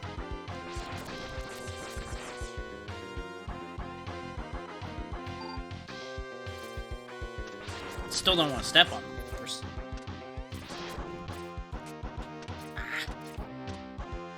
Come on back, you stupid dragonfly. I like dragonflies, but these I do not like. Because their respawning is inconsistent. Are you really just gonna loop around over here and be a pain? I need you to go this way. You're really gonna be that way, huh? Fine. I'll respawn you again, in the hopes that you straighten up and fly right. Or I'll just ignore you. Because this is the health tank I thought was over in the other spot. And I think that's everything at a Neon Tiger stage. Now we just need to hopefully beat him. He is not the easiest Buster Duel, but I used to have this down. As we proved during the Shuffler, I don't have it down as much as I used to. But maybe now that I'm not getting thrown off by that anymore, I'll be able to do a better job. I say as I immediately get my head kicked in.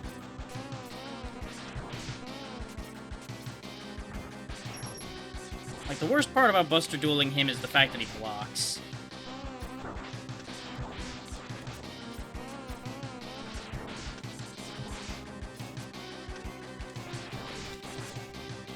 But as you can see, his pattern isn't actually that awful, especially when he decides to be an idiot and jump up and down like that. I have no sub-tank energy, though. We are probably gonna lose this first round because he does that. And I wasn't quick enough to react to it. We do have an extra life, and we'll be going into it with full health this time, though. So we might be able to do this. I'm not saying I will, I'm not saying I won't. I'm saying there's a chance.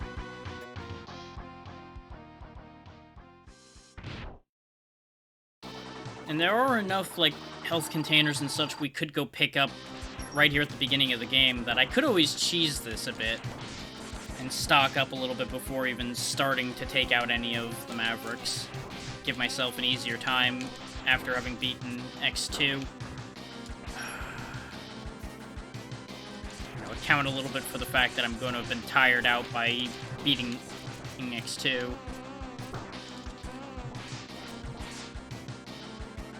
Boy, am I screwing this up in weird ways right now.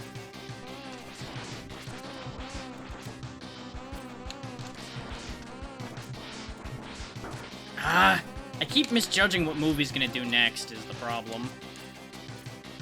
Yep, I thought he was gonna jump, so I preemptively jumped myself, and instead jumped into him. Yeah, I know. I five-headed when I should have just played it straight.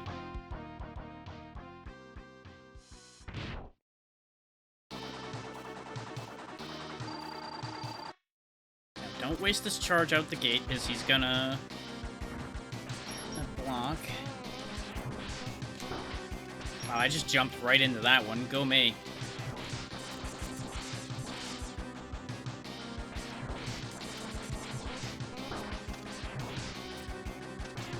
Literally, this is a fairly straightforward fight as long as you don't do what I'm doing and get in your own head the whole fight and try to outthink the tiger. Because as he's demonstrating, the tiger is not that smart. Sometimes he's stupid, and you can really take that at your advantage. And in a lot of ways, you kind of have to. Because in a damage race, straight up, you are going to lose.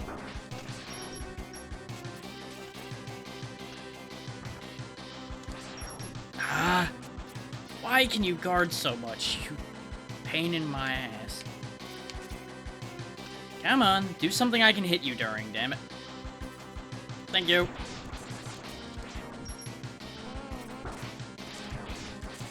Got him. Told you I could do it. It just took a couple tries to remember the pattern and stop being an idiot.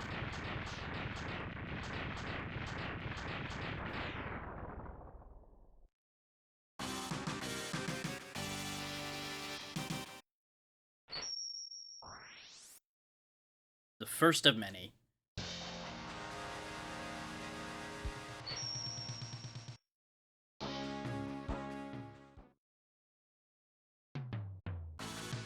Now, the part I'm not gonna remember is the boss order, so let me quickly take a look. Ray Splasher beats Gravity Beetle. Okay. Which is this one.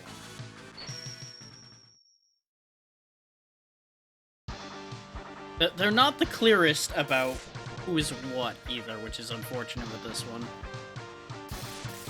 Like, they added just a little bit, like, too much extra stuff going on that screen.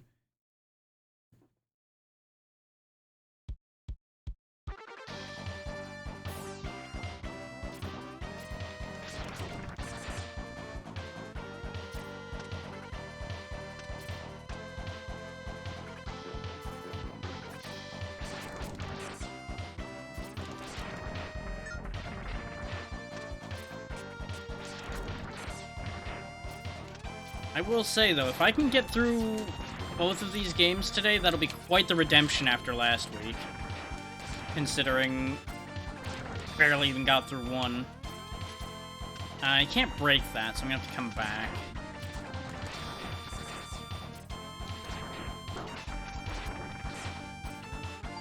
I'm gonna turn this down a little bit more, because that music seems very aggressive.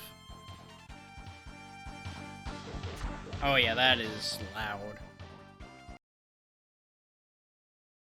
I think it's the type of synth they're using for this game in particular, just ends up coming off much louder. But it's cleaner? For lack of a better way of putting it? Like, the audio is running clearer, which is probably why it ends up being louder. Like, cleaner is the wrong word, because that implies that it's straight an improvement, which it kind of isn't. Okay, there would be an enemy here if I came here at the right time.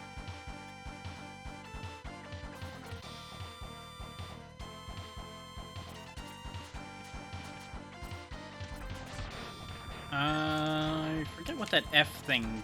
Oh wait, no, I think that's one of the ride armors. And we absolutely cannot get that right now. But that's worth keeping in mind that it's there for the future.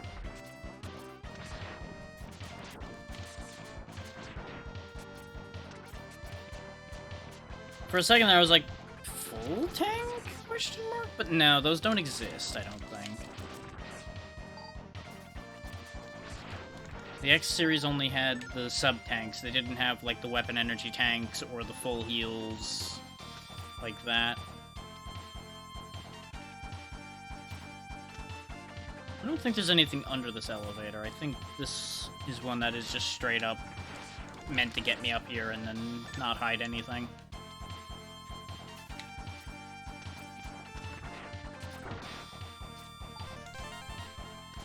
That's fine. I'll take that for an extra life and charging the tank a little further.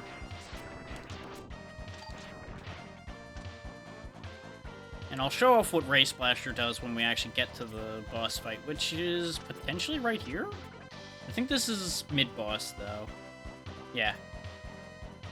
We are certainly not done yet. Here's another place where you'd spawn a ride armor if we had the chips for them.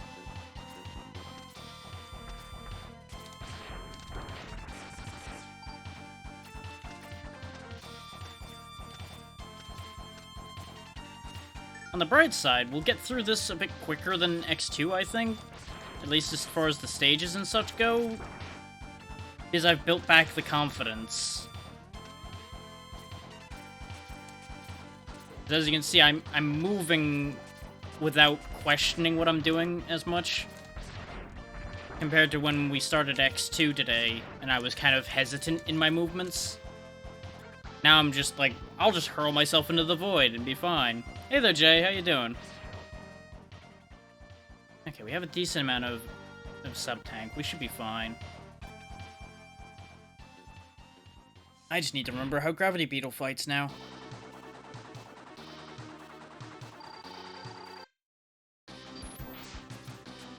That is if we let him fight. Which I don't remember if the Ray Splasher is going to be one of those ones that he gets to make a move out of or not.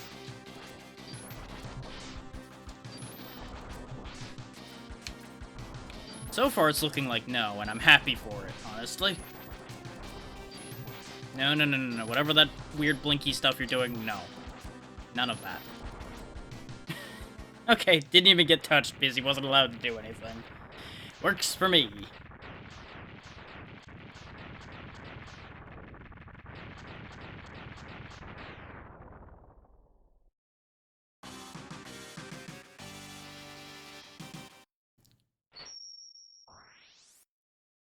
Yeah, we're very much in phase 2 today.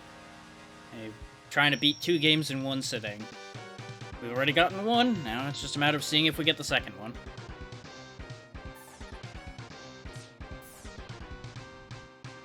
Oh yeah, I think this is one that actually interacts really interestingly if you get the Buster upgrade in this game. I seem to remember good things with Gravity well. Evil scientist.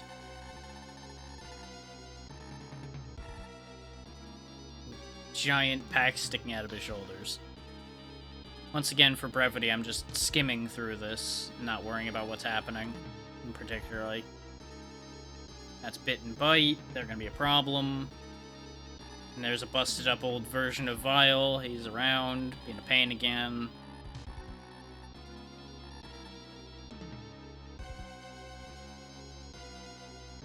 So, really, they probably just grayed him out to pretend that people wouldn't know who he is. Which anybody who didn't play the first game, of course, wouldn't know. But it also wouldn't matter to them either. So, you know. One of those weird little trade-offs. Let's see. Okay. It just takes a second to look because I need to figure out where in the order I am because I skipped like halfway through the order that it intended me to do with this guide. So I'm like, nah, I'm going this way. I know how to beat this one with a Buster. I'll start here.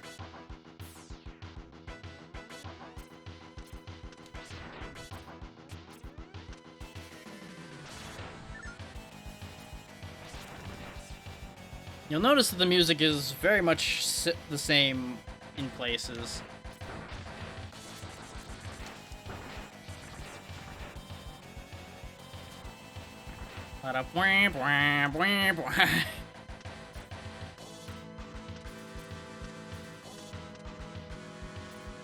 If we had more abilities and the boots in this game, I think I could get up there. But I do not have such nice things yet. There's spikes up there, so they're hiding something behind that.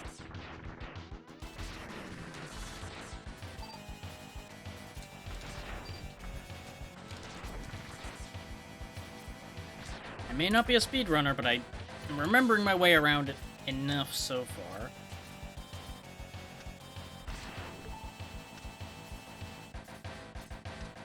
And it's just as well that I'm not a speedrunner, because 4 hours for Megaman X2 would be an embarrassing time. Oh yeah, this thing. This is what I thought I was gonna run into the central computer place. This thing sucks. As you can see, it clocks a lot of damage very fast, unless you actively dodge it. Which is kind of tricky when it's bouncing around like an idiot. Speaking of bouncing around like an idiot. I'm actually going to burn the tank for safety here, because I don't want to have to burn a life. And we can recharge the tank easily enough. Of course I didn't get hit. Of course I didn't. It's fine. This means we start recharging the tank. It's fine. Everything is fine. Everything is fine and nothing is ruined.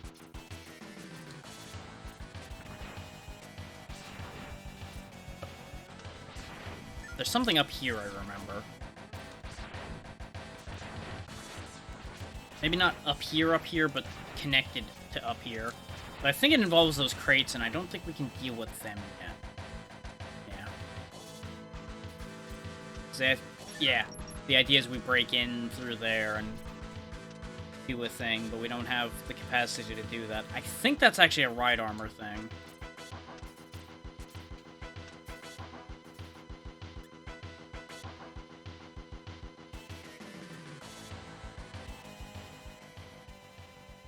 Oh, great. You're here, huh?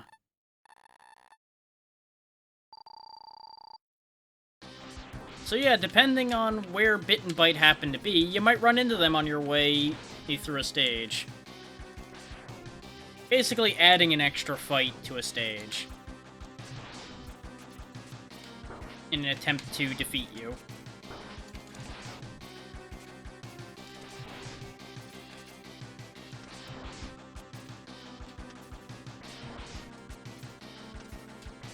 As you can see, Bit's pattern's not that bad. I'm just not in a position to deal with him right now particularly well. He also can stun you in place with those rings. That's the main thing to watch out for fighting him. Because otherwise, just bait his slashes in the air, and he's not generally too bad. Though his homing attack is upsetting, too.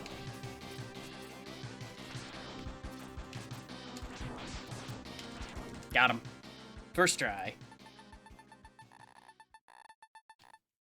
Well, I didn't need a lot of power to deal with a chump who just jumps up and down and slides across the screen. Next time, will be different. No, it won't.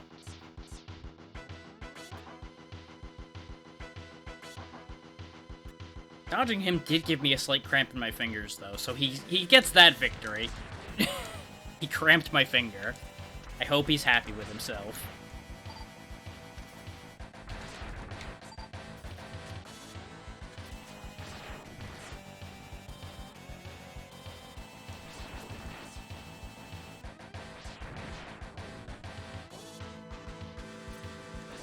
I think I actually want to climb up one of these. It might actually have been the one I broke, which would be very inconvenient, but, you know, it is what it is. It might actually be this one, though, because it's behind an enemy. Nope. Okay.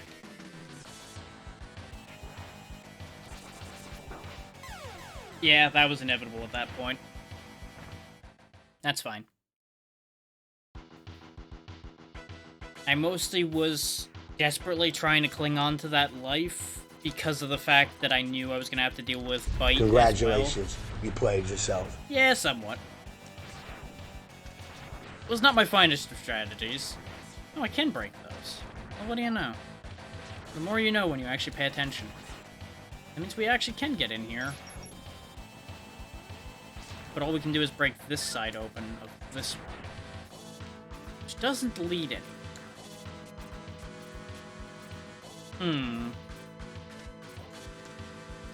I'm definitely missing something. Plus or minus it being a brain.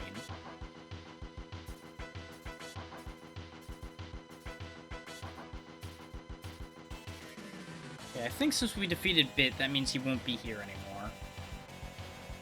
Yes, okay, very good. All according to my cunning scheme.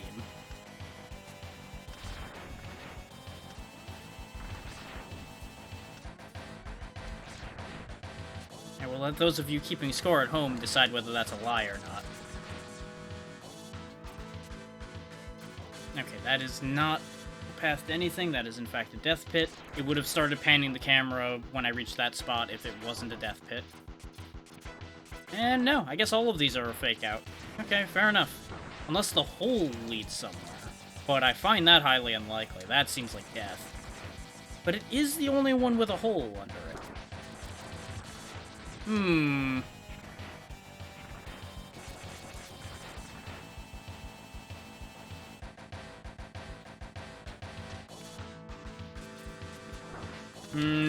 that's feeling like death. That's feeling like death to me.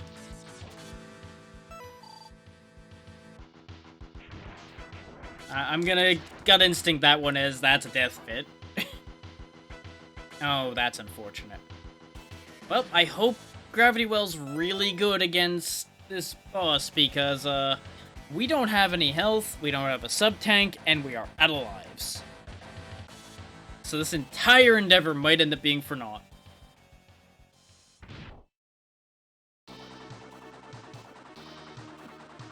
Bees!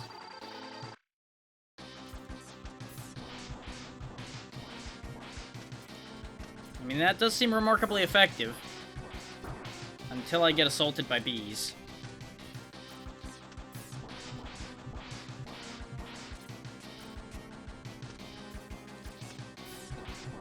Oh, I don't even have to get close with that. Okay. That's actually remarkably helpful. Because that means I just sit here and mash the button. Mash button and win. Yay! Well, that worked out. That could have been so bad.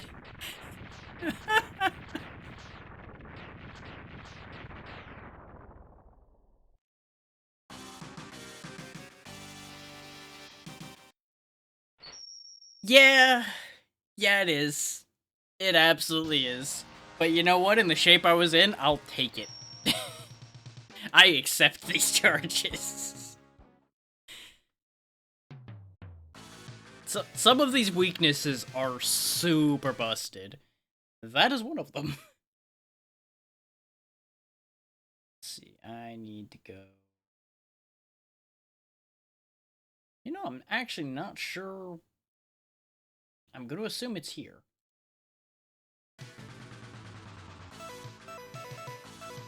Hey, that's what I needed to make my 1 HP and a dream come true.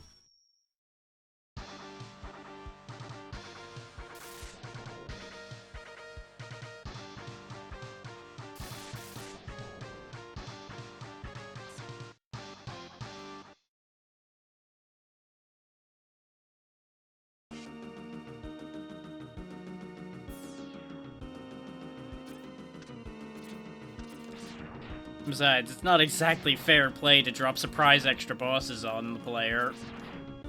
Because I don't think you can actually tell where Bit and Bite are going to show up. Like, you can tell what room they'll be in, but you can't avoid the room. But I don't think you can tell what stage they'll show up in. Unlike the X-Hunters, where you know they'll be in whatever stage they're standing on. I'm pretty sure Bit and Bite are somewhat random as far as that goes.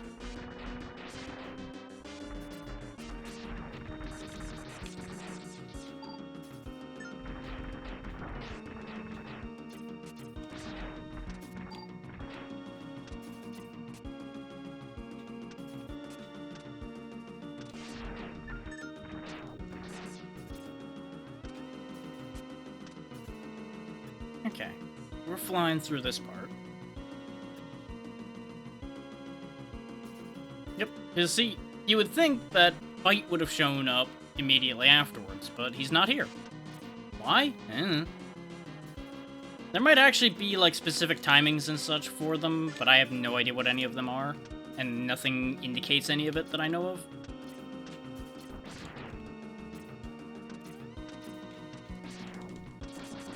Just every now and then, one of them will show up and try to ruin your day.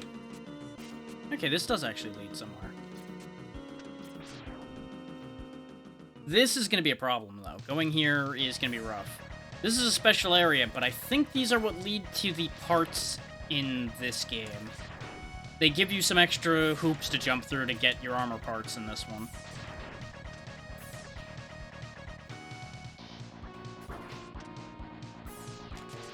Take note of how much damage that did, by the way.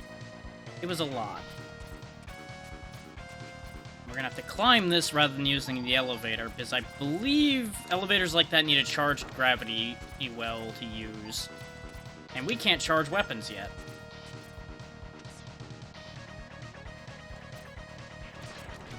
But on the bright side, a really good song. I couldn't remember. I'm not expecting them to have actually been random, but in terms of what you can tell right off, they seem random.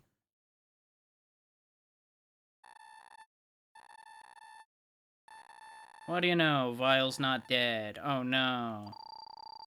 Now, fighting this is going to be problematic. It's very easy to get stuck over here like that, because when he hits the wall, he knocks you off of it.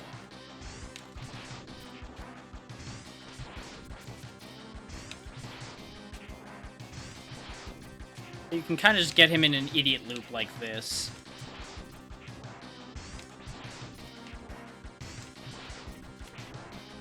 I mean, as far as that goes, it's fine. But, sure. Either way.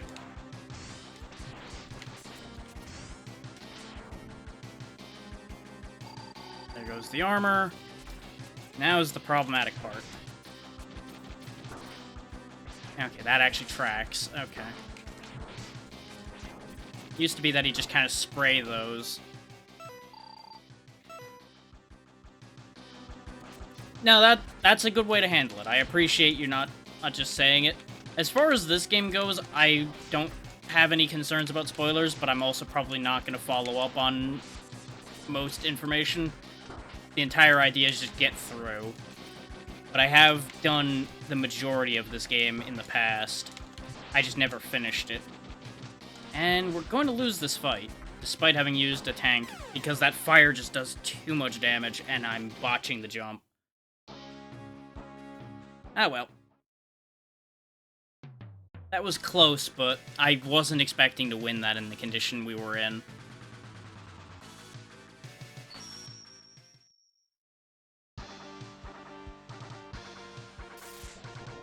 So do refresh my memory. Now that I defeated Bit once, he doesn't show back up again until the end, right? I'm pretty sure beating them is a one-and-done deal. As far as out in the stages go.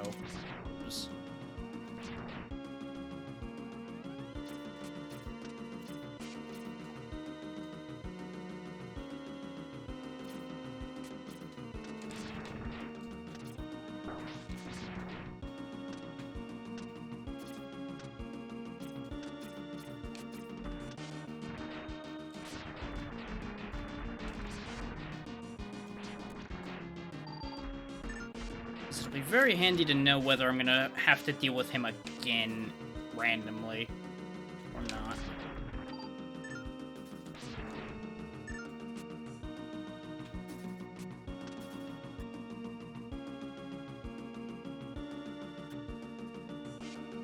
Okay, none of them move to this spot.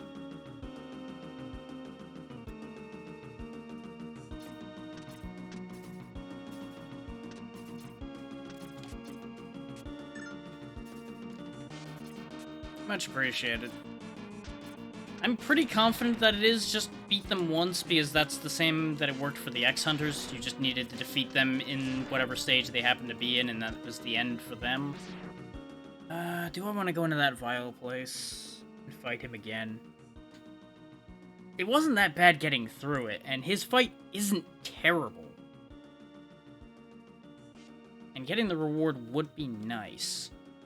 But I don't think I actually have any weaknesses of his or anything. I don't even know if he has a weakness in this one, because I think I did these fights back in the day, but I don't remember doing them.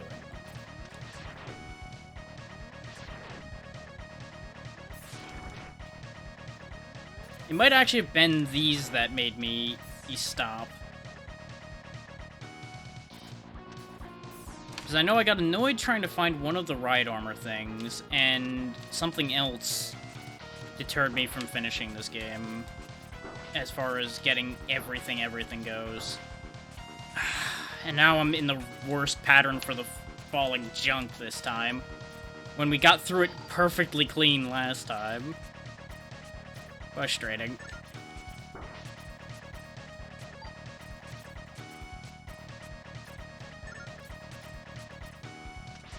Okay. So we're in a slightly better position than we were when we fought him the first time so far.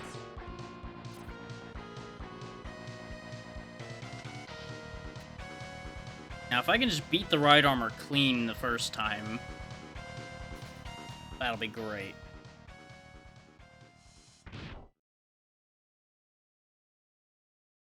Yeah, to fully clarify, this is by no means a blind playthrough at all. This is not my first time playing either of these games. It'll be my first time finishing them, as far as my memory will tell me. But it is by no means the first time playing them or knowing much about them. Unlike a lot of things I do on this channel. Which is why I'm going to clarify that. Which I probably should have been a little bit clearer, but I also didn't think about it that much.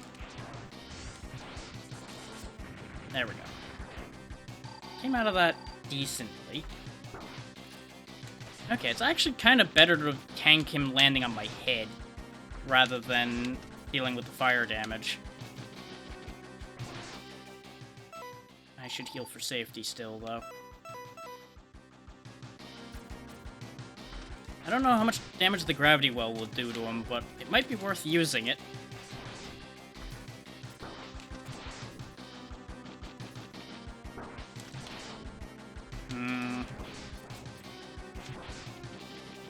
This is still gonna get really iffy, and I'm not happy about that.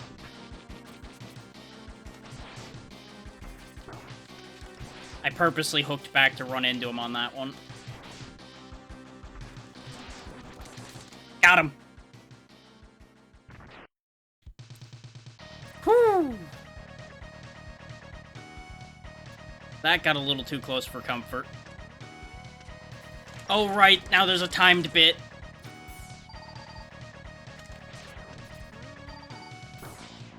The factory's gonna blow.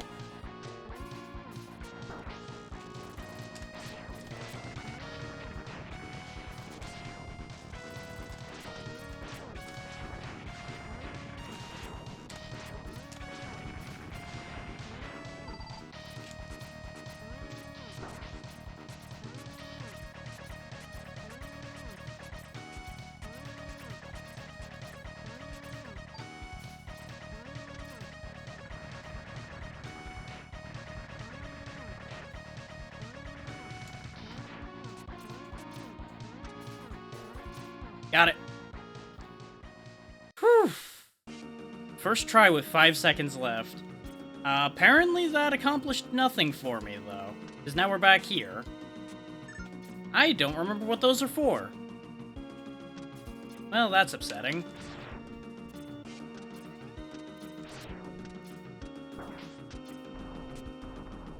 Well, the pod's gone at least, so hooray? I don't remember what those do. Well, that goddamn sucks.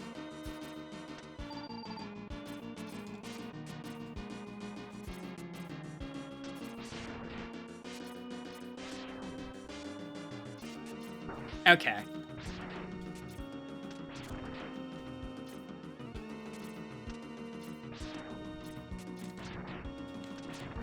I thought I remembered something along those lines, but it's impossible to guarantee with how long it's been. Thank you for checking that. Because while I have a bit of guide information up, I knew it wasn't going to have that information, because that's deeper than this guide bothers to go. This is a very honestly weak guide, but it's good enough for my purposes. I would like out of this ice. There we go.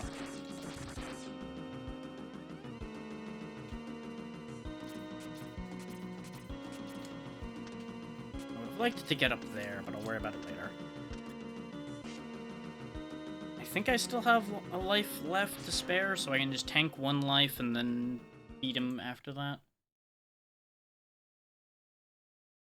Let's see. There's something I want to check. Because I know all of these are a lot more complicated to get than the rest of them used to be. Air dash, need ride armor.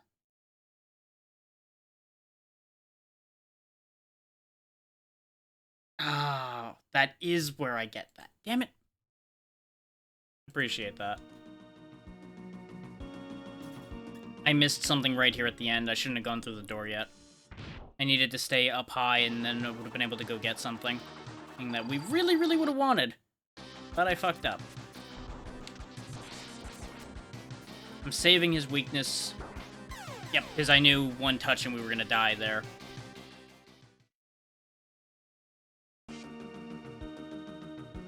And I'm pretty sure his weakness is nowhere near as busted as the other one was, in terms of keeping him from doing anything.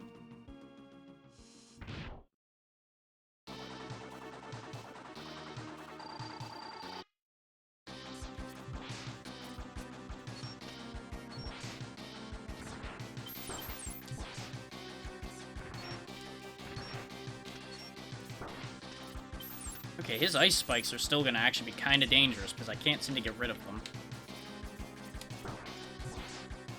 Okay, this fight's still actually kind of problematic, even with his weakness, as I expected.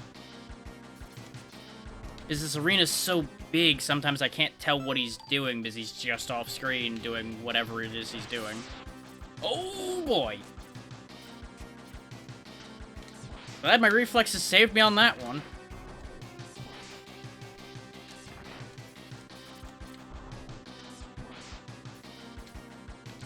Got him. That almost ended in tears.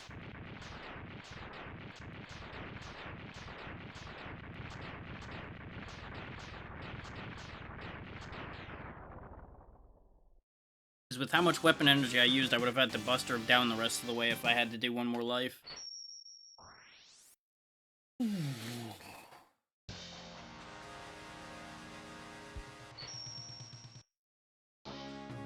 Now, I have a question in my mind. Do I want to go back there and go get the thing?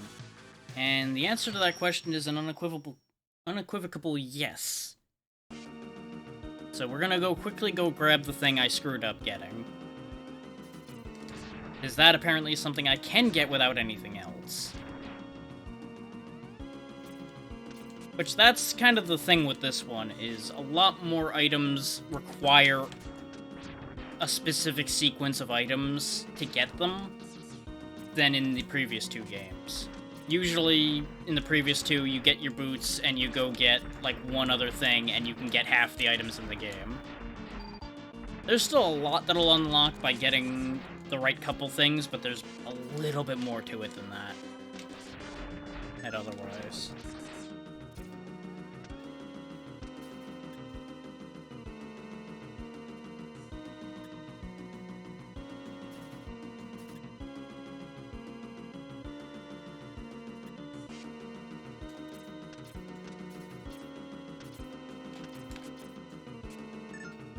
True. Though, for most of these regular stages, I don't need it, but it never hurts to have it for when I screw up. Which is inevitably going to happen.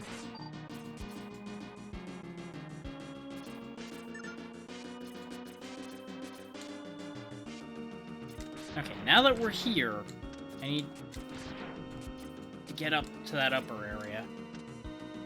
Ideally without screwing it up this time. Yeah, exactly. Ooh, that's actually a tricky jump, though. They're telling me I can make that without anything else. I'm not so convinced. I assume it's probably like a pixel-perfect jump without other items or something. Yeah, that doesn't seem possible. I'm not gonna believe them on that one, I think. That doesn't seem reasonable. Because I am jumping a little early, but I feel like that's still really far. Well, there's a problem with that idea. That's where the air dash is. I'm just gonna let that one out right now.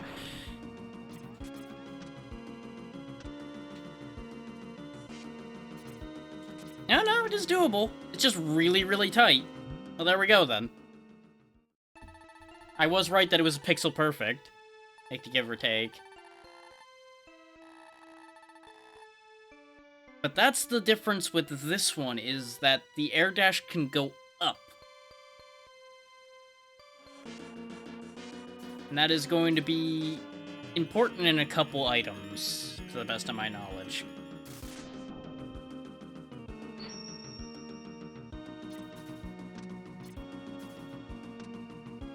is that extra height can get you to a couple things. In fact, we can go get the thing that's on the other end now. Oh, I think. You know, if I don't screw it up and die.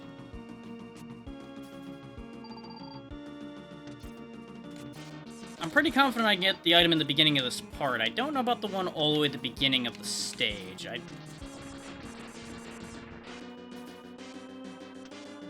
And even then, that's a little tricky. There's also so many enemies here.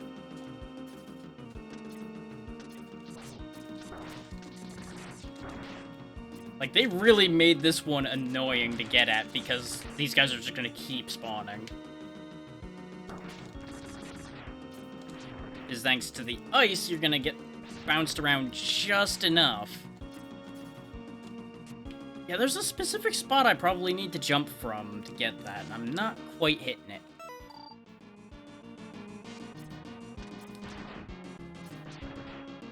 But it's also hard to think about that when I'm being constantly bombarded. Because I don't think this... Yeah, this doesn't really, like, take me that high up. And I can't, like, build momentum and go into that. Oh, wait, hang on. Hang on. I might have something there for a second. No, because I can't dash again out of it. I think that's literally just there to get you back up here if you screw up. Can I dash again out of the air dash? No, I can't dash, jump, and then air dash in this one. Okay. And the problem with trying to go further back is you then end up with 1,000 enemies between you and it. I don't know about this one. I think that might be just out of reach and intended to be done with something else. Like, I think it's doable like that.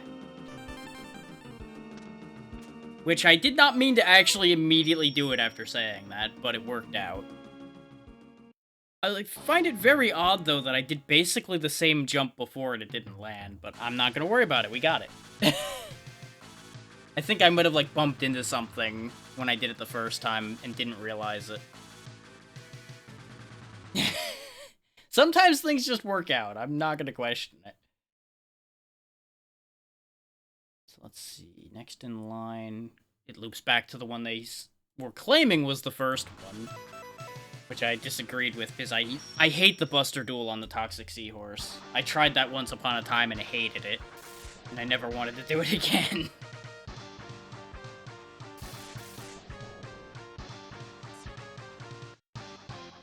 So, at this point, now that I'm significantly better at games, I probably could do it. Because back when I played these originally, I was awful. Like, I won't claim that I'm great now, but at least I know what I'm doing.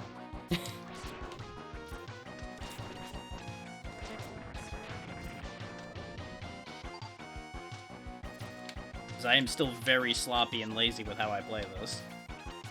I could be doing significantly better.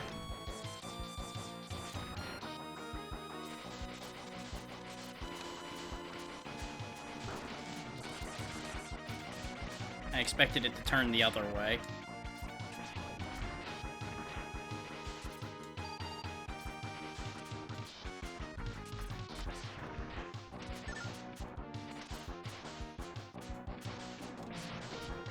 Of course, now we're gonna have the problems again of if I do my dash jump one tiny frame out of order, it's gonna turn into a 1-inch air dash, and I'm gonna be sad.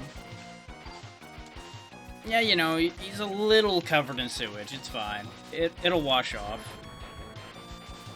He more than likely can't smell it. And if he can, well, you know, that's unfortunate for him.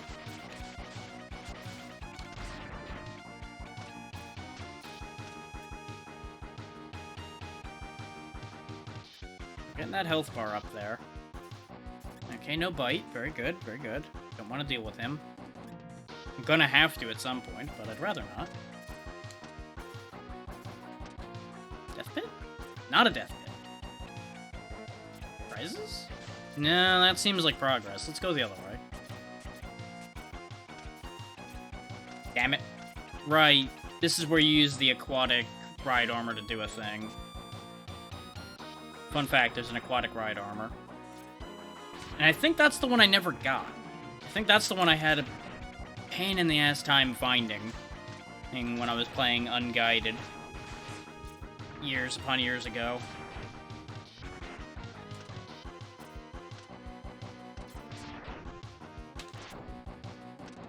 Which, let me tell you, doing this one without a guide is rough compared to the other two. The other two, you can figure most things out pretty easily. This one, I feel like some of the stuff that goes on is a little obtuse. Especially involving the ride armors. Specifically getting them. Using them is fairly straightforward, but it's like, oh hey, which ride armor do I use in the water place? Could it be the one built for going underwater? Controller? Do I need to take you apart? Because, fun fact, I tapped the button enough to do this. This is all I did. This exact press I'm doing right now is all I did. It treated it as a full jump for some reason. Not the first time it's happened with this controller, and it won't be the last time. Which, with the way the controller's been behaving today, it may be time for just a new controller in general. Which is unfortunate, because this is a very comfortable controller.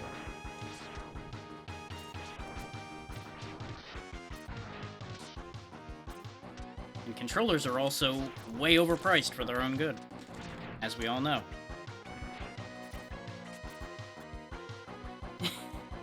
Yes and no, I would rather you be happy, but at the same time, at least we're suffering together.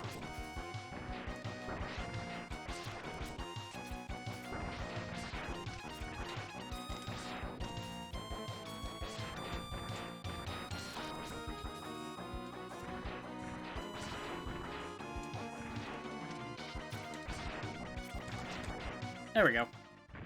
Easy mid-boss.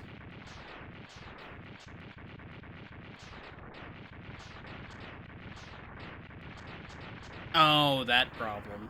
You might be able to take the mouse apart a little bit and clean underneath the left click and see if that sorts it out.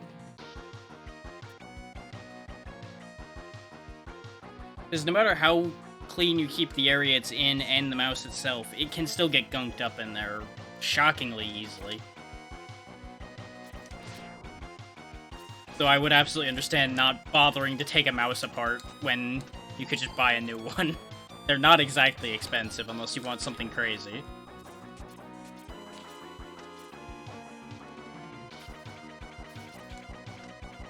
Anything up there? No.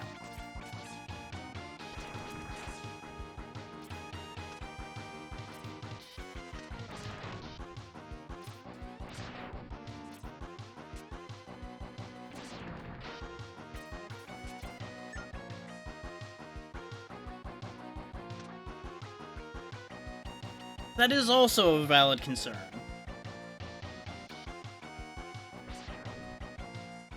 Usually, by the time I get to the point where I'm gonna take anything apart, it is to the point where there is no other option. It's going to be broken either way. But that is an entirely fair concern. Because, you know, it's one of those, if it's not fulfilling its purpose, then breaking it doesn't hurt anything.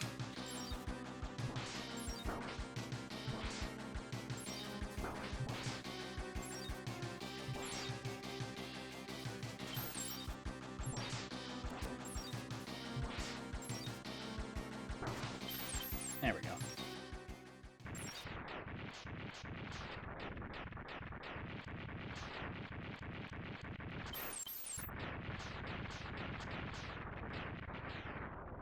Yeah, exactly.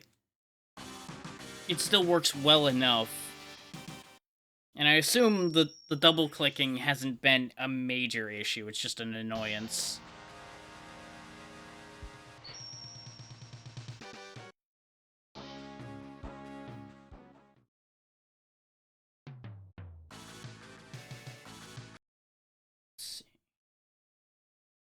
Rhino's next. This one, though, unless I want to be brave and go in with very few tanks and low energy, I'm gonna have to do some backtracking. Because we don't even have the Buster upgrade or anything, we literally just have boots. Which, the boots are the most important part, really. Because being able to air dash is going to help a lot.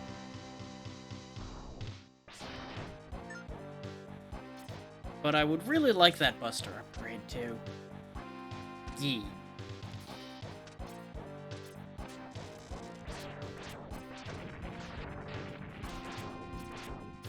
Certainly gonna walk all over them.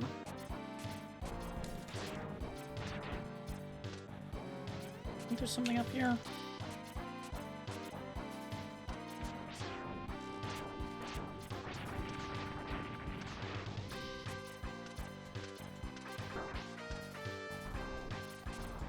Yeah, there's a whole thing up here. This is when I realized that this is the path forward in the stage. But hey, we've got 3 sub-tanks now, I think. Yeah, 3 sub-tanks.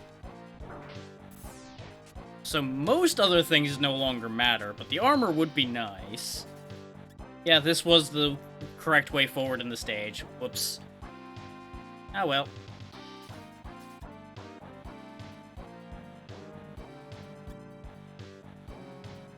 I thought I was being clever going up the secret tunnel up top. Turns out, no. Not so secret tunnel.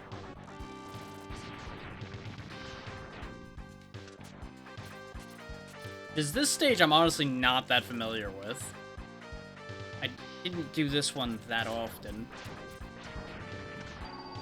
Most of the rest of the ones we've done, I've at least done a few times. This one I think I did the least back in the day, because there was no real reason for me to come back here.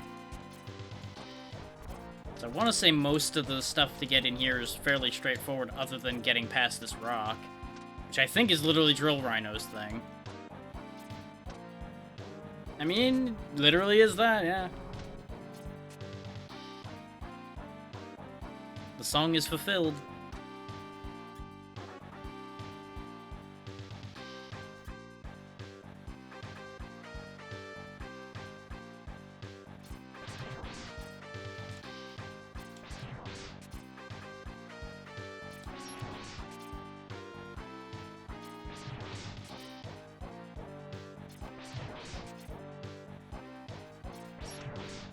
Keep jumping just slightly short.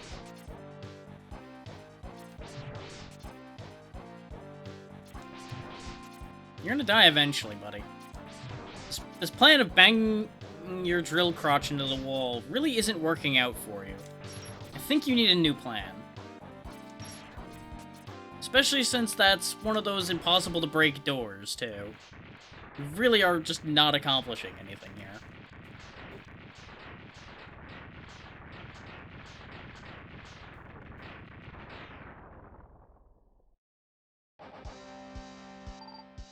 Yeah. And look what it got him. About the same as it would for anybody else that did it.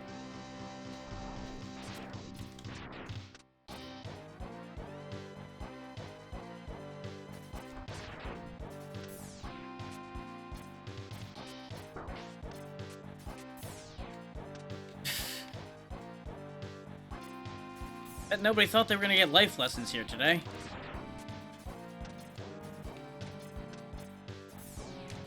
I keep forgetting I can cancel out of those vertical air dashes a lot more than you would think.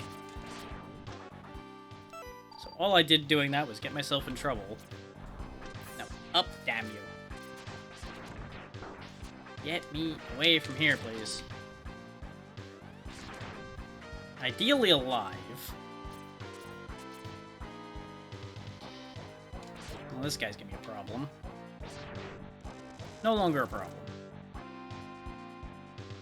Okay, good, we made it here. And I have a life left. Perfect. Everything is perfect. Now to go die so we have a full health bar.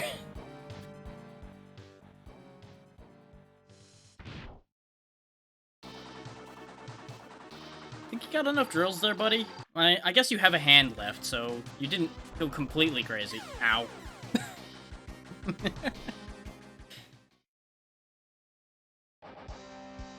Everything is fine.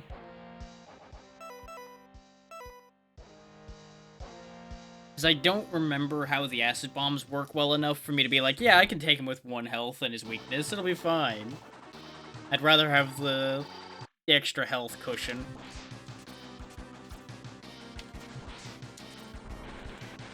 Okay, it literally is going to be just one of these, though, where I can fake him out and just keep jumping over him. Okay. I didn't anticipate this being a hard fight, but I expected him to be able to get a hit off on me. Oh, wait, hang on. He still might. Yep, he was invincible through that, and even his weakness doesn't break through that one. Okay.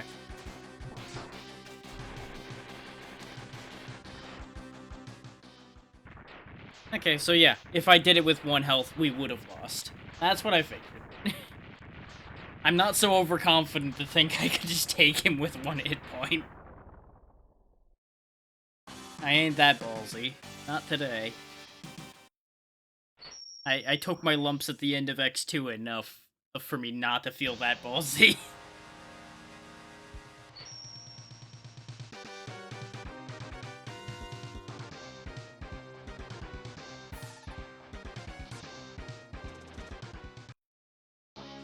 Now, do I feel like going back in there and breaking that rock to get what's behind it? Was that rock before the mid-boss or after it? I think it was before. I could probably get back to it pretty quick. What do I need for the other things in here? That'll help me decide whether it's worth it for me to run back in there right now or not. Oh, right, I don't actually use his. It's a different thing that knocks those down. Which is stupid, but we won't worry about it.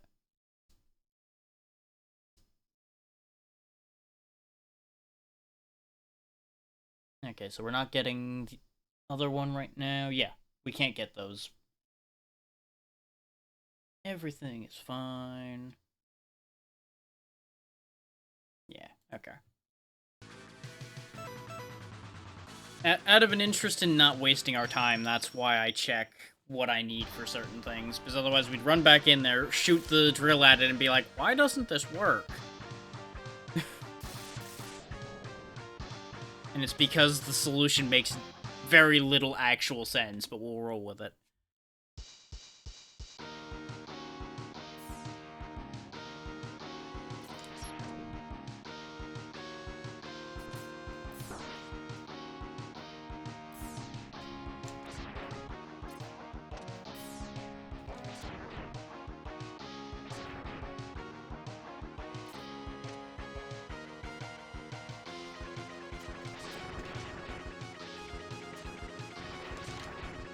God damn it.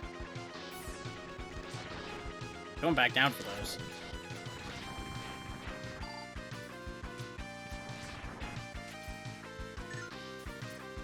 Besides, it's not like I need the elevator anyway.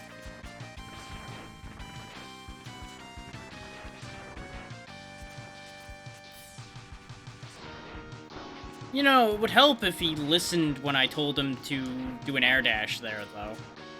So I don't make a complete ass of myself after saying that. Sometimes these controls just refuse to acknowledge my command. It is upsetting.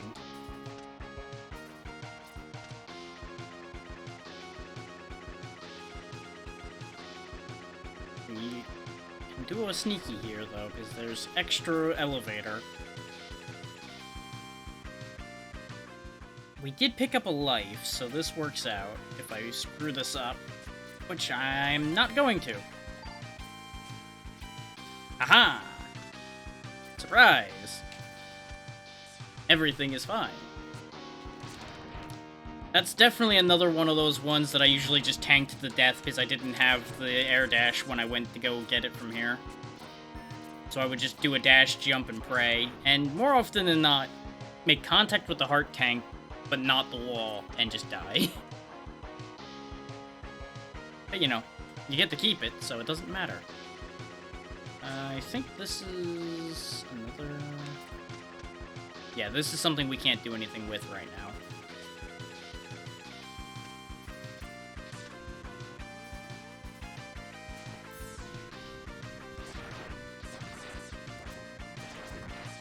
Like, some of these, the memory of what they do and what they need come back to me immediately upon looking at them, and some of them just mean nothing to me when I look at them.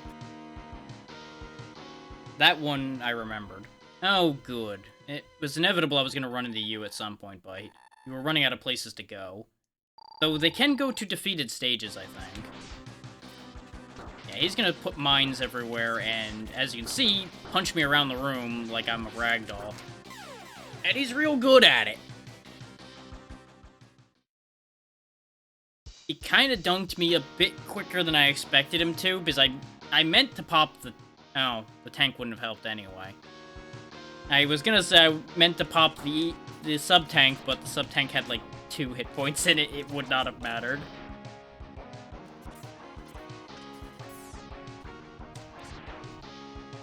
I forget why this one's not active. I think it's actually genuinely I need to beat this stage and then come back.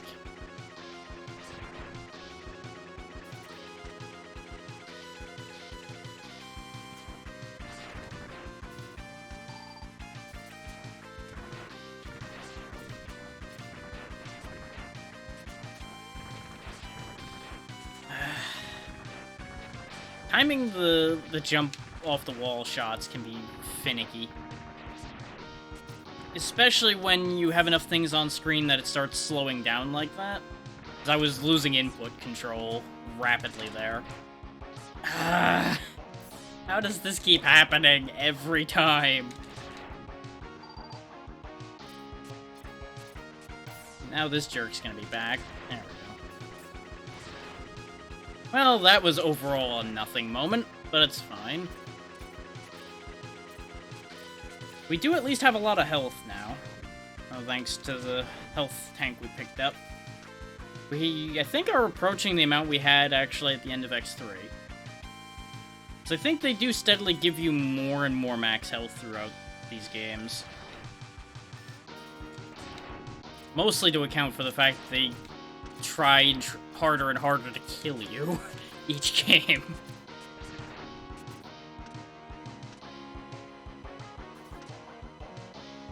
But I also don't remember how far the health bar, if you actually pick up everything, gets in X1.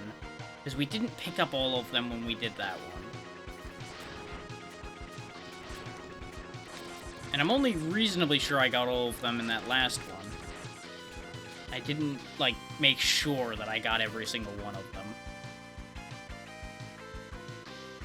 Okay, coming in here with slightly more health.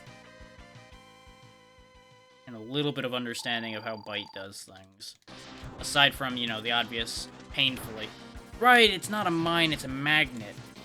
He screws with your jumping.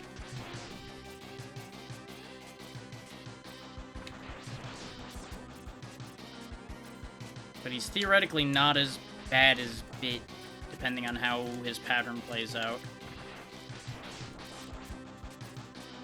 Like, if I can just keep him throwing the magnets and charging, we'll be in business.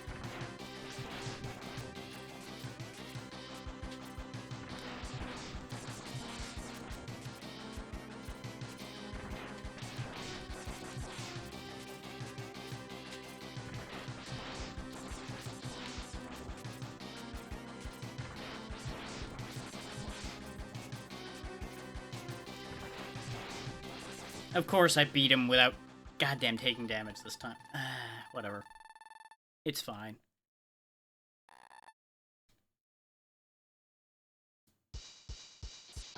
Like, I know I should be happy to have done that, but just like, why couldn't I have done that the first time? Damn it. I'm not actually upset. Just to be clear. This is the more dangerous path. Down here. Prizes? Or was the other way where prizes were? I'm assuming because this is looping back that this isn't the way forward. It might be.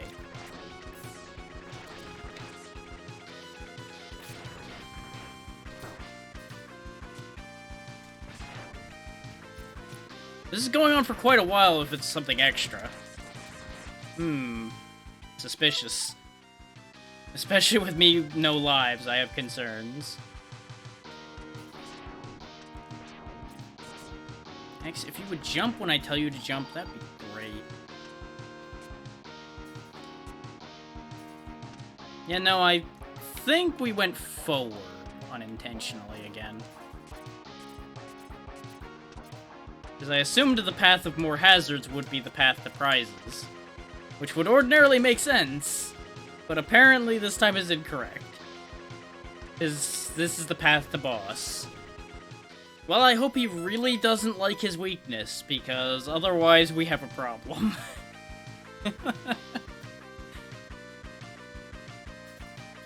Because I have no sub-tank, no lives, and half a health bar.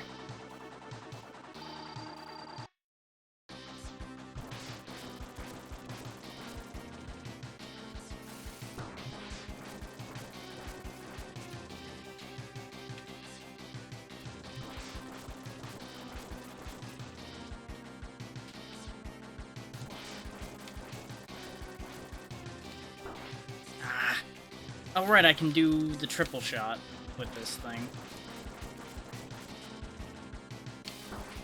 He keeps getting too many shots off before I can hit him, though. Yep, we're in trouble. Especially since he can just go right through it like that. Because he has really long iframes. Okay, that's fine. That's fine. It was inevitable we were going to lose to a Maverick completely at some point. And getting through most of them before that happened, I'll take it.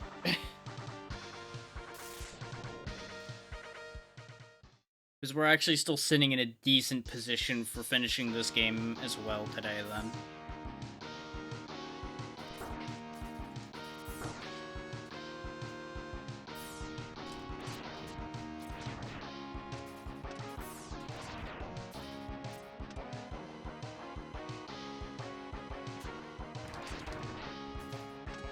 Like, they set this elevator up as a damn trap.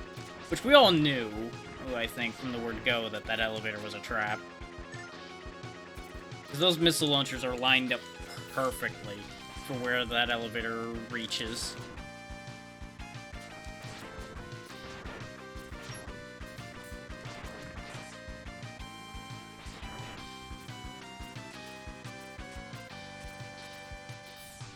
But on the bright side, with Bite dealt with, yes, I know.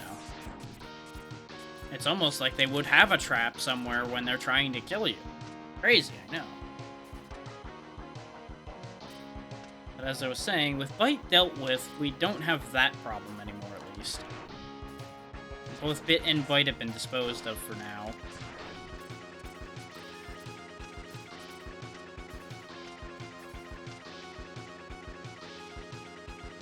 So we should be able to get to the catfish with a lot more health.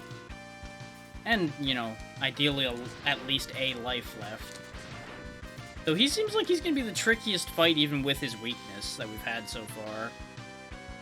Considering, you know, he's not just immediately devastated by his weakness existing. We can also check that other path that I thought was the path to progress, and then I was wrong. This path up here. Watch this lead to, like, a health extension or something. Nope, it's just one of these. Well, nothing to worry about there, then. Not really sure what you need a ride armor in here for. I didn't see anything that jumped out at me as use ride armor here. It might just be for making this gauntlet more reasonable. So as you saw there, this gauntlet's not actually that bad when you know where you're going. So I just chucked myself through the hole there and it was fine. And we're back to Volt Catfish, with 2 lives, decent energy. What else was in here, though? I feel like I definitely missed something. Okay. There is another piece of armor here, but we can't get it yet. Oh, right, it's actually really easy to get. I just need to go backwards for a moment. Okay, we'll get that after this fight, then. Because we have exactly what we need for it. Ironically enough, we only just now got the thing to get in there. And it's something we saw way back at the start of the run here.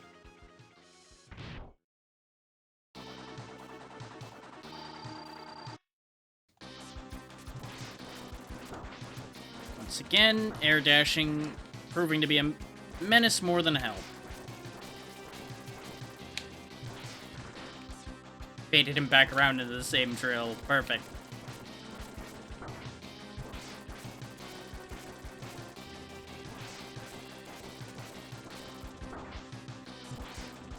That little bit up at the top of the room here is a real problem. It's very easy to clunk your head on it, or get caught by him when you try to go up and over him. Okay, now that he's in this phase, I think we basically have this. So I'm pretty sure he's just going to keep repeating trying to do that. And then he's going to get drilled. There we go. Fight's over.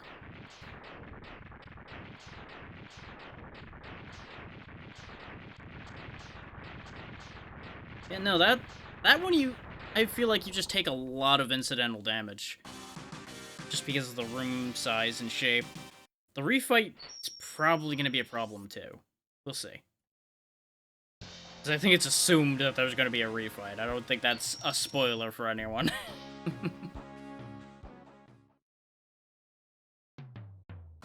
Okay, so back where it all began. There's a wall we need to get through. And that will open up options. Which, if I had been paying more attention and remembering more things, I would have remembered this right off the top. But I've just been kind of zooming and not worrying about things. Out of an interest in, you know, getting this done in time. Because I don't really want this to, like, turn into an 8-hour adventure. But it might. Really depends on how bad the final section of this game is. Because we will be getting there soon. They really like these spinning barriers in this one, too. They show up a bunch. And they're just here to slow me down. Unsuccessfully, I might add. But if we drill through this...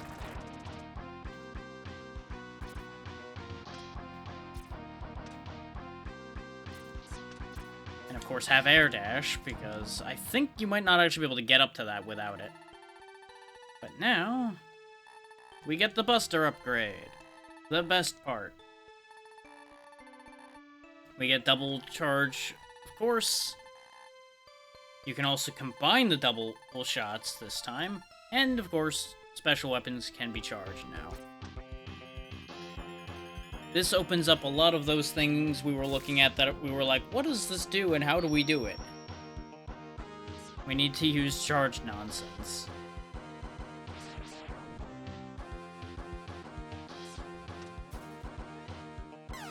Okay, that is a death. Okay, that's fine. I thought I was on my last life, actually. I was going to purposely tank that death to reset my life count. Oopsie, I should have checked. Oh well. So now we'll quickly run around and collect some things. Then we'll go deal with the last Maverick and go to the final area.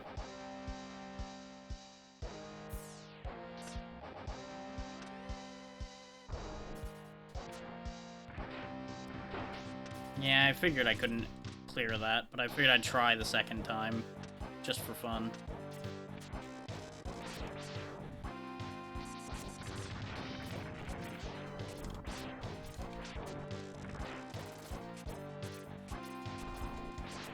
We can also see if there was something... yeah. There's this up here. Now, supposedly... this is what does this? which makes minimal sense to me, but I'll... Oh! The slamming of the fist into the ground. Okay. That makes a little more sense now. It's like, it's just an electric ability. Why would it move boulders? Weird.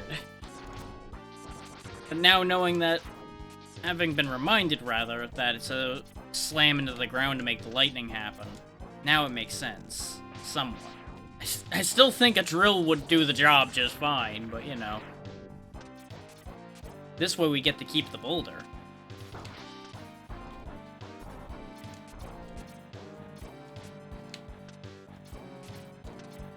We all know that boulder conservation is important. What would our world be without our world's boulders?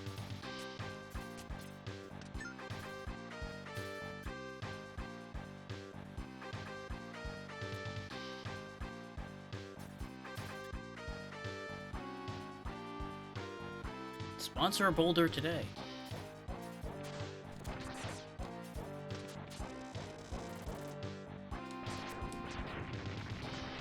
Who knows, maybe it'll be thrown at your enemies. Please note, rocks being thrown at your enemies is an extra charge.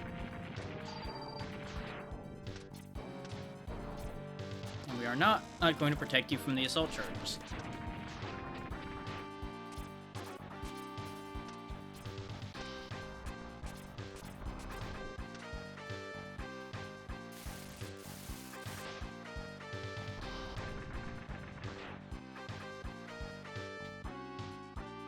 Now we have access up here to get another pod.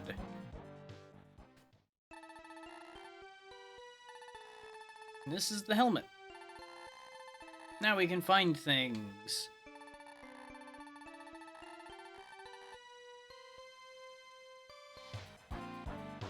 And then after this, we'll go get the armor. Like, most of the main upgrades, you just needed other armor pieces and the weapons to get. Oh yeah, this one shows you a map. I found this one very interesting, personally.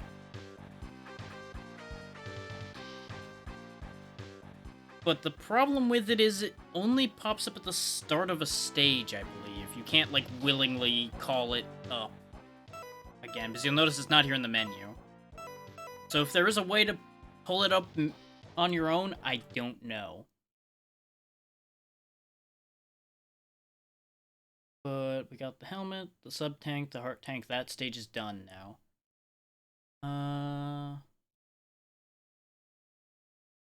Yeah, we can't get that until we get the other one. Did we get the heart tank there?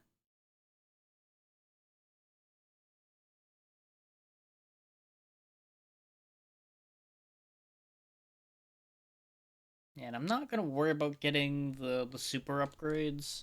For those that know what those are, I'm not gonna go out of my way to get them, because that's what's gonna need to do the whole train of ride armor pieces and things, and it's not required for beating the game. I do kind of want to go get that last sub-tank, though. I need to figure out which stage that was in. I just looked at the list and immediately went, I don't remember which one I'm missing.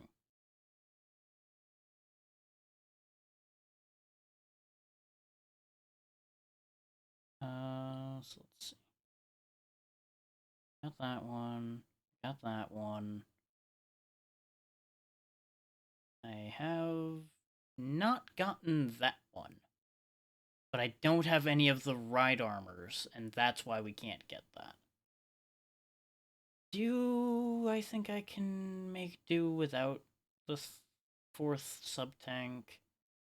Answer's probably, but I do need to go back there to get the armor anyway, and we do want the armor. Yeah, I was pretty sure there was no way to call up the map. Oh, duh. If you... This is the other thing the helmet does. You'll notice over here on the left, it tells you what items are in a stage now. That's the thing it does, other than that. All those change ones are for the ride armor, and the question marks are special. We won't get into what those are right now.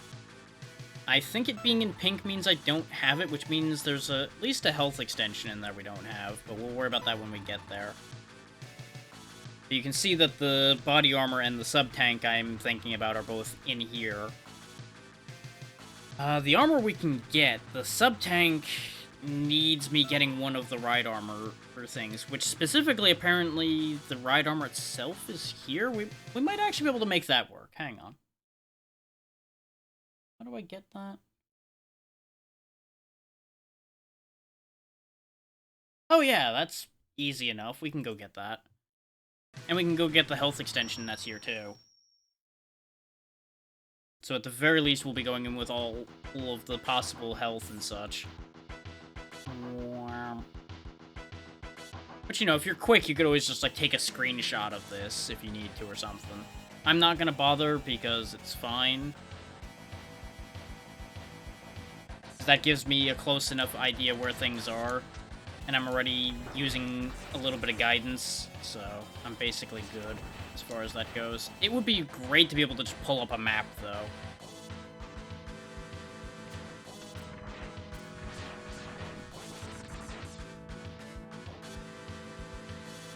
I'm gonna be leaving this stage without fighting anything significant, so I'm not gonna worry about that.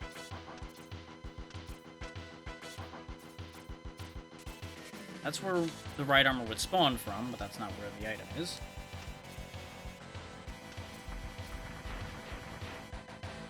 Now, how exactly do I do this bit here is the question. Not that way, that's for sure. I think I need a charged weapon or something to reach that. I didn't actually look at the how for that yet. That one might actually need a ride armor first to get. Oh no, it says you just need air dash. I probably needed to do a better dash horizontally to get there. Or they are saying that I can, like, vertical dash there. If that's a vertical dash, that's a tight vertical dash, and I don't care for that. I'm not saying it's impossible.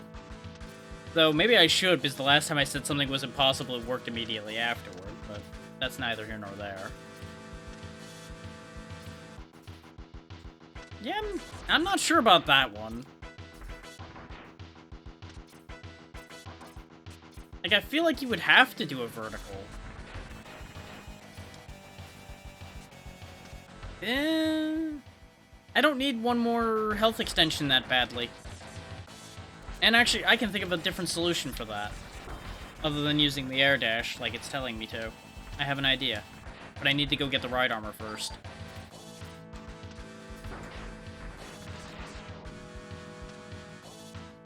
And you can probably imagine what the idea is after I say that I need the ride armor. Because it's a very simple idea. It's called, use the ride armor as a Yoshi once again. I was making sure there wasn't anything up there. But I think the only other ones were past this point on the map.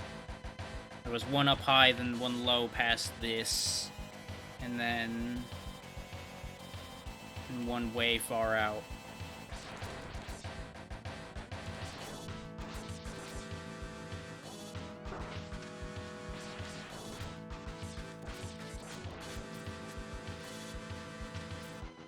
Also, I may have just had a realization about how this thing's attacks work, and I might be an idiot. It might actually be jumping when I hit it, when it's doing its initial rolling. So I just realized it was way too convenient timing that it was hopping right as I hit it every time this time. But this was the first time I was paying that close attention to it. I think that's exactly how that first part of it works.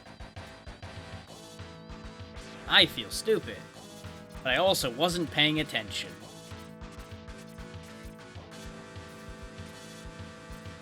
Now, I know there's an item in here, but we can't get it right now still. This is the thing we're still missing stuff for.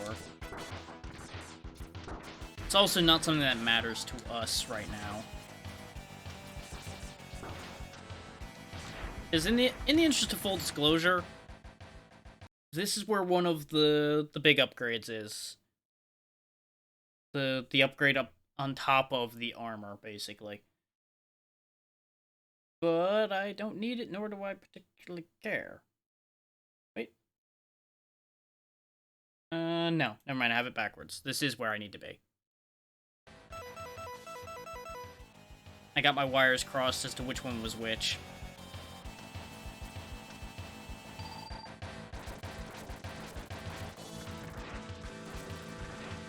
I need to drill through this wall. That's why I was kind of confused when I read that. It's like, no, that's backwards. It's because I read the wrong one.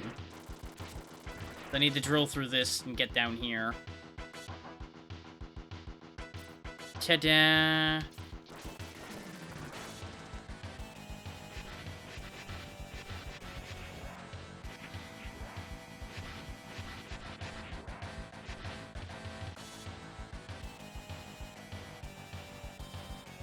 I think now that we've freed it is how we have access to the chip. Now we, of course, just have it to use for right now as well. Just double check that, since apparently I had that whole thing backwards. It just says drop down and find the right armor. The right armor's just there. So, yes. Now we should be able to call it up wherever or there's one of those right armor spots. And since we have it, I could go get the other thing. But I don't really want it. I do want to go back and get the health extension now that we have the right armor chip, though. And it's going to be quicker just to exit the stage and come back in. So bear with the slight flashing issue here. Because what I'm planning to do is dash jump the right armor off that ledge, jump out of it, and then air dash, and I think we'll make it. Which, that's probably why it was saying I needed the air dash for it, is the fact that I needed the air dash to make the last bit of the jump. At least that's the logic I'm gonna operate on for now.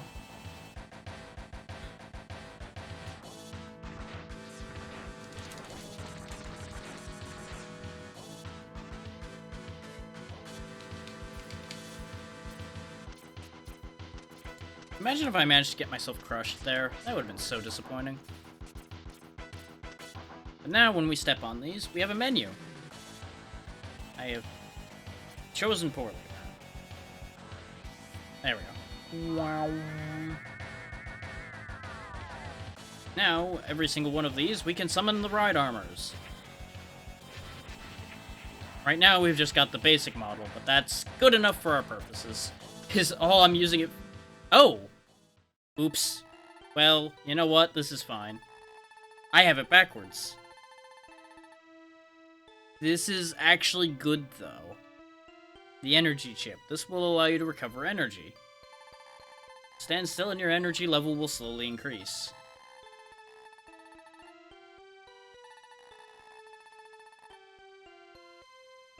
Yeah, that's why I wasn't going to worry about these, is you can only have one. The health regenerating one, though, I'm kind of up for that. Kind of up for that.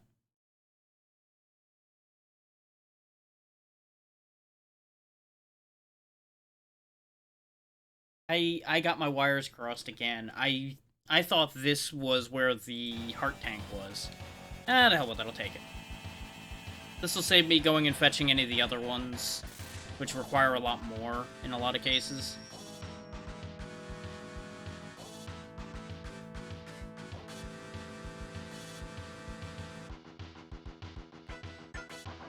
As you can see, though, the recovery is quite slow.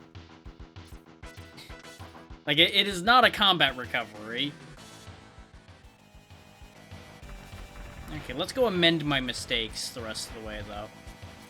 It's worth noting as well, I don't think you can replace the chip. I think now that I picked this one up, you literally can't open the other ones. Which is unfortunate. I would have really liked the cannon upgrade, but it's fine. The cannon upgrade was the other one that would actually be kind of reasonable to get a hold of, ironically enough. And yeah, it is exactly what I thought. When you shoot it, it jumps. So I was the one ruining my own day fighting this thing, is basically what that boils down to. As per usual.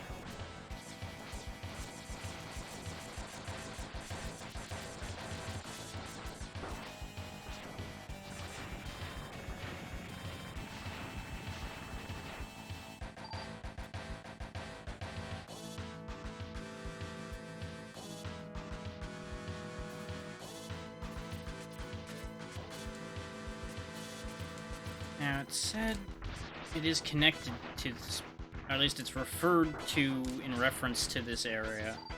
Because this is the big wide open area, so it must be over here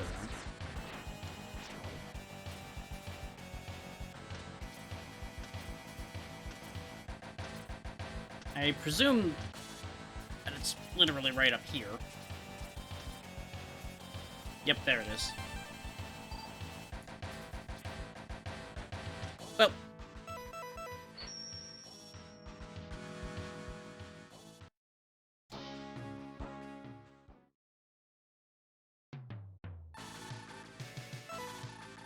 so now that we have any ride armor, we can go in here and go get the other two things.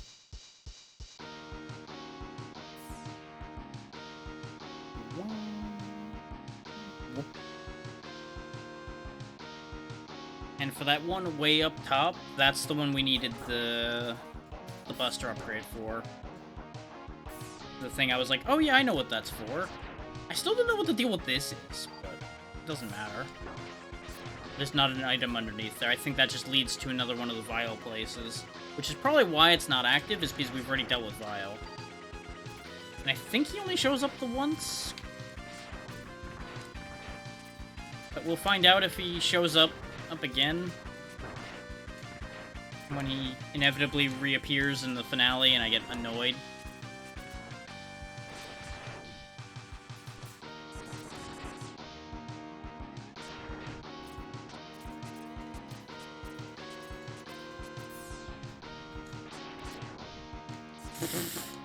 Well, that didn't work.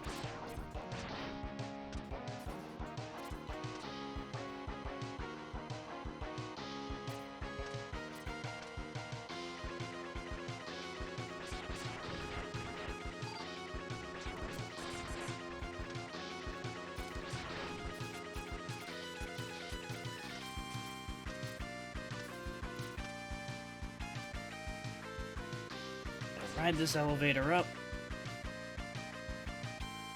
I could actually climb this one. But, Now, I presume that it's this. I had to wait for the other one to disappear, though. I screwed up. Come on. Go away.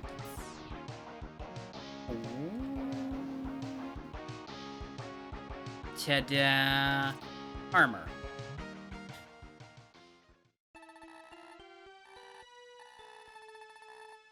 Now, obviously, we wanted the armor upgrade, because taking less damage is going to be vital to us surviving in the finale. Bung. And, you know, it's just a good look for him.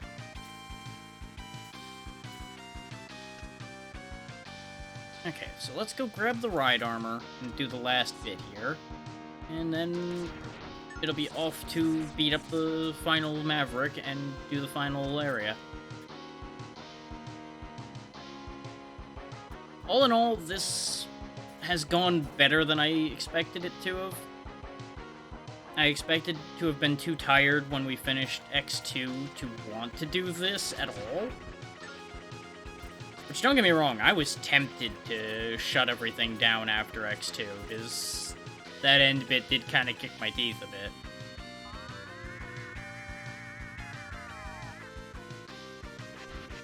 But we got through it. Now, wham! That's all we needed it for, was to break the floor.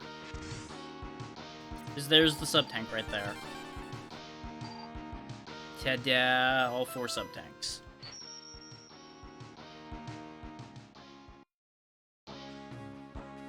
And that's just about everything picked up, too.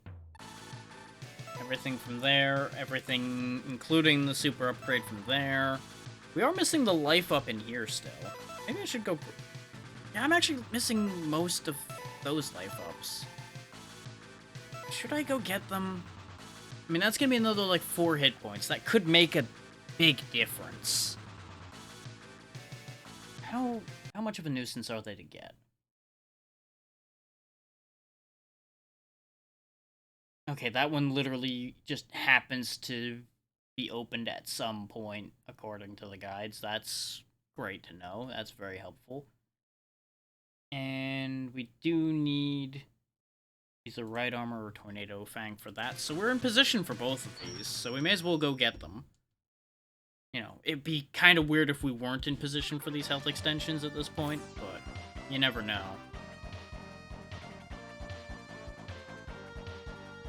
Yeah, technically all 3 items are still here. Because this one's one of the ones with a Right Armor chip, and of course there's the... This is the place where the Buster upgrade lives. Just for those who want it. I won't be showing it off because I can't get it now, unless I go the wrong way. There's the health extension. And yeah, there were blocks there, but there aren't any anymore. Though, funnily enough, I think when we went here the first time, if the reported timing for it is correct, we could have actually gotten this immediately. Because supposedly you need to just beat Blast Hornet for that to show up available. That was the only thing from here I wanted, right? Yeah, I could go get the Frog Robot Changer, but I have no need to go get it. So I'm not going to worry about that. Because it just needs Air Dash, apparently, because Air Dash is, like, the linchpin to everything. Which is not a shock, I don't think, to anybody.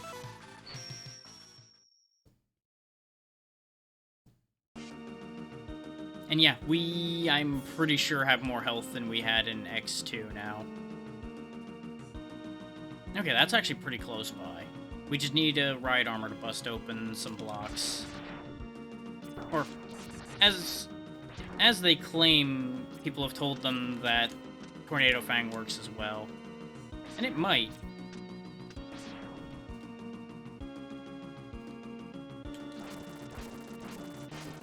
Yeah, sure enough. I could just grab the Ride Armor from like 2 feet to my left, but I wanted to prove that this worked. And lo and behold, it does. Ooh, boy. That was bad. Oh my god. It didn't do the air dash. I input it, and it just went, no. You must die.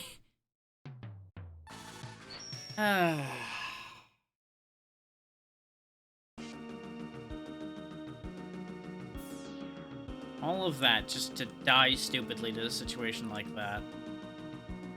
Great sadness. Great sadness is had.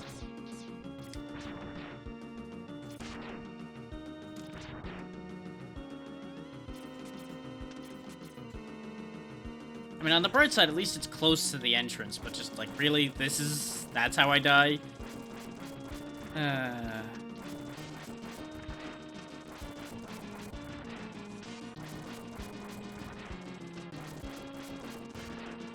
Let's break all of these this time, so I don't have as much of a problem in theory.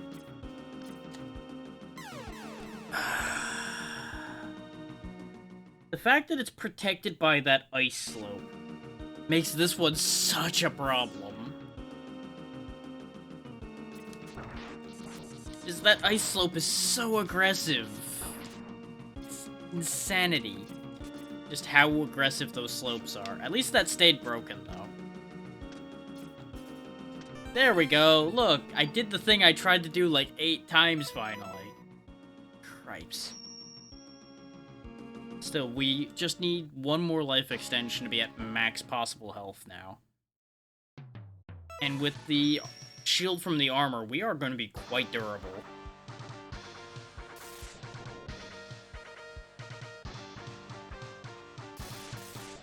And all that's left is Crush Crawfish. Crawfish.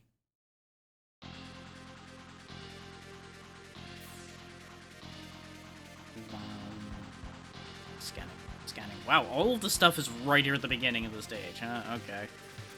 Whee!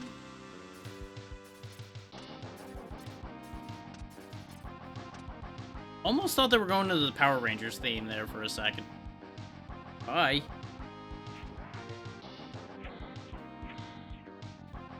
Well, that sure happened.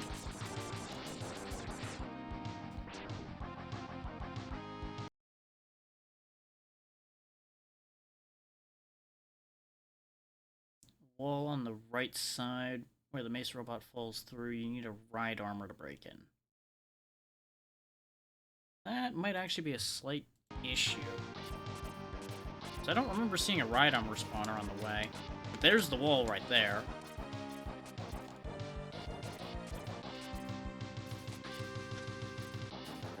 Let's see if the drill gets through this. Nope, bounces right off. Okay. They just said no. Oh, to that one straight off. Well, let's see if there's a ride armor spawner up here. So I'm not sure if we can get the ride armor we have back in the other way around.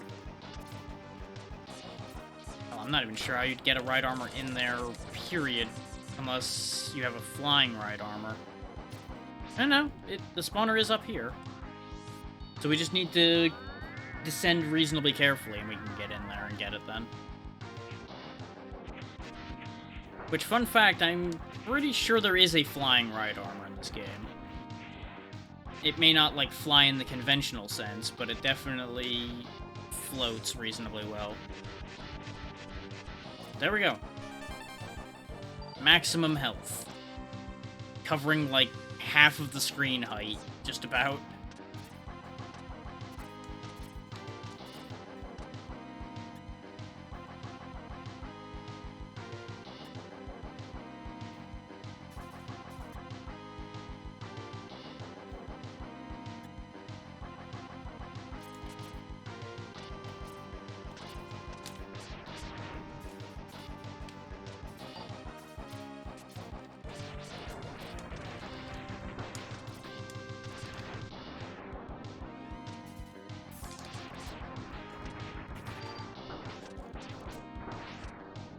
Yeah, we definitely take a lot less damage from everything now. I was not standing there on purpose to prove that. That was me just getting stuck because it wouldn't descend the ladder. But it's good to know that everything does so much less damage to us now. A little breaking and entering.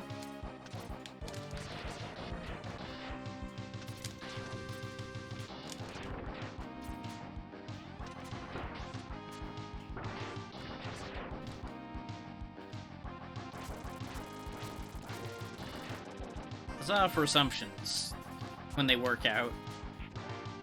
So I just saw a wall and it's like, I could probably drill through that. This looks like a thing I should break. Oops, I broke it. Huh. That might not have had the expected result, now did it?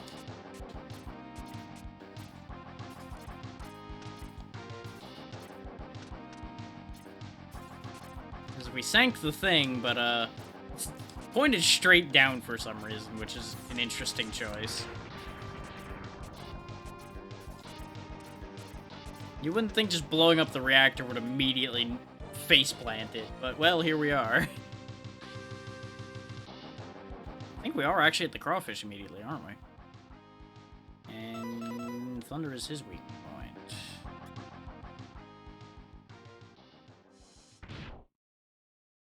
Yep, there he is. There is the boy. There goes the boy. Ow, ow, ow. Wow, you do a lot of damage. Please stop. Ow, ow, Jesus, why?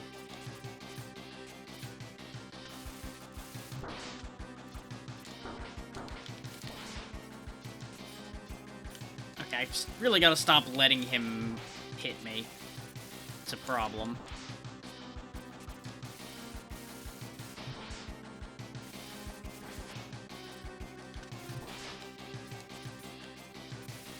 I was screwing around, and boy did that nearly end badly for me. 'Cause I'm like, yeah, I got his weakness, I got armor, I got this. I just start standing there trying to spam lightning on him and nearly eat it for being an idiot. Can't say I'm surprised. I really can't. But that's all of the Mavericks down now.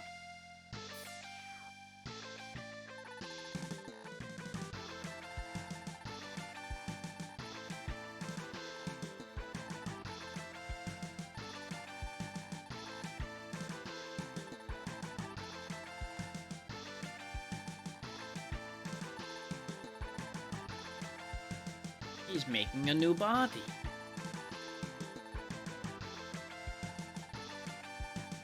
Gee, I wonder who that could be for. Yeah. Of course he's still alive.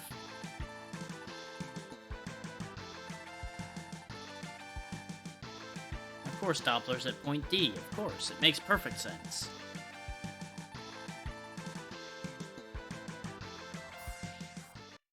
Oh yeah, this entire time we were able to summon Zero as needed. I just never used him.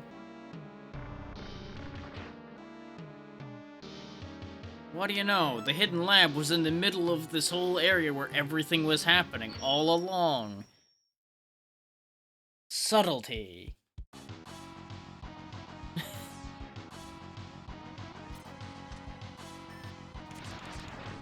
If we get into a bad spot, I can always just summon Zero as needed. But I believe he can only be used in a couple situations. He's not actually, like, globally usable. It's like if he's used and he gets up to a load door, he goes away. It's kind of stupid, which is why I wasn't using him.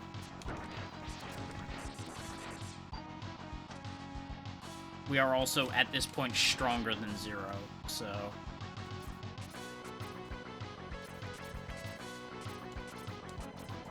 it would make more sense to stick with X at this point. That was almost bad.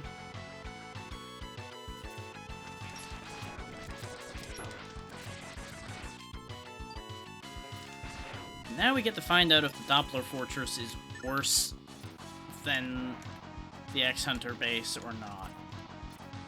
I wouldn't be surprised if the X-Hunter base ends up being the worst one.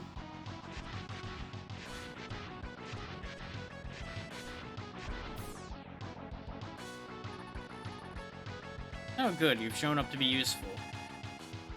Okay, you keep the ceiling up, I'll keep him dead.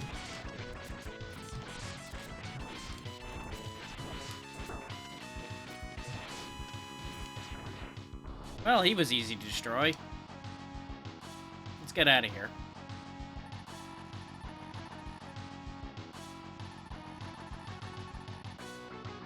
Oh, you mean just like the rest of them? Okay.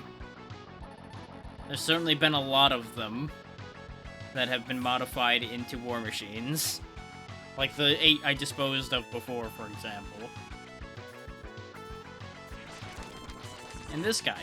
He's certainly a war machine. He's not very good at it, but he's a machine built for war.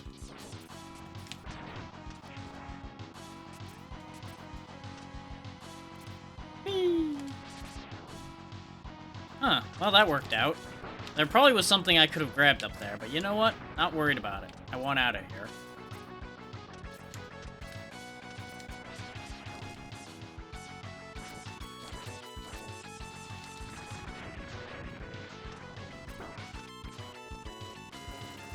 You know, here's another thing. Those iron balls are covered in spikes. Why don't they instant kill Mega Man? Nothing makes sense in this universe. They must be special kill you spikes.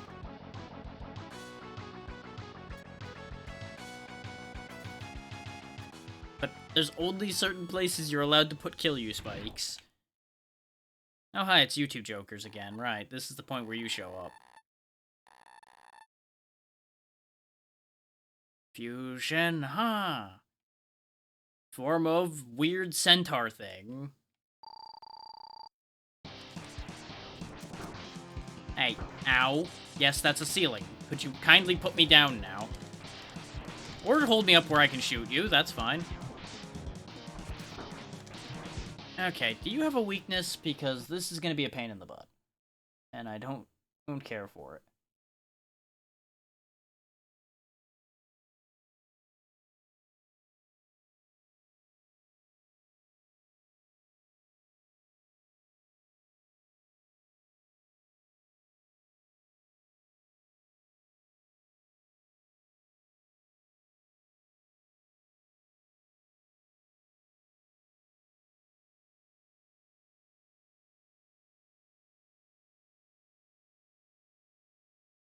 Okay. His weakness is theoretically this.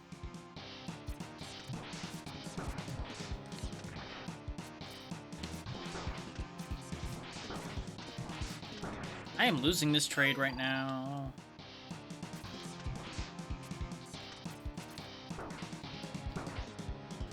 Well, this is upsetting.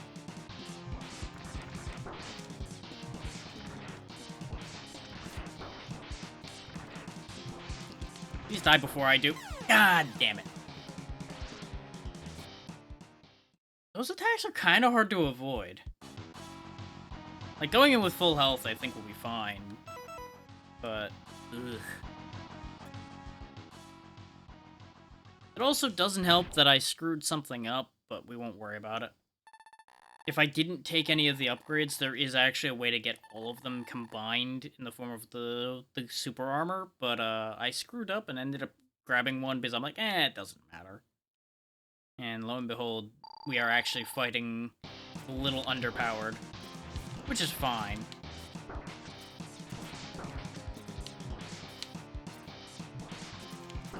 I still don't know how to dodge this. And this is the main pain here, really. Like, I can't go under it, I can't go over it, it homes in, I don't really know what to do with this. I think we're gonna die again, actually. Yep. God, he's a nuisance. Like, there's gotta be a way to beat that punch he's got. But I'm not seeing it. And I did not bring extra energy for this.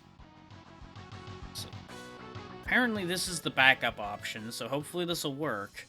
Otherwise, we're gonna have to go grind sub-tanks. Thanks before doing this.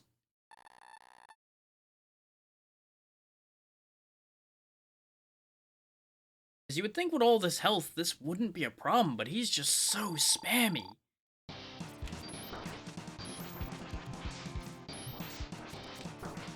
And again, I still have yet to figure out how to deal with that attack.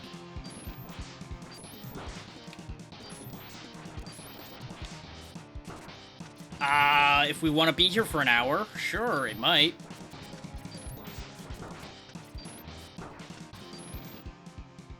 There we go. The Ray Splasher turned out to be a much better idea, so I don't know what the hell that guy was talking about with the Parasite Bomb being the better option. Because the thing is, the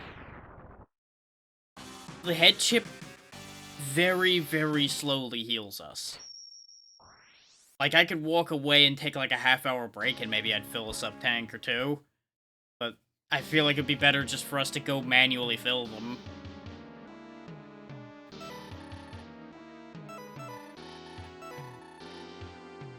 Because, for example... it was the elevator here that had those guys guarding the couple healing items. But just for example's sake, I'm going to stand here after the helmet thing's done for a little bit, and we'll see if it actually fills tanks. But I'm pretty sure it's only going to do one hit point at a time, which means it'll take a very long time. Because as you can see, that's the speed it fills at. Let's see if it actually fills the tanks, or if it... Well, it's filling them decently quickly, actually. It's not terrible.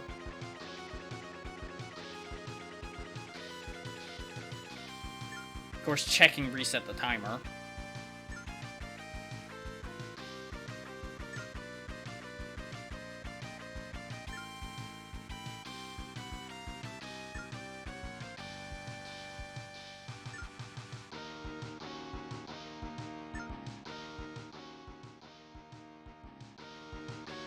So I'm assuming it's taking each hit of that as being the equivalent of, like, one of those mid-size heal items. Whereas it only moved our actual hit points up there one. Oh, actually, no, we were only missing one hit point. It might actually do more than one.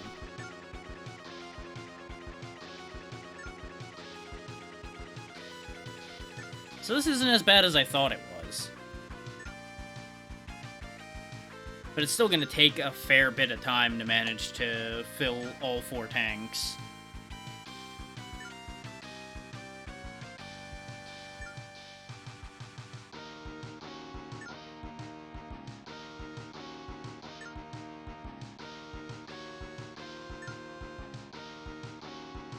If I could just, like, move at all while that was filling, that'd be great.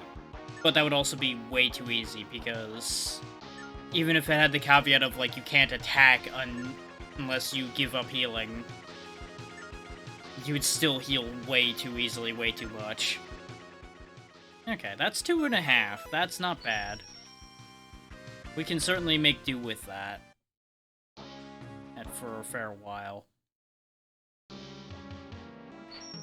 And I wouldn't be surprised if everything other than the Sigma fight isn't as bad as that Bit and Bite fight was anyway.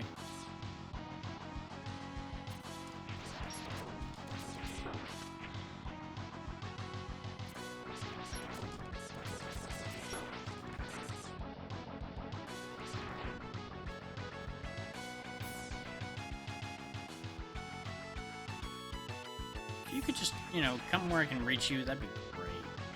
Come on, climb just a little more. There you go.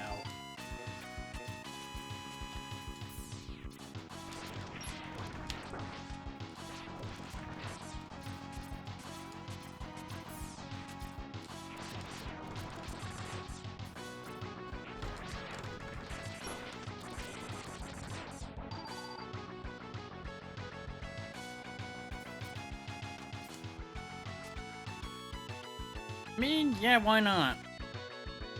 It protects my health bar, as long as there isn't a death pit nearby immediately.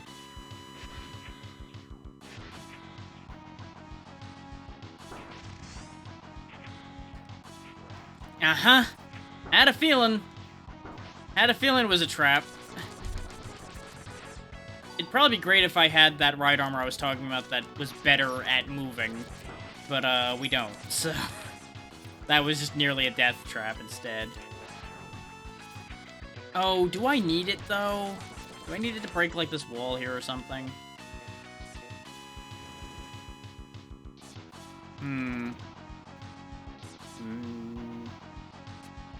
Maybe.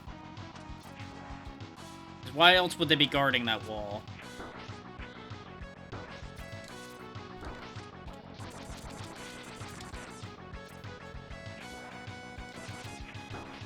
Making these jumps with a ride armor, though, would suck. Again, short of having some of the more advanced ride armors. So I'm kind of confused. Unless I can, like, bust through this. That also doesn't make a lot of sense. Because why would a game like this suddenly have something like that?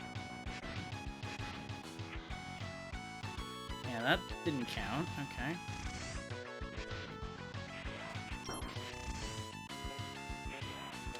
Yeah, see, it can't make that jump. Is there something special about this part that I actively need to be worried about?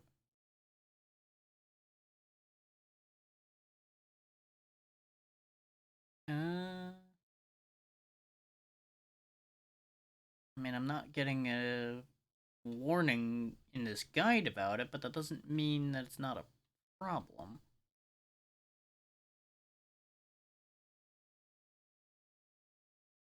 Because this guide really just only goes through the boss order, where items are, and what the deal with each of the bosses is.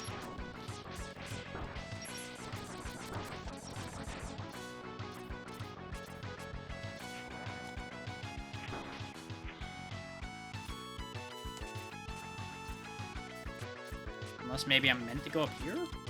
Yep, there we go. It was a red herring. I knew something had to be wrong there. It just didn't make any sense. But it also didn't, like, jump out at me that I needed to climb up either, because it had that thing in the way. Also, I'm not sure why that room was empty. I feel like there should have been a fight in there. That might be because I dealt with Vile, maybe.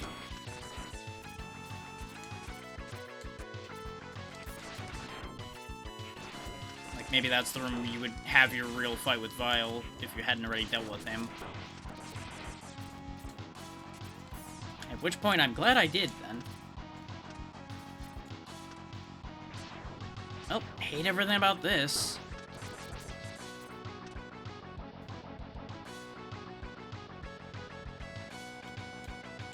Well, we're gonna be here all day. This would be a great place to get some free healing if I wasn't under constant attack.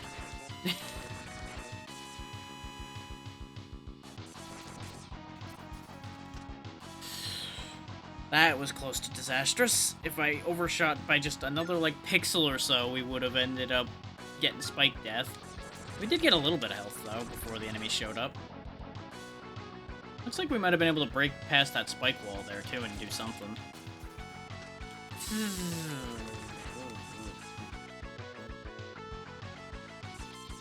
Great discomfort, too close to spikes. Also, this thing's not even touching the wall, so I'm confused by that, too, but we don't need to worry about that part.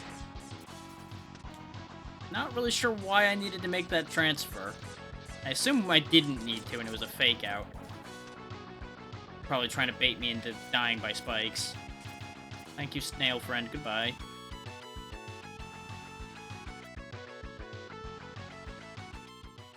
Let's see what we're getting into before I worry about using tanks, because I do have an extra life.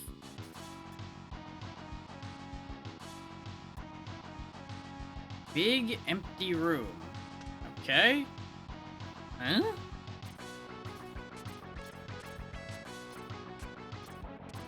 Well, alright then. There's nothing here. Oh, there we go. Oh, I do have to fight you again, huh? Good. Good. So why were there multiple empty rooms? Weird. Very weird.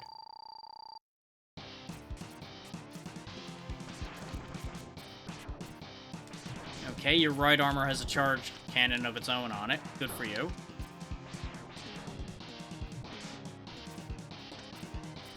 Okay, if he's doing a dash, he's going straight to the wall with it.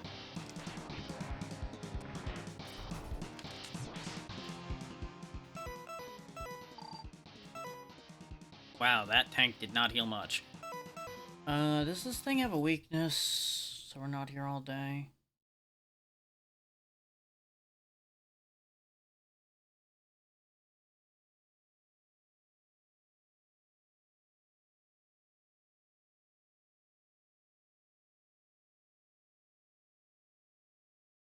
Okay, he doesn't even have an entry for this guy here, so, great.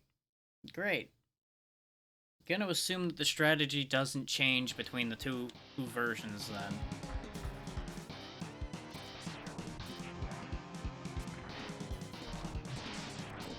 Even though you would think it would, because he's a lot bigger and nastier now. You know, you do you, video game, and people that make guides for video games.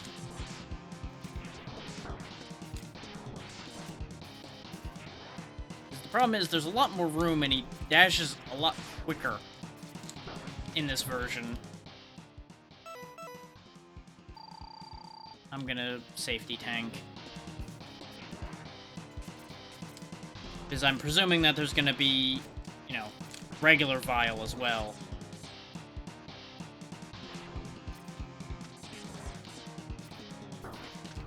I might be able to just vertical dash over him, though. Well, that seems like it might be a bit finicky.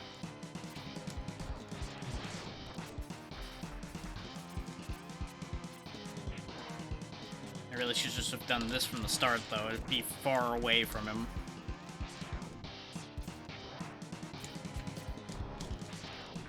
There we go. Armor's gone.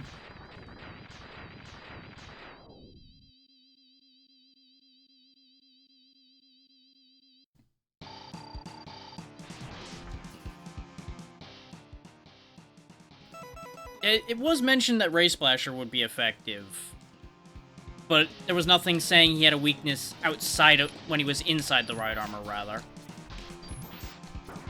So if you've got something better than what this is doing, by all means.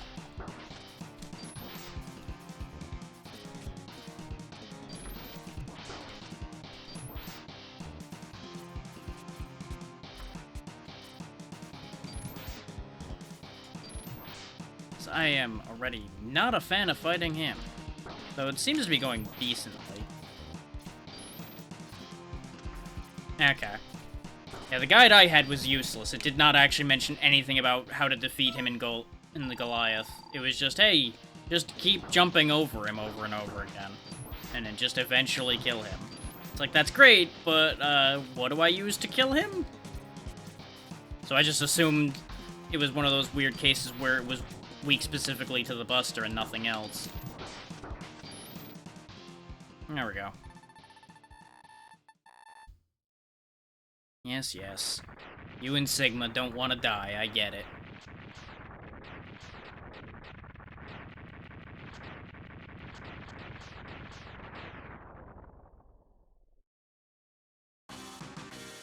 At least that was the end of this stage, so that's not too bad. I did burn all of my tanks on it, though.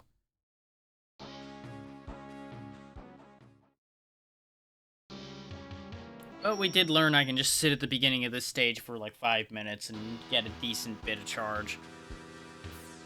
But we do have an extra life, so let's see what we're getting into before I worry about such things. Because I could always like sit in the boss hallway and do the same thing. So this is sounding like final area. Yep. This is fine. I don't really need sub-tanks for these guys much. Especially this one, the one we learned I can literally just sit here and mash the button and win. Which is kind of shameful.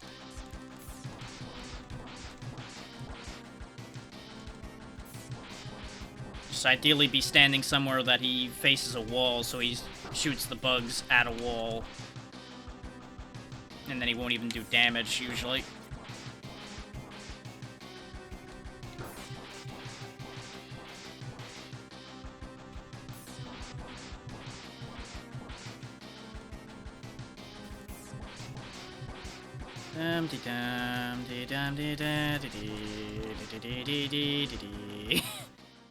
This one's just shameful, honestly. I feel bad about this one. The rest of them are fine, because I at least have to aim. This one, you just hit the screen and win. It's... oof. Any healing laying around in here? So I might be able to, you know, charge some tanks. Nah, it's looking like, unlike the last one, they're giving us nothing. Rude. Well, you know what? Eeny, meeny, miny, this one.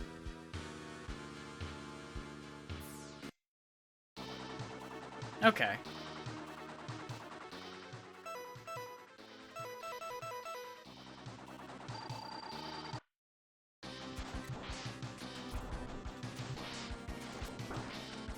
We are going to take some damage here, probably, because of the fact that he's going to have those invincibility moments. And it's a smaller room. Giving him a bit of an advantage because of the iframes he's going to have.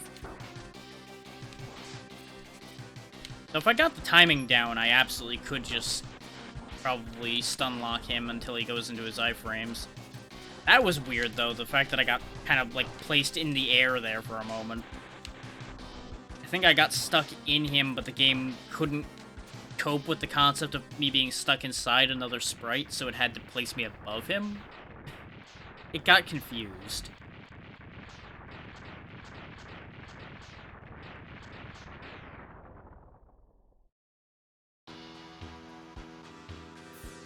Yeah, no, it's gonna be very unfortunate getting no healing. Oh, never mind, we can break this, apparently. At least that's giving me weapon energy. There we go, there's some health.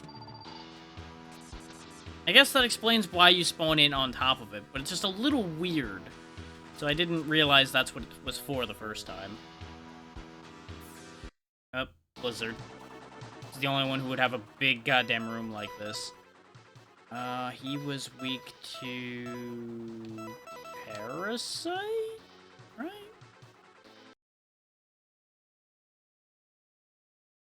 This is the only one that was kind of weird to me, because it wasn't resoundingly effective. I've lost my list. Where'd it go? Yes, it was Parasite.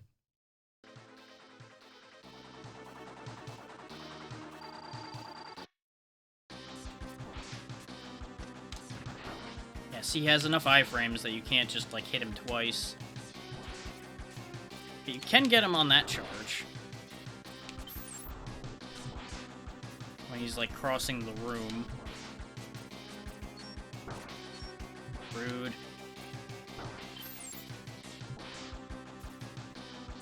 Like, I suppose you could say me running around and blasting him with bombs is kind of rude, too. My controls just gave up on me there. It wouldn't let me jump. I tried to dash jump up the wall, and it just went, oh, you want to just dash into the wall like an idiot? Okay. Which, in the end, it didn't matter, because we broke out of the ice fast enough, but... Great concern was had for a second. Okay, and this does respawn. It looks like it spits out an item each time it gets hit, so I want to grab the item each time.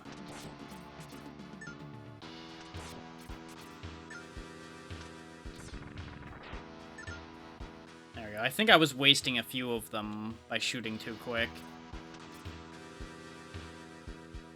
But we're past most of the bad ones now. This one wasn't bad at all. This was... Frost. Because it was a matter of just leaving icicles behind for him to jump on like an idiot. Wash, rinse, repeat until he dies. And occasionally he might get to do something.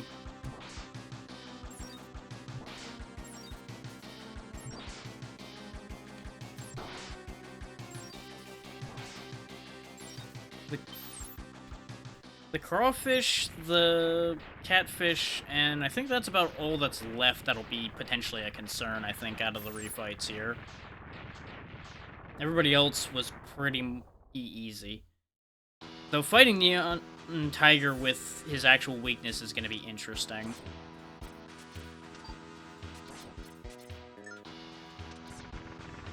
Oh wow, we got a lot less that time. Huh. Yikes. I completely forgot about Neon Tiger because we started this whole process with him. And there he is, what do you know? Obviously he's weak to this because it's the only thing left. Oh, it shoots like that, huh? Okay.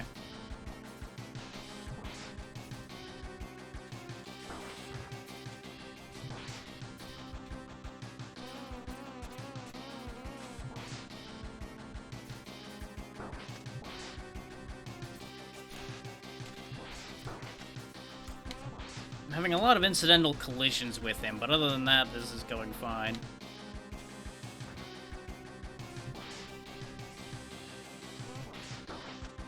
That's probably how you're meant to do it, is let them fly outward, or like boomerangs. I'm trying to use them up close like an idiot again.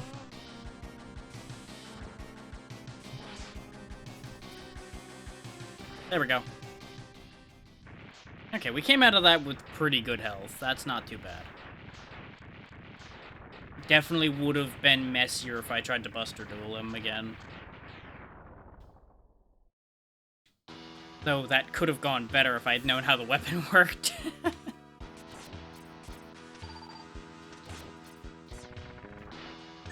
Yeah, it's definitely not giving us much. Hey there, Rain. Rain, how you doing? Welcome to the last few bits of X3, after I've already dealt with X2, much to my regret of my life choices.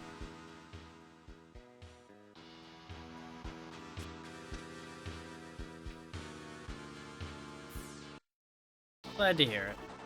Oh, the crawfish. Okay. I'm doing fine, aside from, you know, pushing my luck a little bit dealing with this, but it's worked out so far. Ah! Bad crawfish.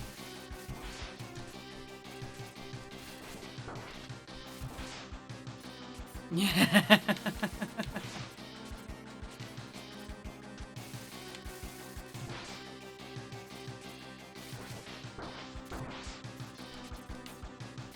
Okay, this is going better than the first round with him for the most part. There we go. Yeah, we lost a bit of health, but not as bad as it could have been. Not as bad as it could have been.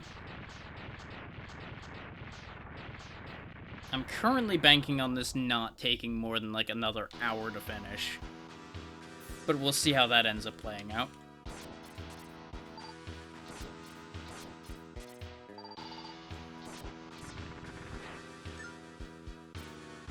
Okay.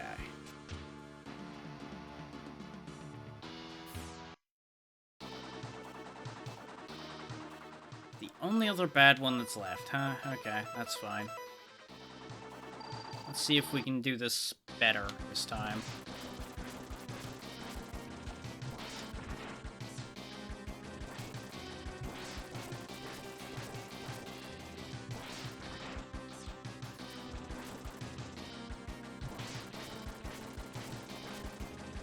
Yep, that's going a lot better already.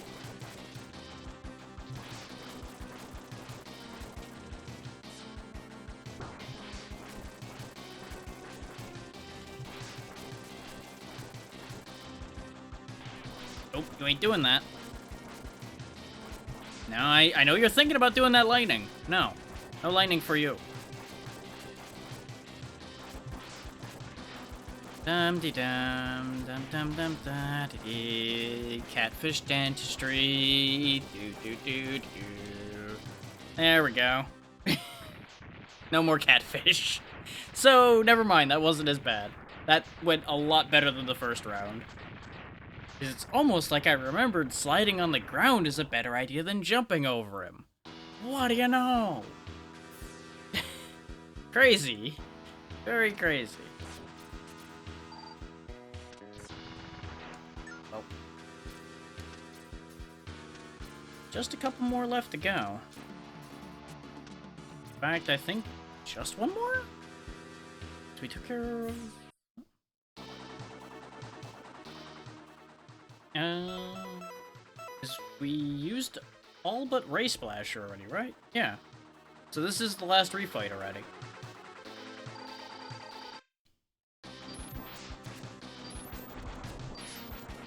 So with their weaknesses, these guys are, like, almost across the board a joke, so...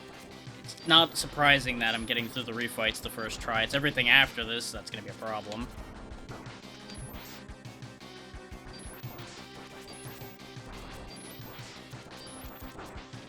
Though, as expected, this is definitely going a lot smoother than getting through the X-Hunter base did. Significantly less feeling of beating my head against a wall.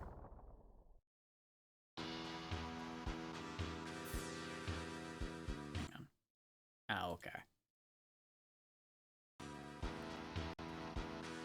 Yeah, that's the power of having their weakness. They are just a chump against their weakness. I must have missed one somewhere. Oh no, the door is probably just active now. Yeah, okay.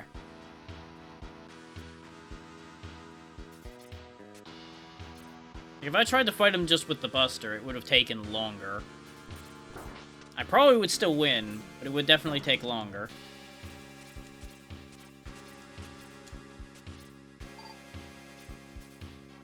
'Cause at this point, we are very strong.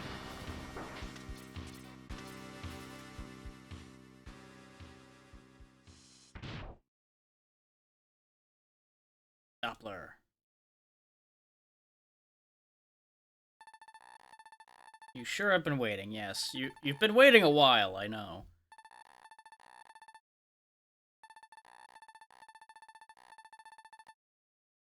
I mean, what's your offer? We both know that's a lie.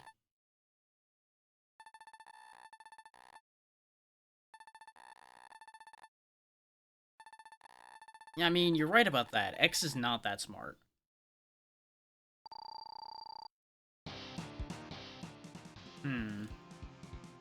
So, Doppler. Acid. Okay.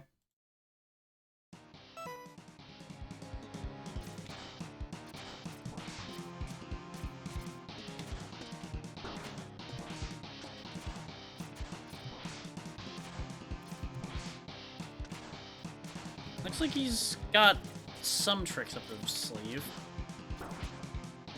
So far, so good, Chris. How about you? We're in the final bits of X3 here. After much trial and tribulation. The fact that he keeps healing is upsetting. Because that's what that green energy field is doing, is giving him health back.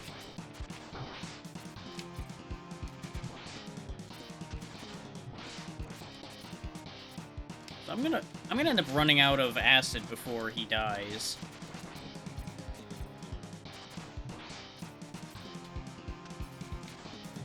Oh, he's healing off of the shots being thrown at him, though. I'm being a fool. That's why you didn't heal initially.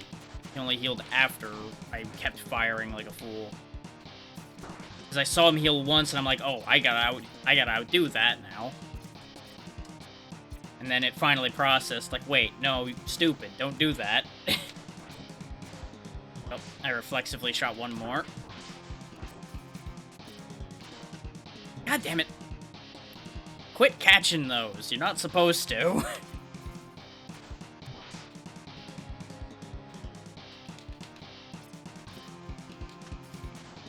God damn it.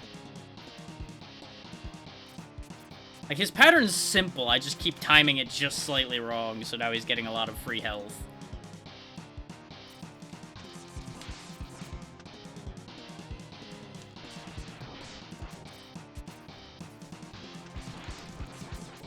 This is probably one of the easiest final fights I've had so far. I'm just making a hash of it because I'm being inattentive.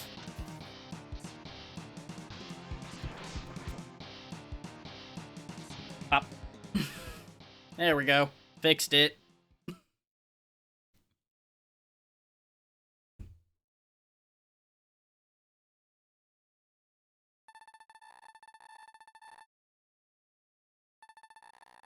I mean, I've defeated Sigma twice already, so, you know. Uh-huh. You sure were. You sure did, and it's gonna be a problem. Of course it is.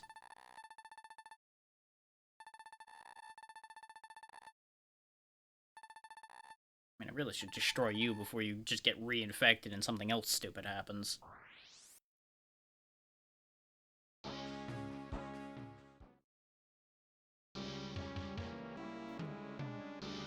Let's just go in. It'll probably be fine. Need be, I'll charge sub-tanks a bit. Well, there's the body. We do have one full sub-tank, and we do have an extra life, so it'll probably be fine.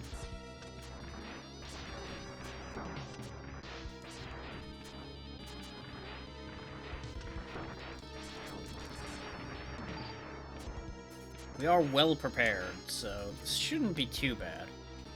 Oh, hi, Zero. You finally decided to show up again. You do that. Thank you for interrupting my pathing just to tell me you're gonna go do something that is useful but has no bearing on what I'm doing.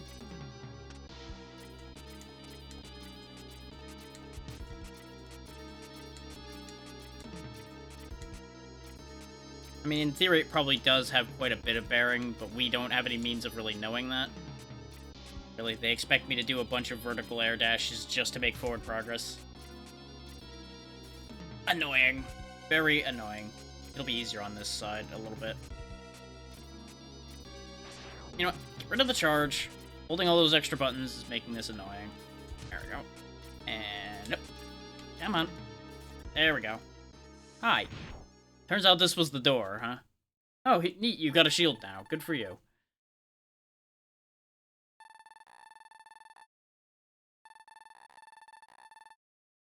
If it weren't for you meddling kids in year 0.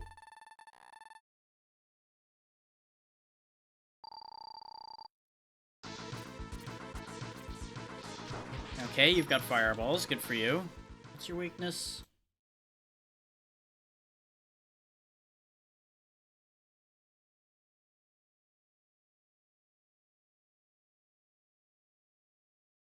Okay.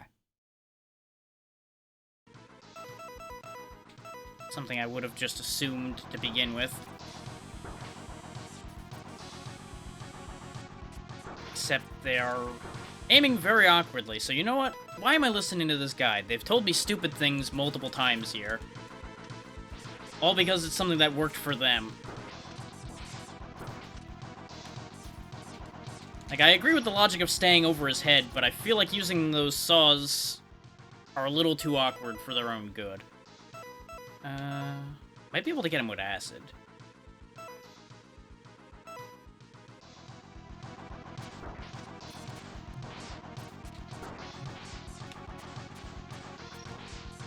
Because the acid can sit at his feet, and then when he lowers the shield, he'll get hit by it.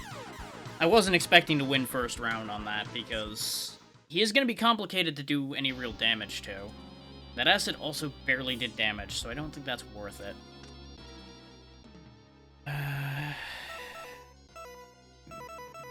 The problem is a lot of these weapons aren't going to be very good against what he's got going there. Ice might work. I shouldn't switch to it right now, though. It's not going to help me at the minute.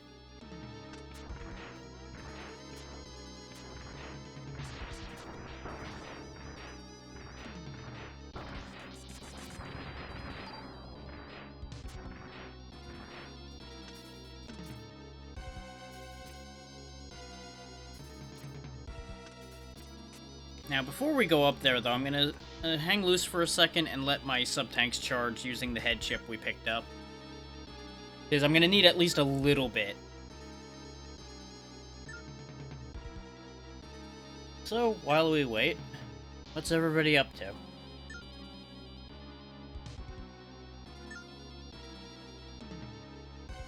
Because for those wondering, each time you hear that noise, that is actually charging one of the sub-tanks a bit. Since we're at full health. It is by no means an incredibly fast process, but it's helpful. We would be having a much easier time overall if I had done things in the correct order and gotten the full gold armor, but at least I grabbed us the energy recharging chip. Which I kind of scoffed at a little bit at first, but it's been working out. Okay, we've got 2 full sub-tanks now. That should be good enough.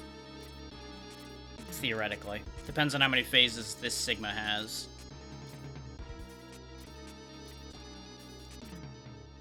Like I said, wasn't gonna have to wait long. Just needed a little bit of juice. Yes, you're going to be all arrogant and go, I'm gonna beat you. Ooh, because we keep fighting for eternity. Now, let's see if this is actually a weakness for him, though. Sort of? That is working. I think that is actually his weakness, just the way they told me to use it was stupid.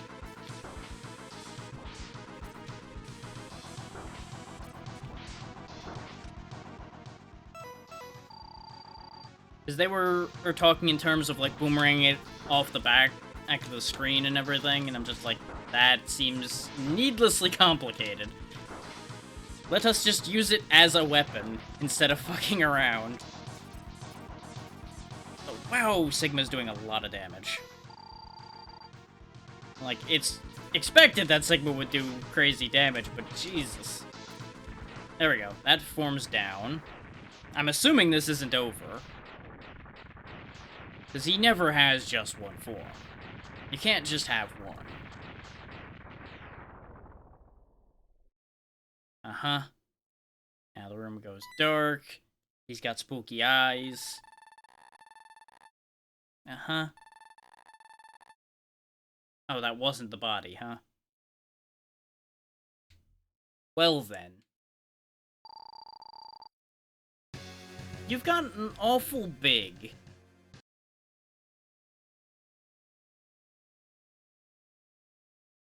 Of course. As you might expect, you gotta hit him right in his tiny little head. And only the buster works. And of course I can't hit him from behind. Why would I be able to hit him from behind? His shoulders are too big for that. Well, this is gonna be annoying. This is very reminiscent of the X1 fight. Quite honestly. Where I had to use the rolling shield against that stupid thing that was, like, near invincible. Oh, this is gonna be tedious. Now, the worst thing is, I've got, like, nothing left to go collect, either. I could go get a bunch of ride armors and things, but they won't help here at all. So the best thing I can do is charge all 4 sub-tanks and just outlast him. Basically, I think is going to be the play.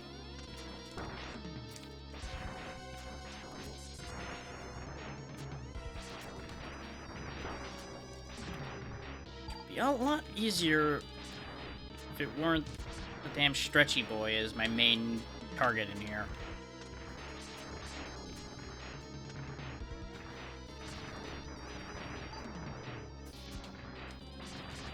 And these guys shoot the second you enter the screen, which is just hardly fair. I think this is going to be another case of I'm just going to have to sit here and let my sub-tanks charge with the time. Which I know is boring, but it's the play I've got on hand right now.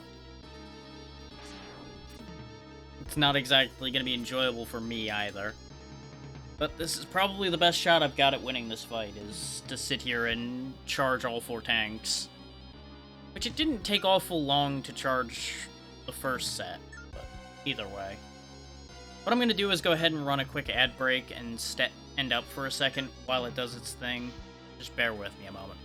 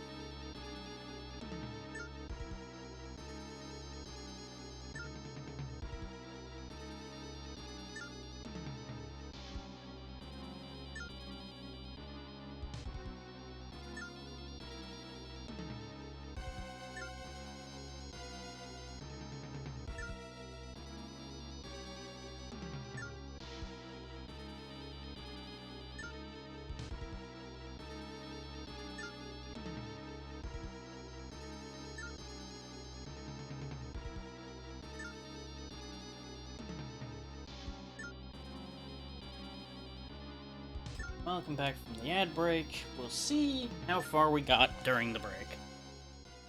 Well, the ad break was long enough for 2 tanks to be filled. Oh, then 1 to be about half. So at least it doesn't take long, because that literally means it was just a minute for it to charge. Charge 2 of them. Which is significantly faster than I thought it was.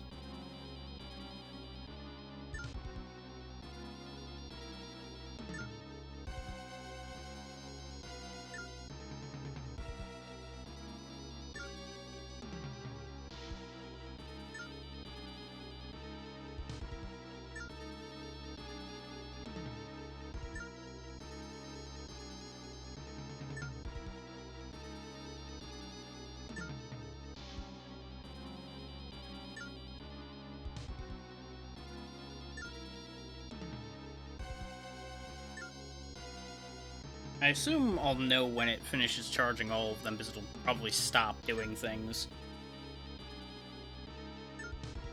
Oh, the excitement of standing here and watching it occasionally spring orange pixels.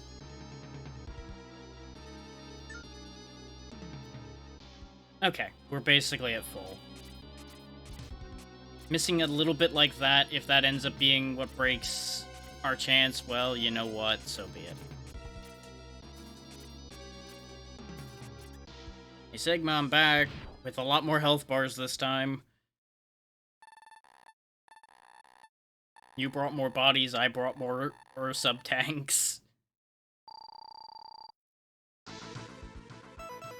So the blades do seem like they're my best shot at this fight, though.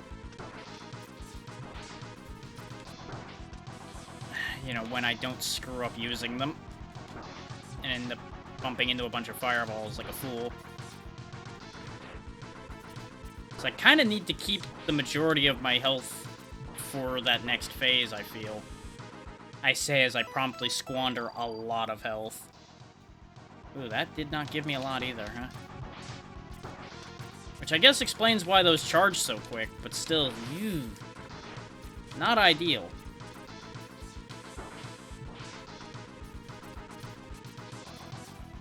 The fact that those climb up walls is rude.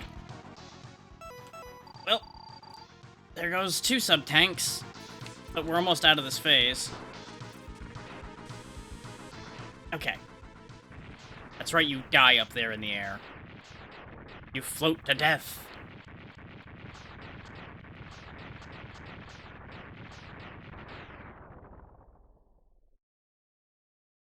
Pardon me.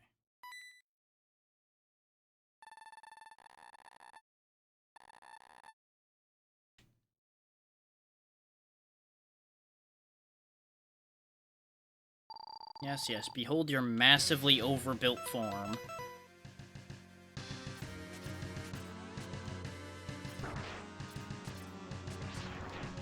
X, you gonna shoot when I tell you to shoot, or are you gonna be an idiot today? Because I could really use you shooting when I press the button for you to shoot. Is my controller dying at this point? So that'd be a problem. Because it suddenly was eating a lot more inputs, and I don't know why.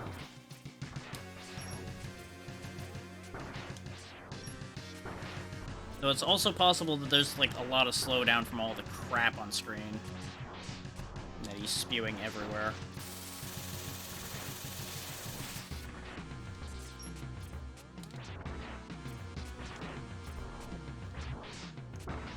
Also, wow, he deals out a lot of damage and just does not take any. Jesus Christ. How is this fair? I mean, I get that it's probably not really meant to be fair, but, yikes. It's like, he's got this missile spam and he covers up most of the screen. He's got these mines that crawl up and down the walls after us. Most of my shots just bounce off because his hitbox is terrible. What the hell am I supposed to do here? Like, I can't help but feel that I'm missing something with this, because that is disgusting.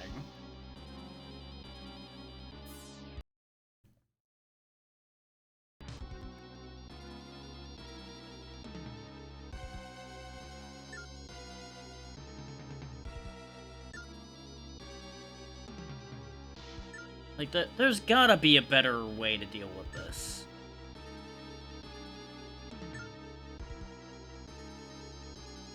Bear with me while I figure this one out, because this is apparently gonna take some goddamn doing.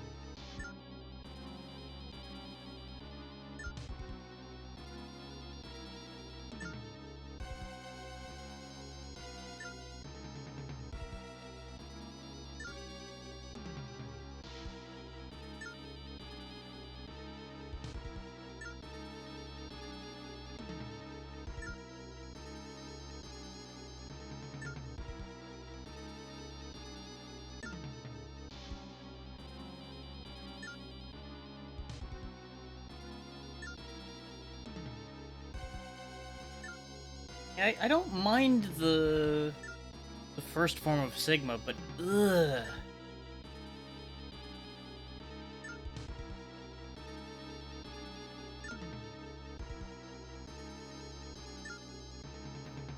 And just as a little, like, fun fact for everybody, no. There is no better answer. What we've got is our best setup for this. Aside from having the gold armor that I screwed up getting.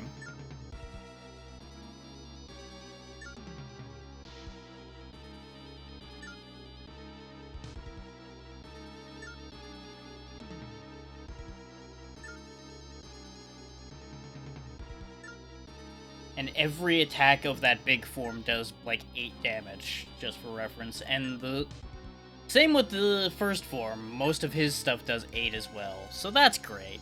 That's great to know that most of what he does is going to kill me in a good, like, 3 or 4 hits. Which we kind of established already, but still. Okay, we're almost full.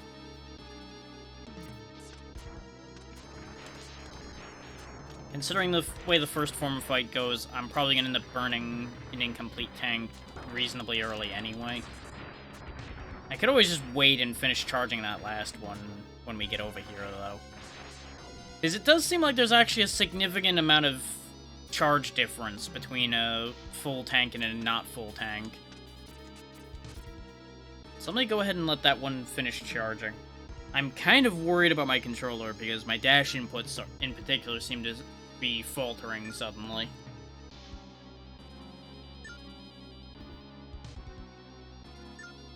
And that would be a very big problem to suddenly lose control in the middle of this fight.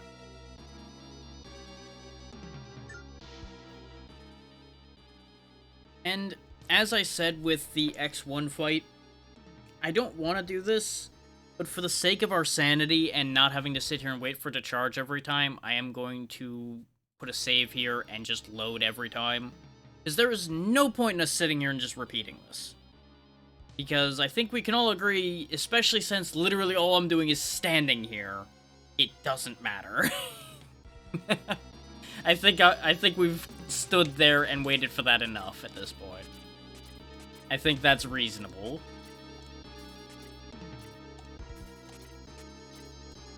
Considering that is not a save state that will help me with the fight, that is a save state that will save me from going insane.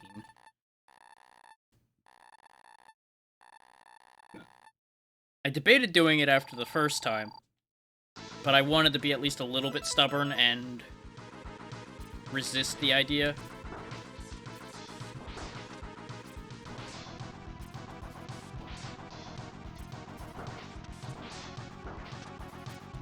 I really should be more careful in this first forms fight.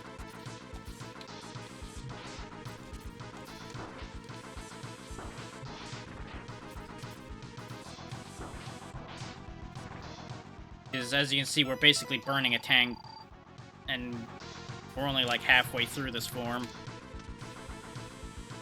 Which isn't that bad, all things considered, compared to a couple of attempts we've had.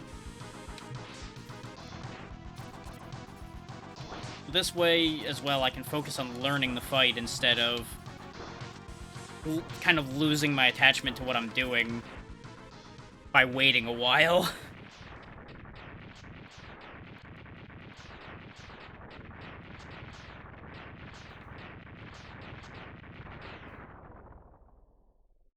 But there we go. First form down again. We do have enough health to take a hit from this form as well, so we can kind of wait a little bit. Though I may regret that decision.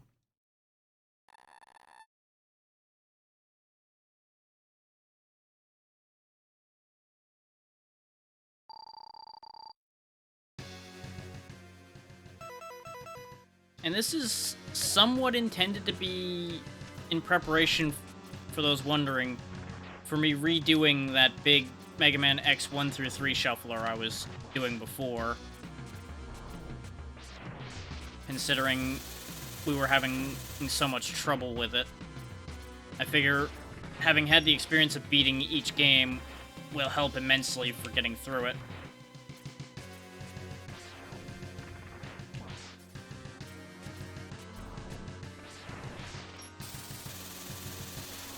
see why people are saying this phase isn't as bad as it was looking initially, though. Because as long as I'm willing to actually go to the other side of him, it's actually genuinely not that bad. It's just a slog and a half. It's because I kept getting stuck on this side so consistently that we were having the main problem.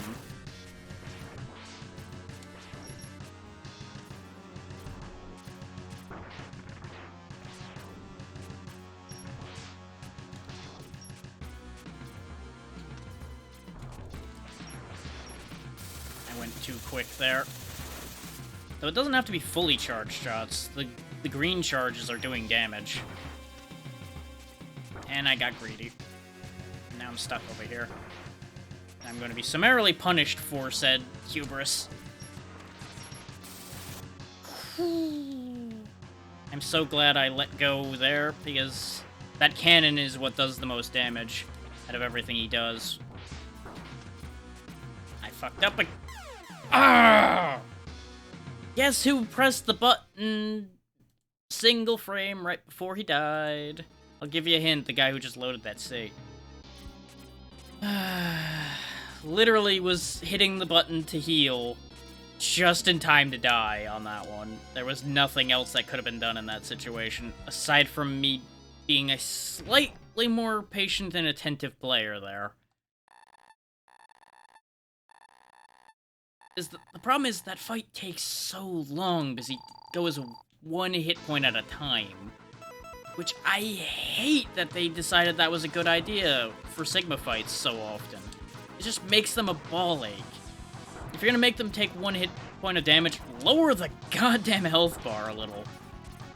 So it's not a fight that takes a half an hour to clear.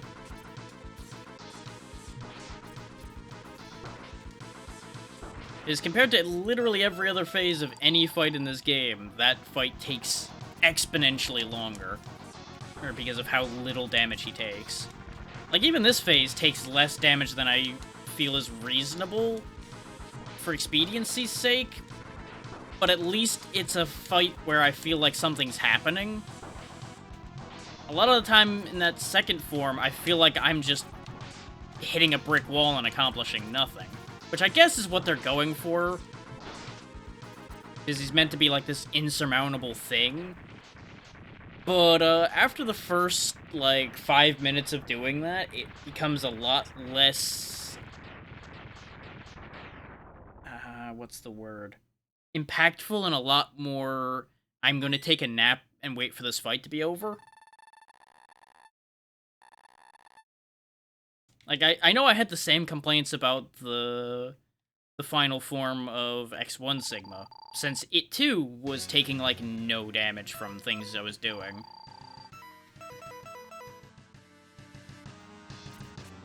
Like, all of the preparation and everything we did kind of feels pointless and shitty if they make me do negligible damage to my enemies. Just arbitrarily like this. It's like, oh hey, great super weapon you built up here. Pity it does no damage. So actually, the perfect shots do a decent bit, but they are... Okay, they do actually do damage. Okay. It didn't seem like they were working, but I think I was literally just missing by the tiniest margins as far as getting the proper hit. Which, that's still a problem. The fact that his hitbox is that bad is a major issue. Too late to fix, I know, because, you know, this game was made a while ago. But it's still a bone of contention for me, consistently with this fight. So I will mention it regardless. Not sure why it took so long for me to start charging there. I think it didn't read the input proper. I cut that shot low, hoping to at least make some contact without getting blasted. Yeah, we're doing okay so far. We're doing okay. Okay, that shot landed. That's beautiful news. It's kind of hard to land the hits on his flying bit there. I am very concerned that this isn't going to be his final form, though.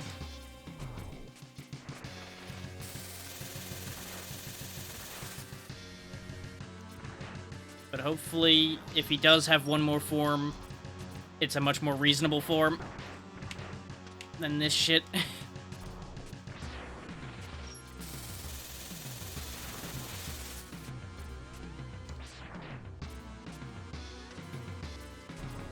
Part of the problem is I'm ending up using a bunch of my charge shots up as well to, like, fend off his attacks at this point. Which I should have been doing to begin with, but I was trying to expedite things.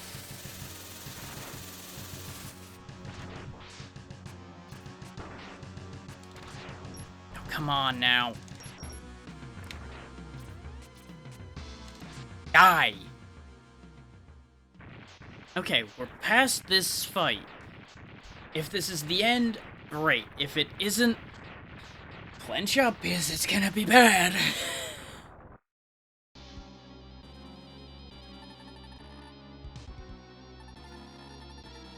Uh-huh.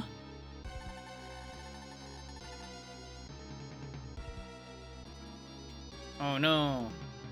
Virus form returns.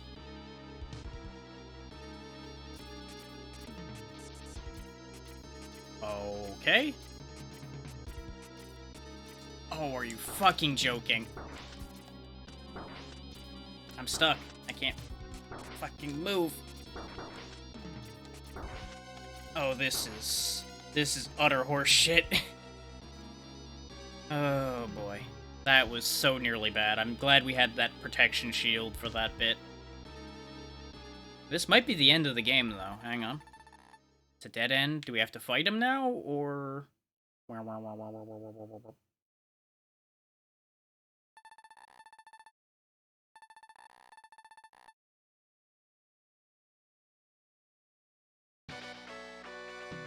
Surprise!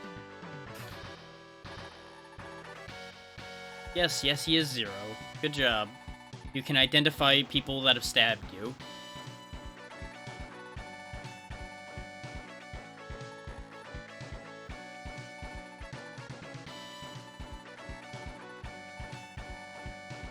Yeah, you know, that probably would have helped sooner.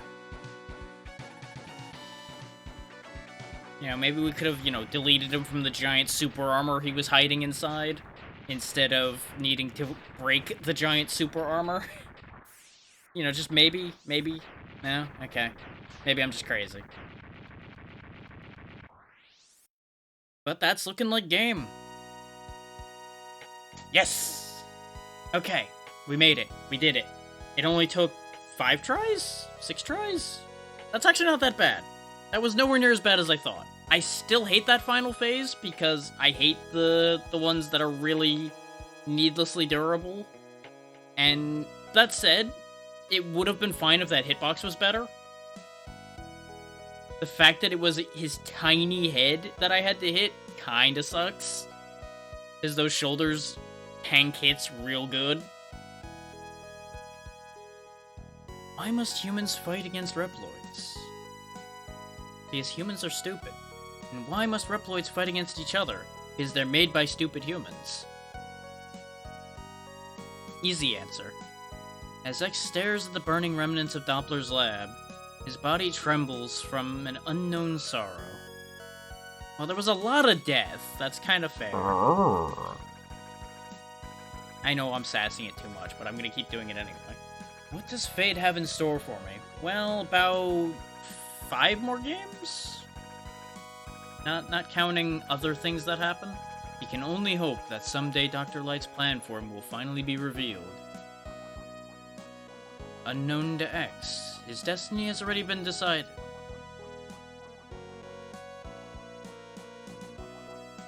To save mankind, he must destroy Zero. Bum bum bum. But only time will tell when and why.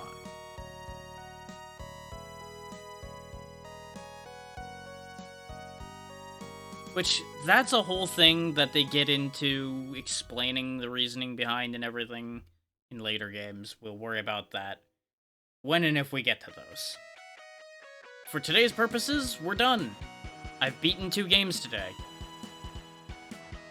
Great success.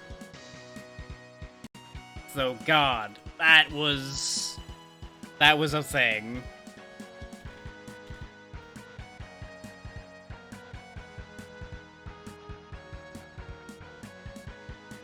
So that successfully puts us to 25 for the year, though. Jumped up by 2 today. As they run into the distance.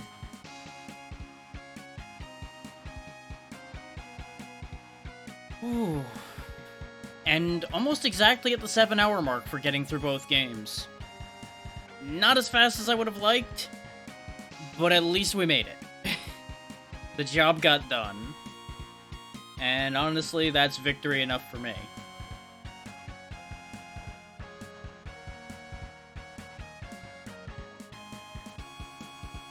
Between 2 streams, that is officially X1, 2, and 3 cleared. I don't know if I'll do 4 at all, or 5. 4 I've beaten before, so I don't know if I would bother. It's a good game, but there's also parts of that that are hell to deal with, especially the final bit for that one.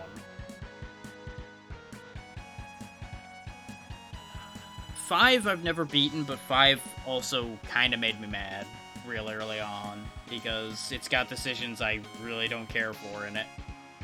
6 I didn't really spend much time with, but it really gave me a similar feel. 7 and 8 are things, they exist. Those might happen just because they're kind of a meme. I might go ahead and do those. I don't know. For the purposes of today, though, I gotta find us somewhere to go.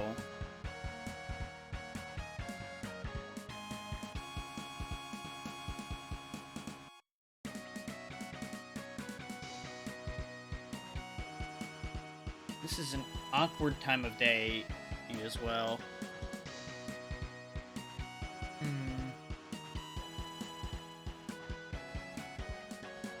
So there's a very real reality in which I say I'm not raiding, I need to go fall over after 7 hours of this.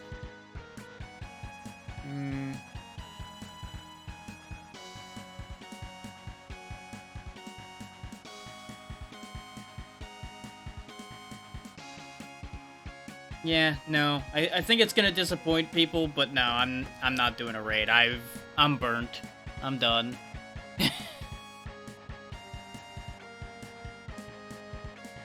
I want to, but there's nobody that I'm so hard driven to raid out to that I'm like, I won't burn what energy I have left interacting with them. Like, Run away! exactly, I'm running away. But genuinely, thank you all for taking the time to be here for this kind of slog, kind of fun run through all of that. I will be back on Monday, theoretically finishing La Milana. It might take Monday and Tuesday to finish that one off. It depends on how stuck I get getting through the remainder of that. Because if I do sufficient research ahead of time, I can probably get us through it in one go left, but that's also going to depend on how long it takes for me to beat that final boss. Because the final boss of that game is a nightmare. Then Thursday, we might be finishing Command Mission. I think we are in position to finish that at this point. Friday, I don't know what's happening. Saturday, similar case. I'm hoping that people will give me more short game suggestions by next Saturday, because I want to do more of them on Saturdays specifically right now. I think doing like short games like I can beat in one stream might be an interesting thing to do for a bit. But I need to find more that will work. Like, I could have stretched this, for example, to one more day by doing 2 today and then 3 next week. But this was more interesting, even though it was me kind of just, like, punching myself in the gut the whole time. But that's neither here nor there. I don't think I've got any other news aside from reminding everybody that the 2-year streaming anniversary is coming up next month on the 23rd. I didn't mention it that often yet, but I'm working toward making a plan for that. I just need to figure out exactly what I want to do for that. It's probably going to be another long stream, though. I have every intention of at least going long that day. That's the bare minimum of that plan, however, at the moment. Yeah, I don't think I've got anything else other than that. If anybody has a final question or anything, by all means. Otherwise, I'm probably going to close this off here and go find something to eat. These 7 hours of beating my head against the wall is surprisingly hungry work. What do you know?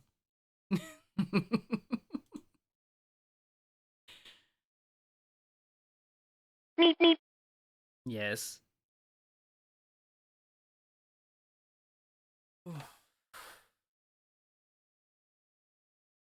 Like I feel tired, but not tired at the same time. It's weird.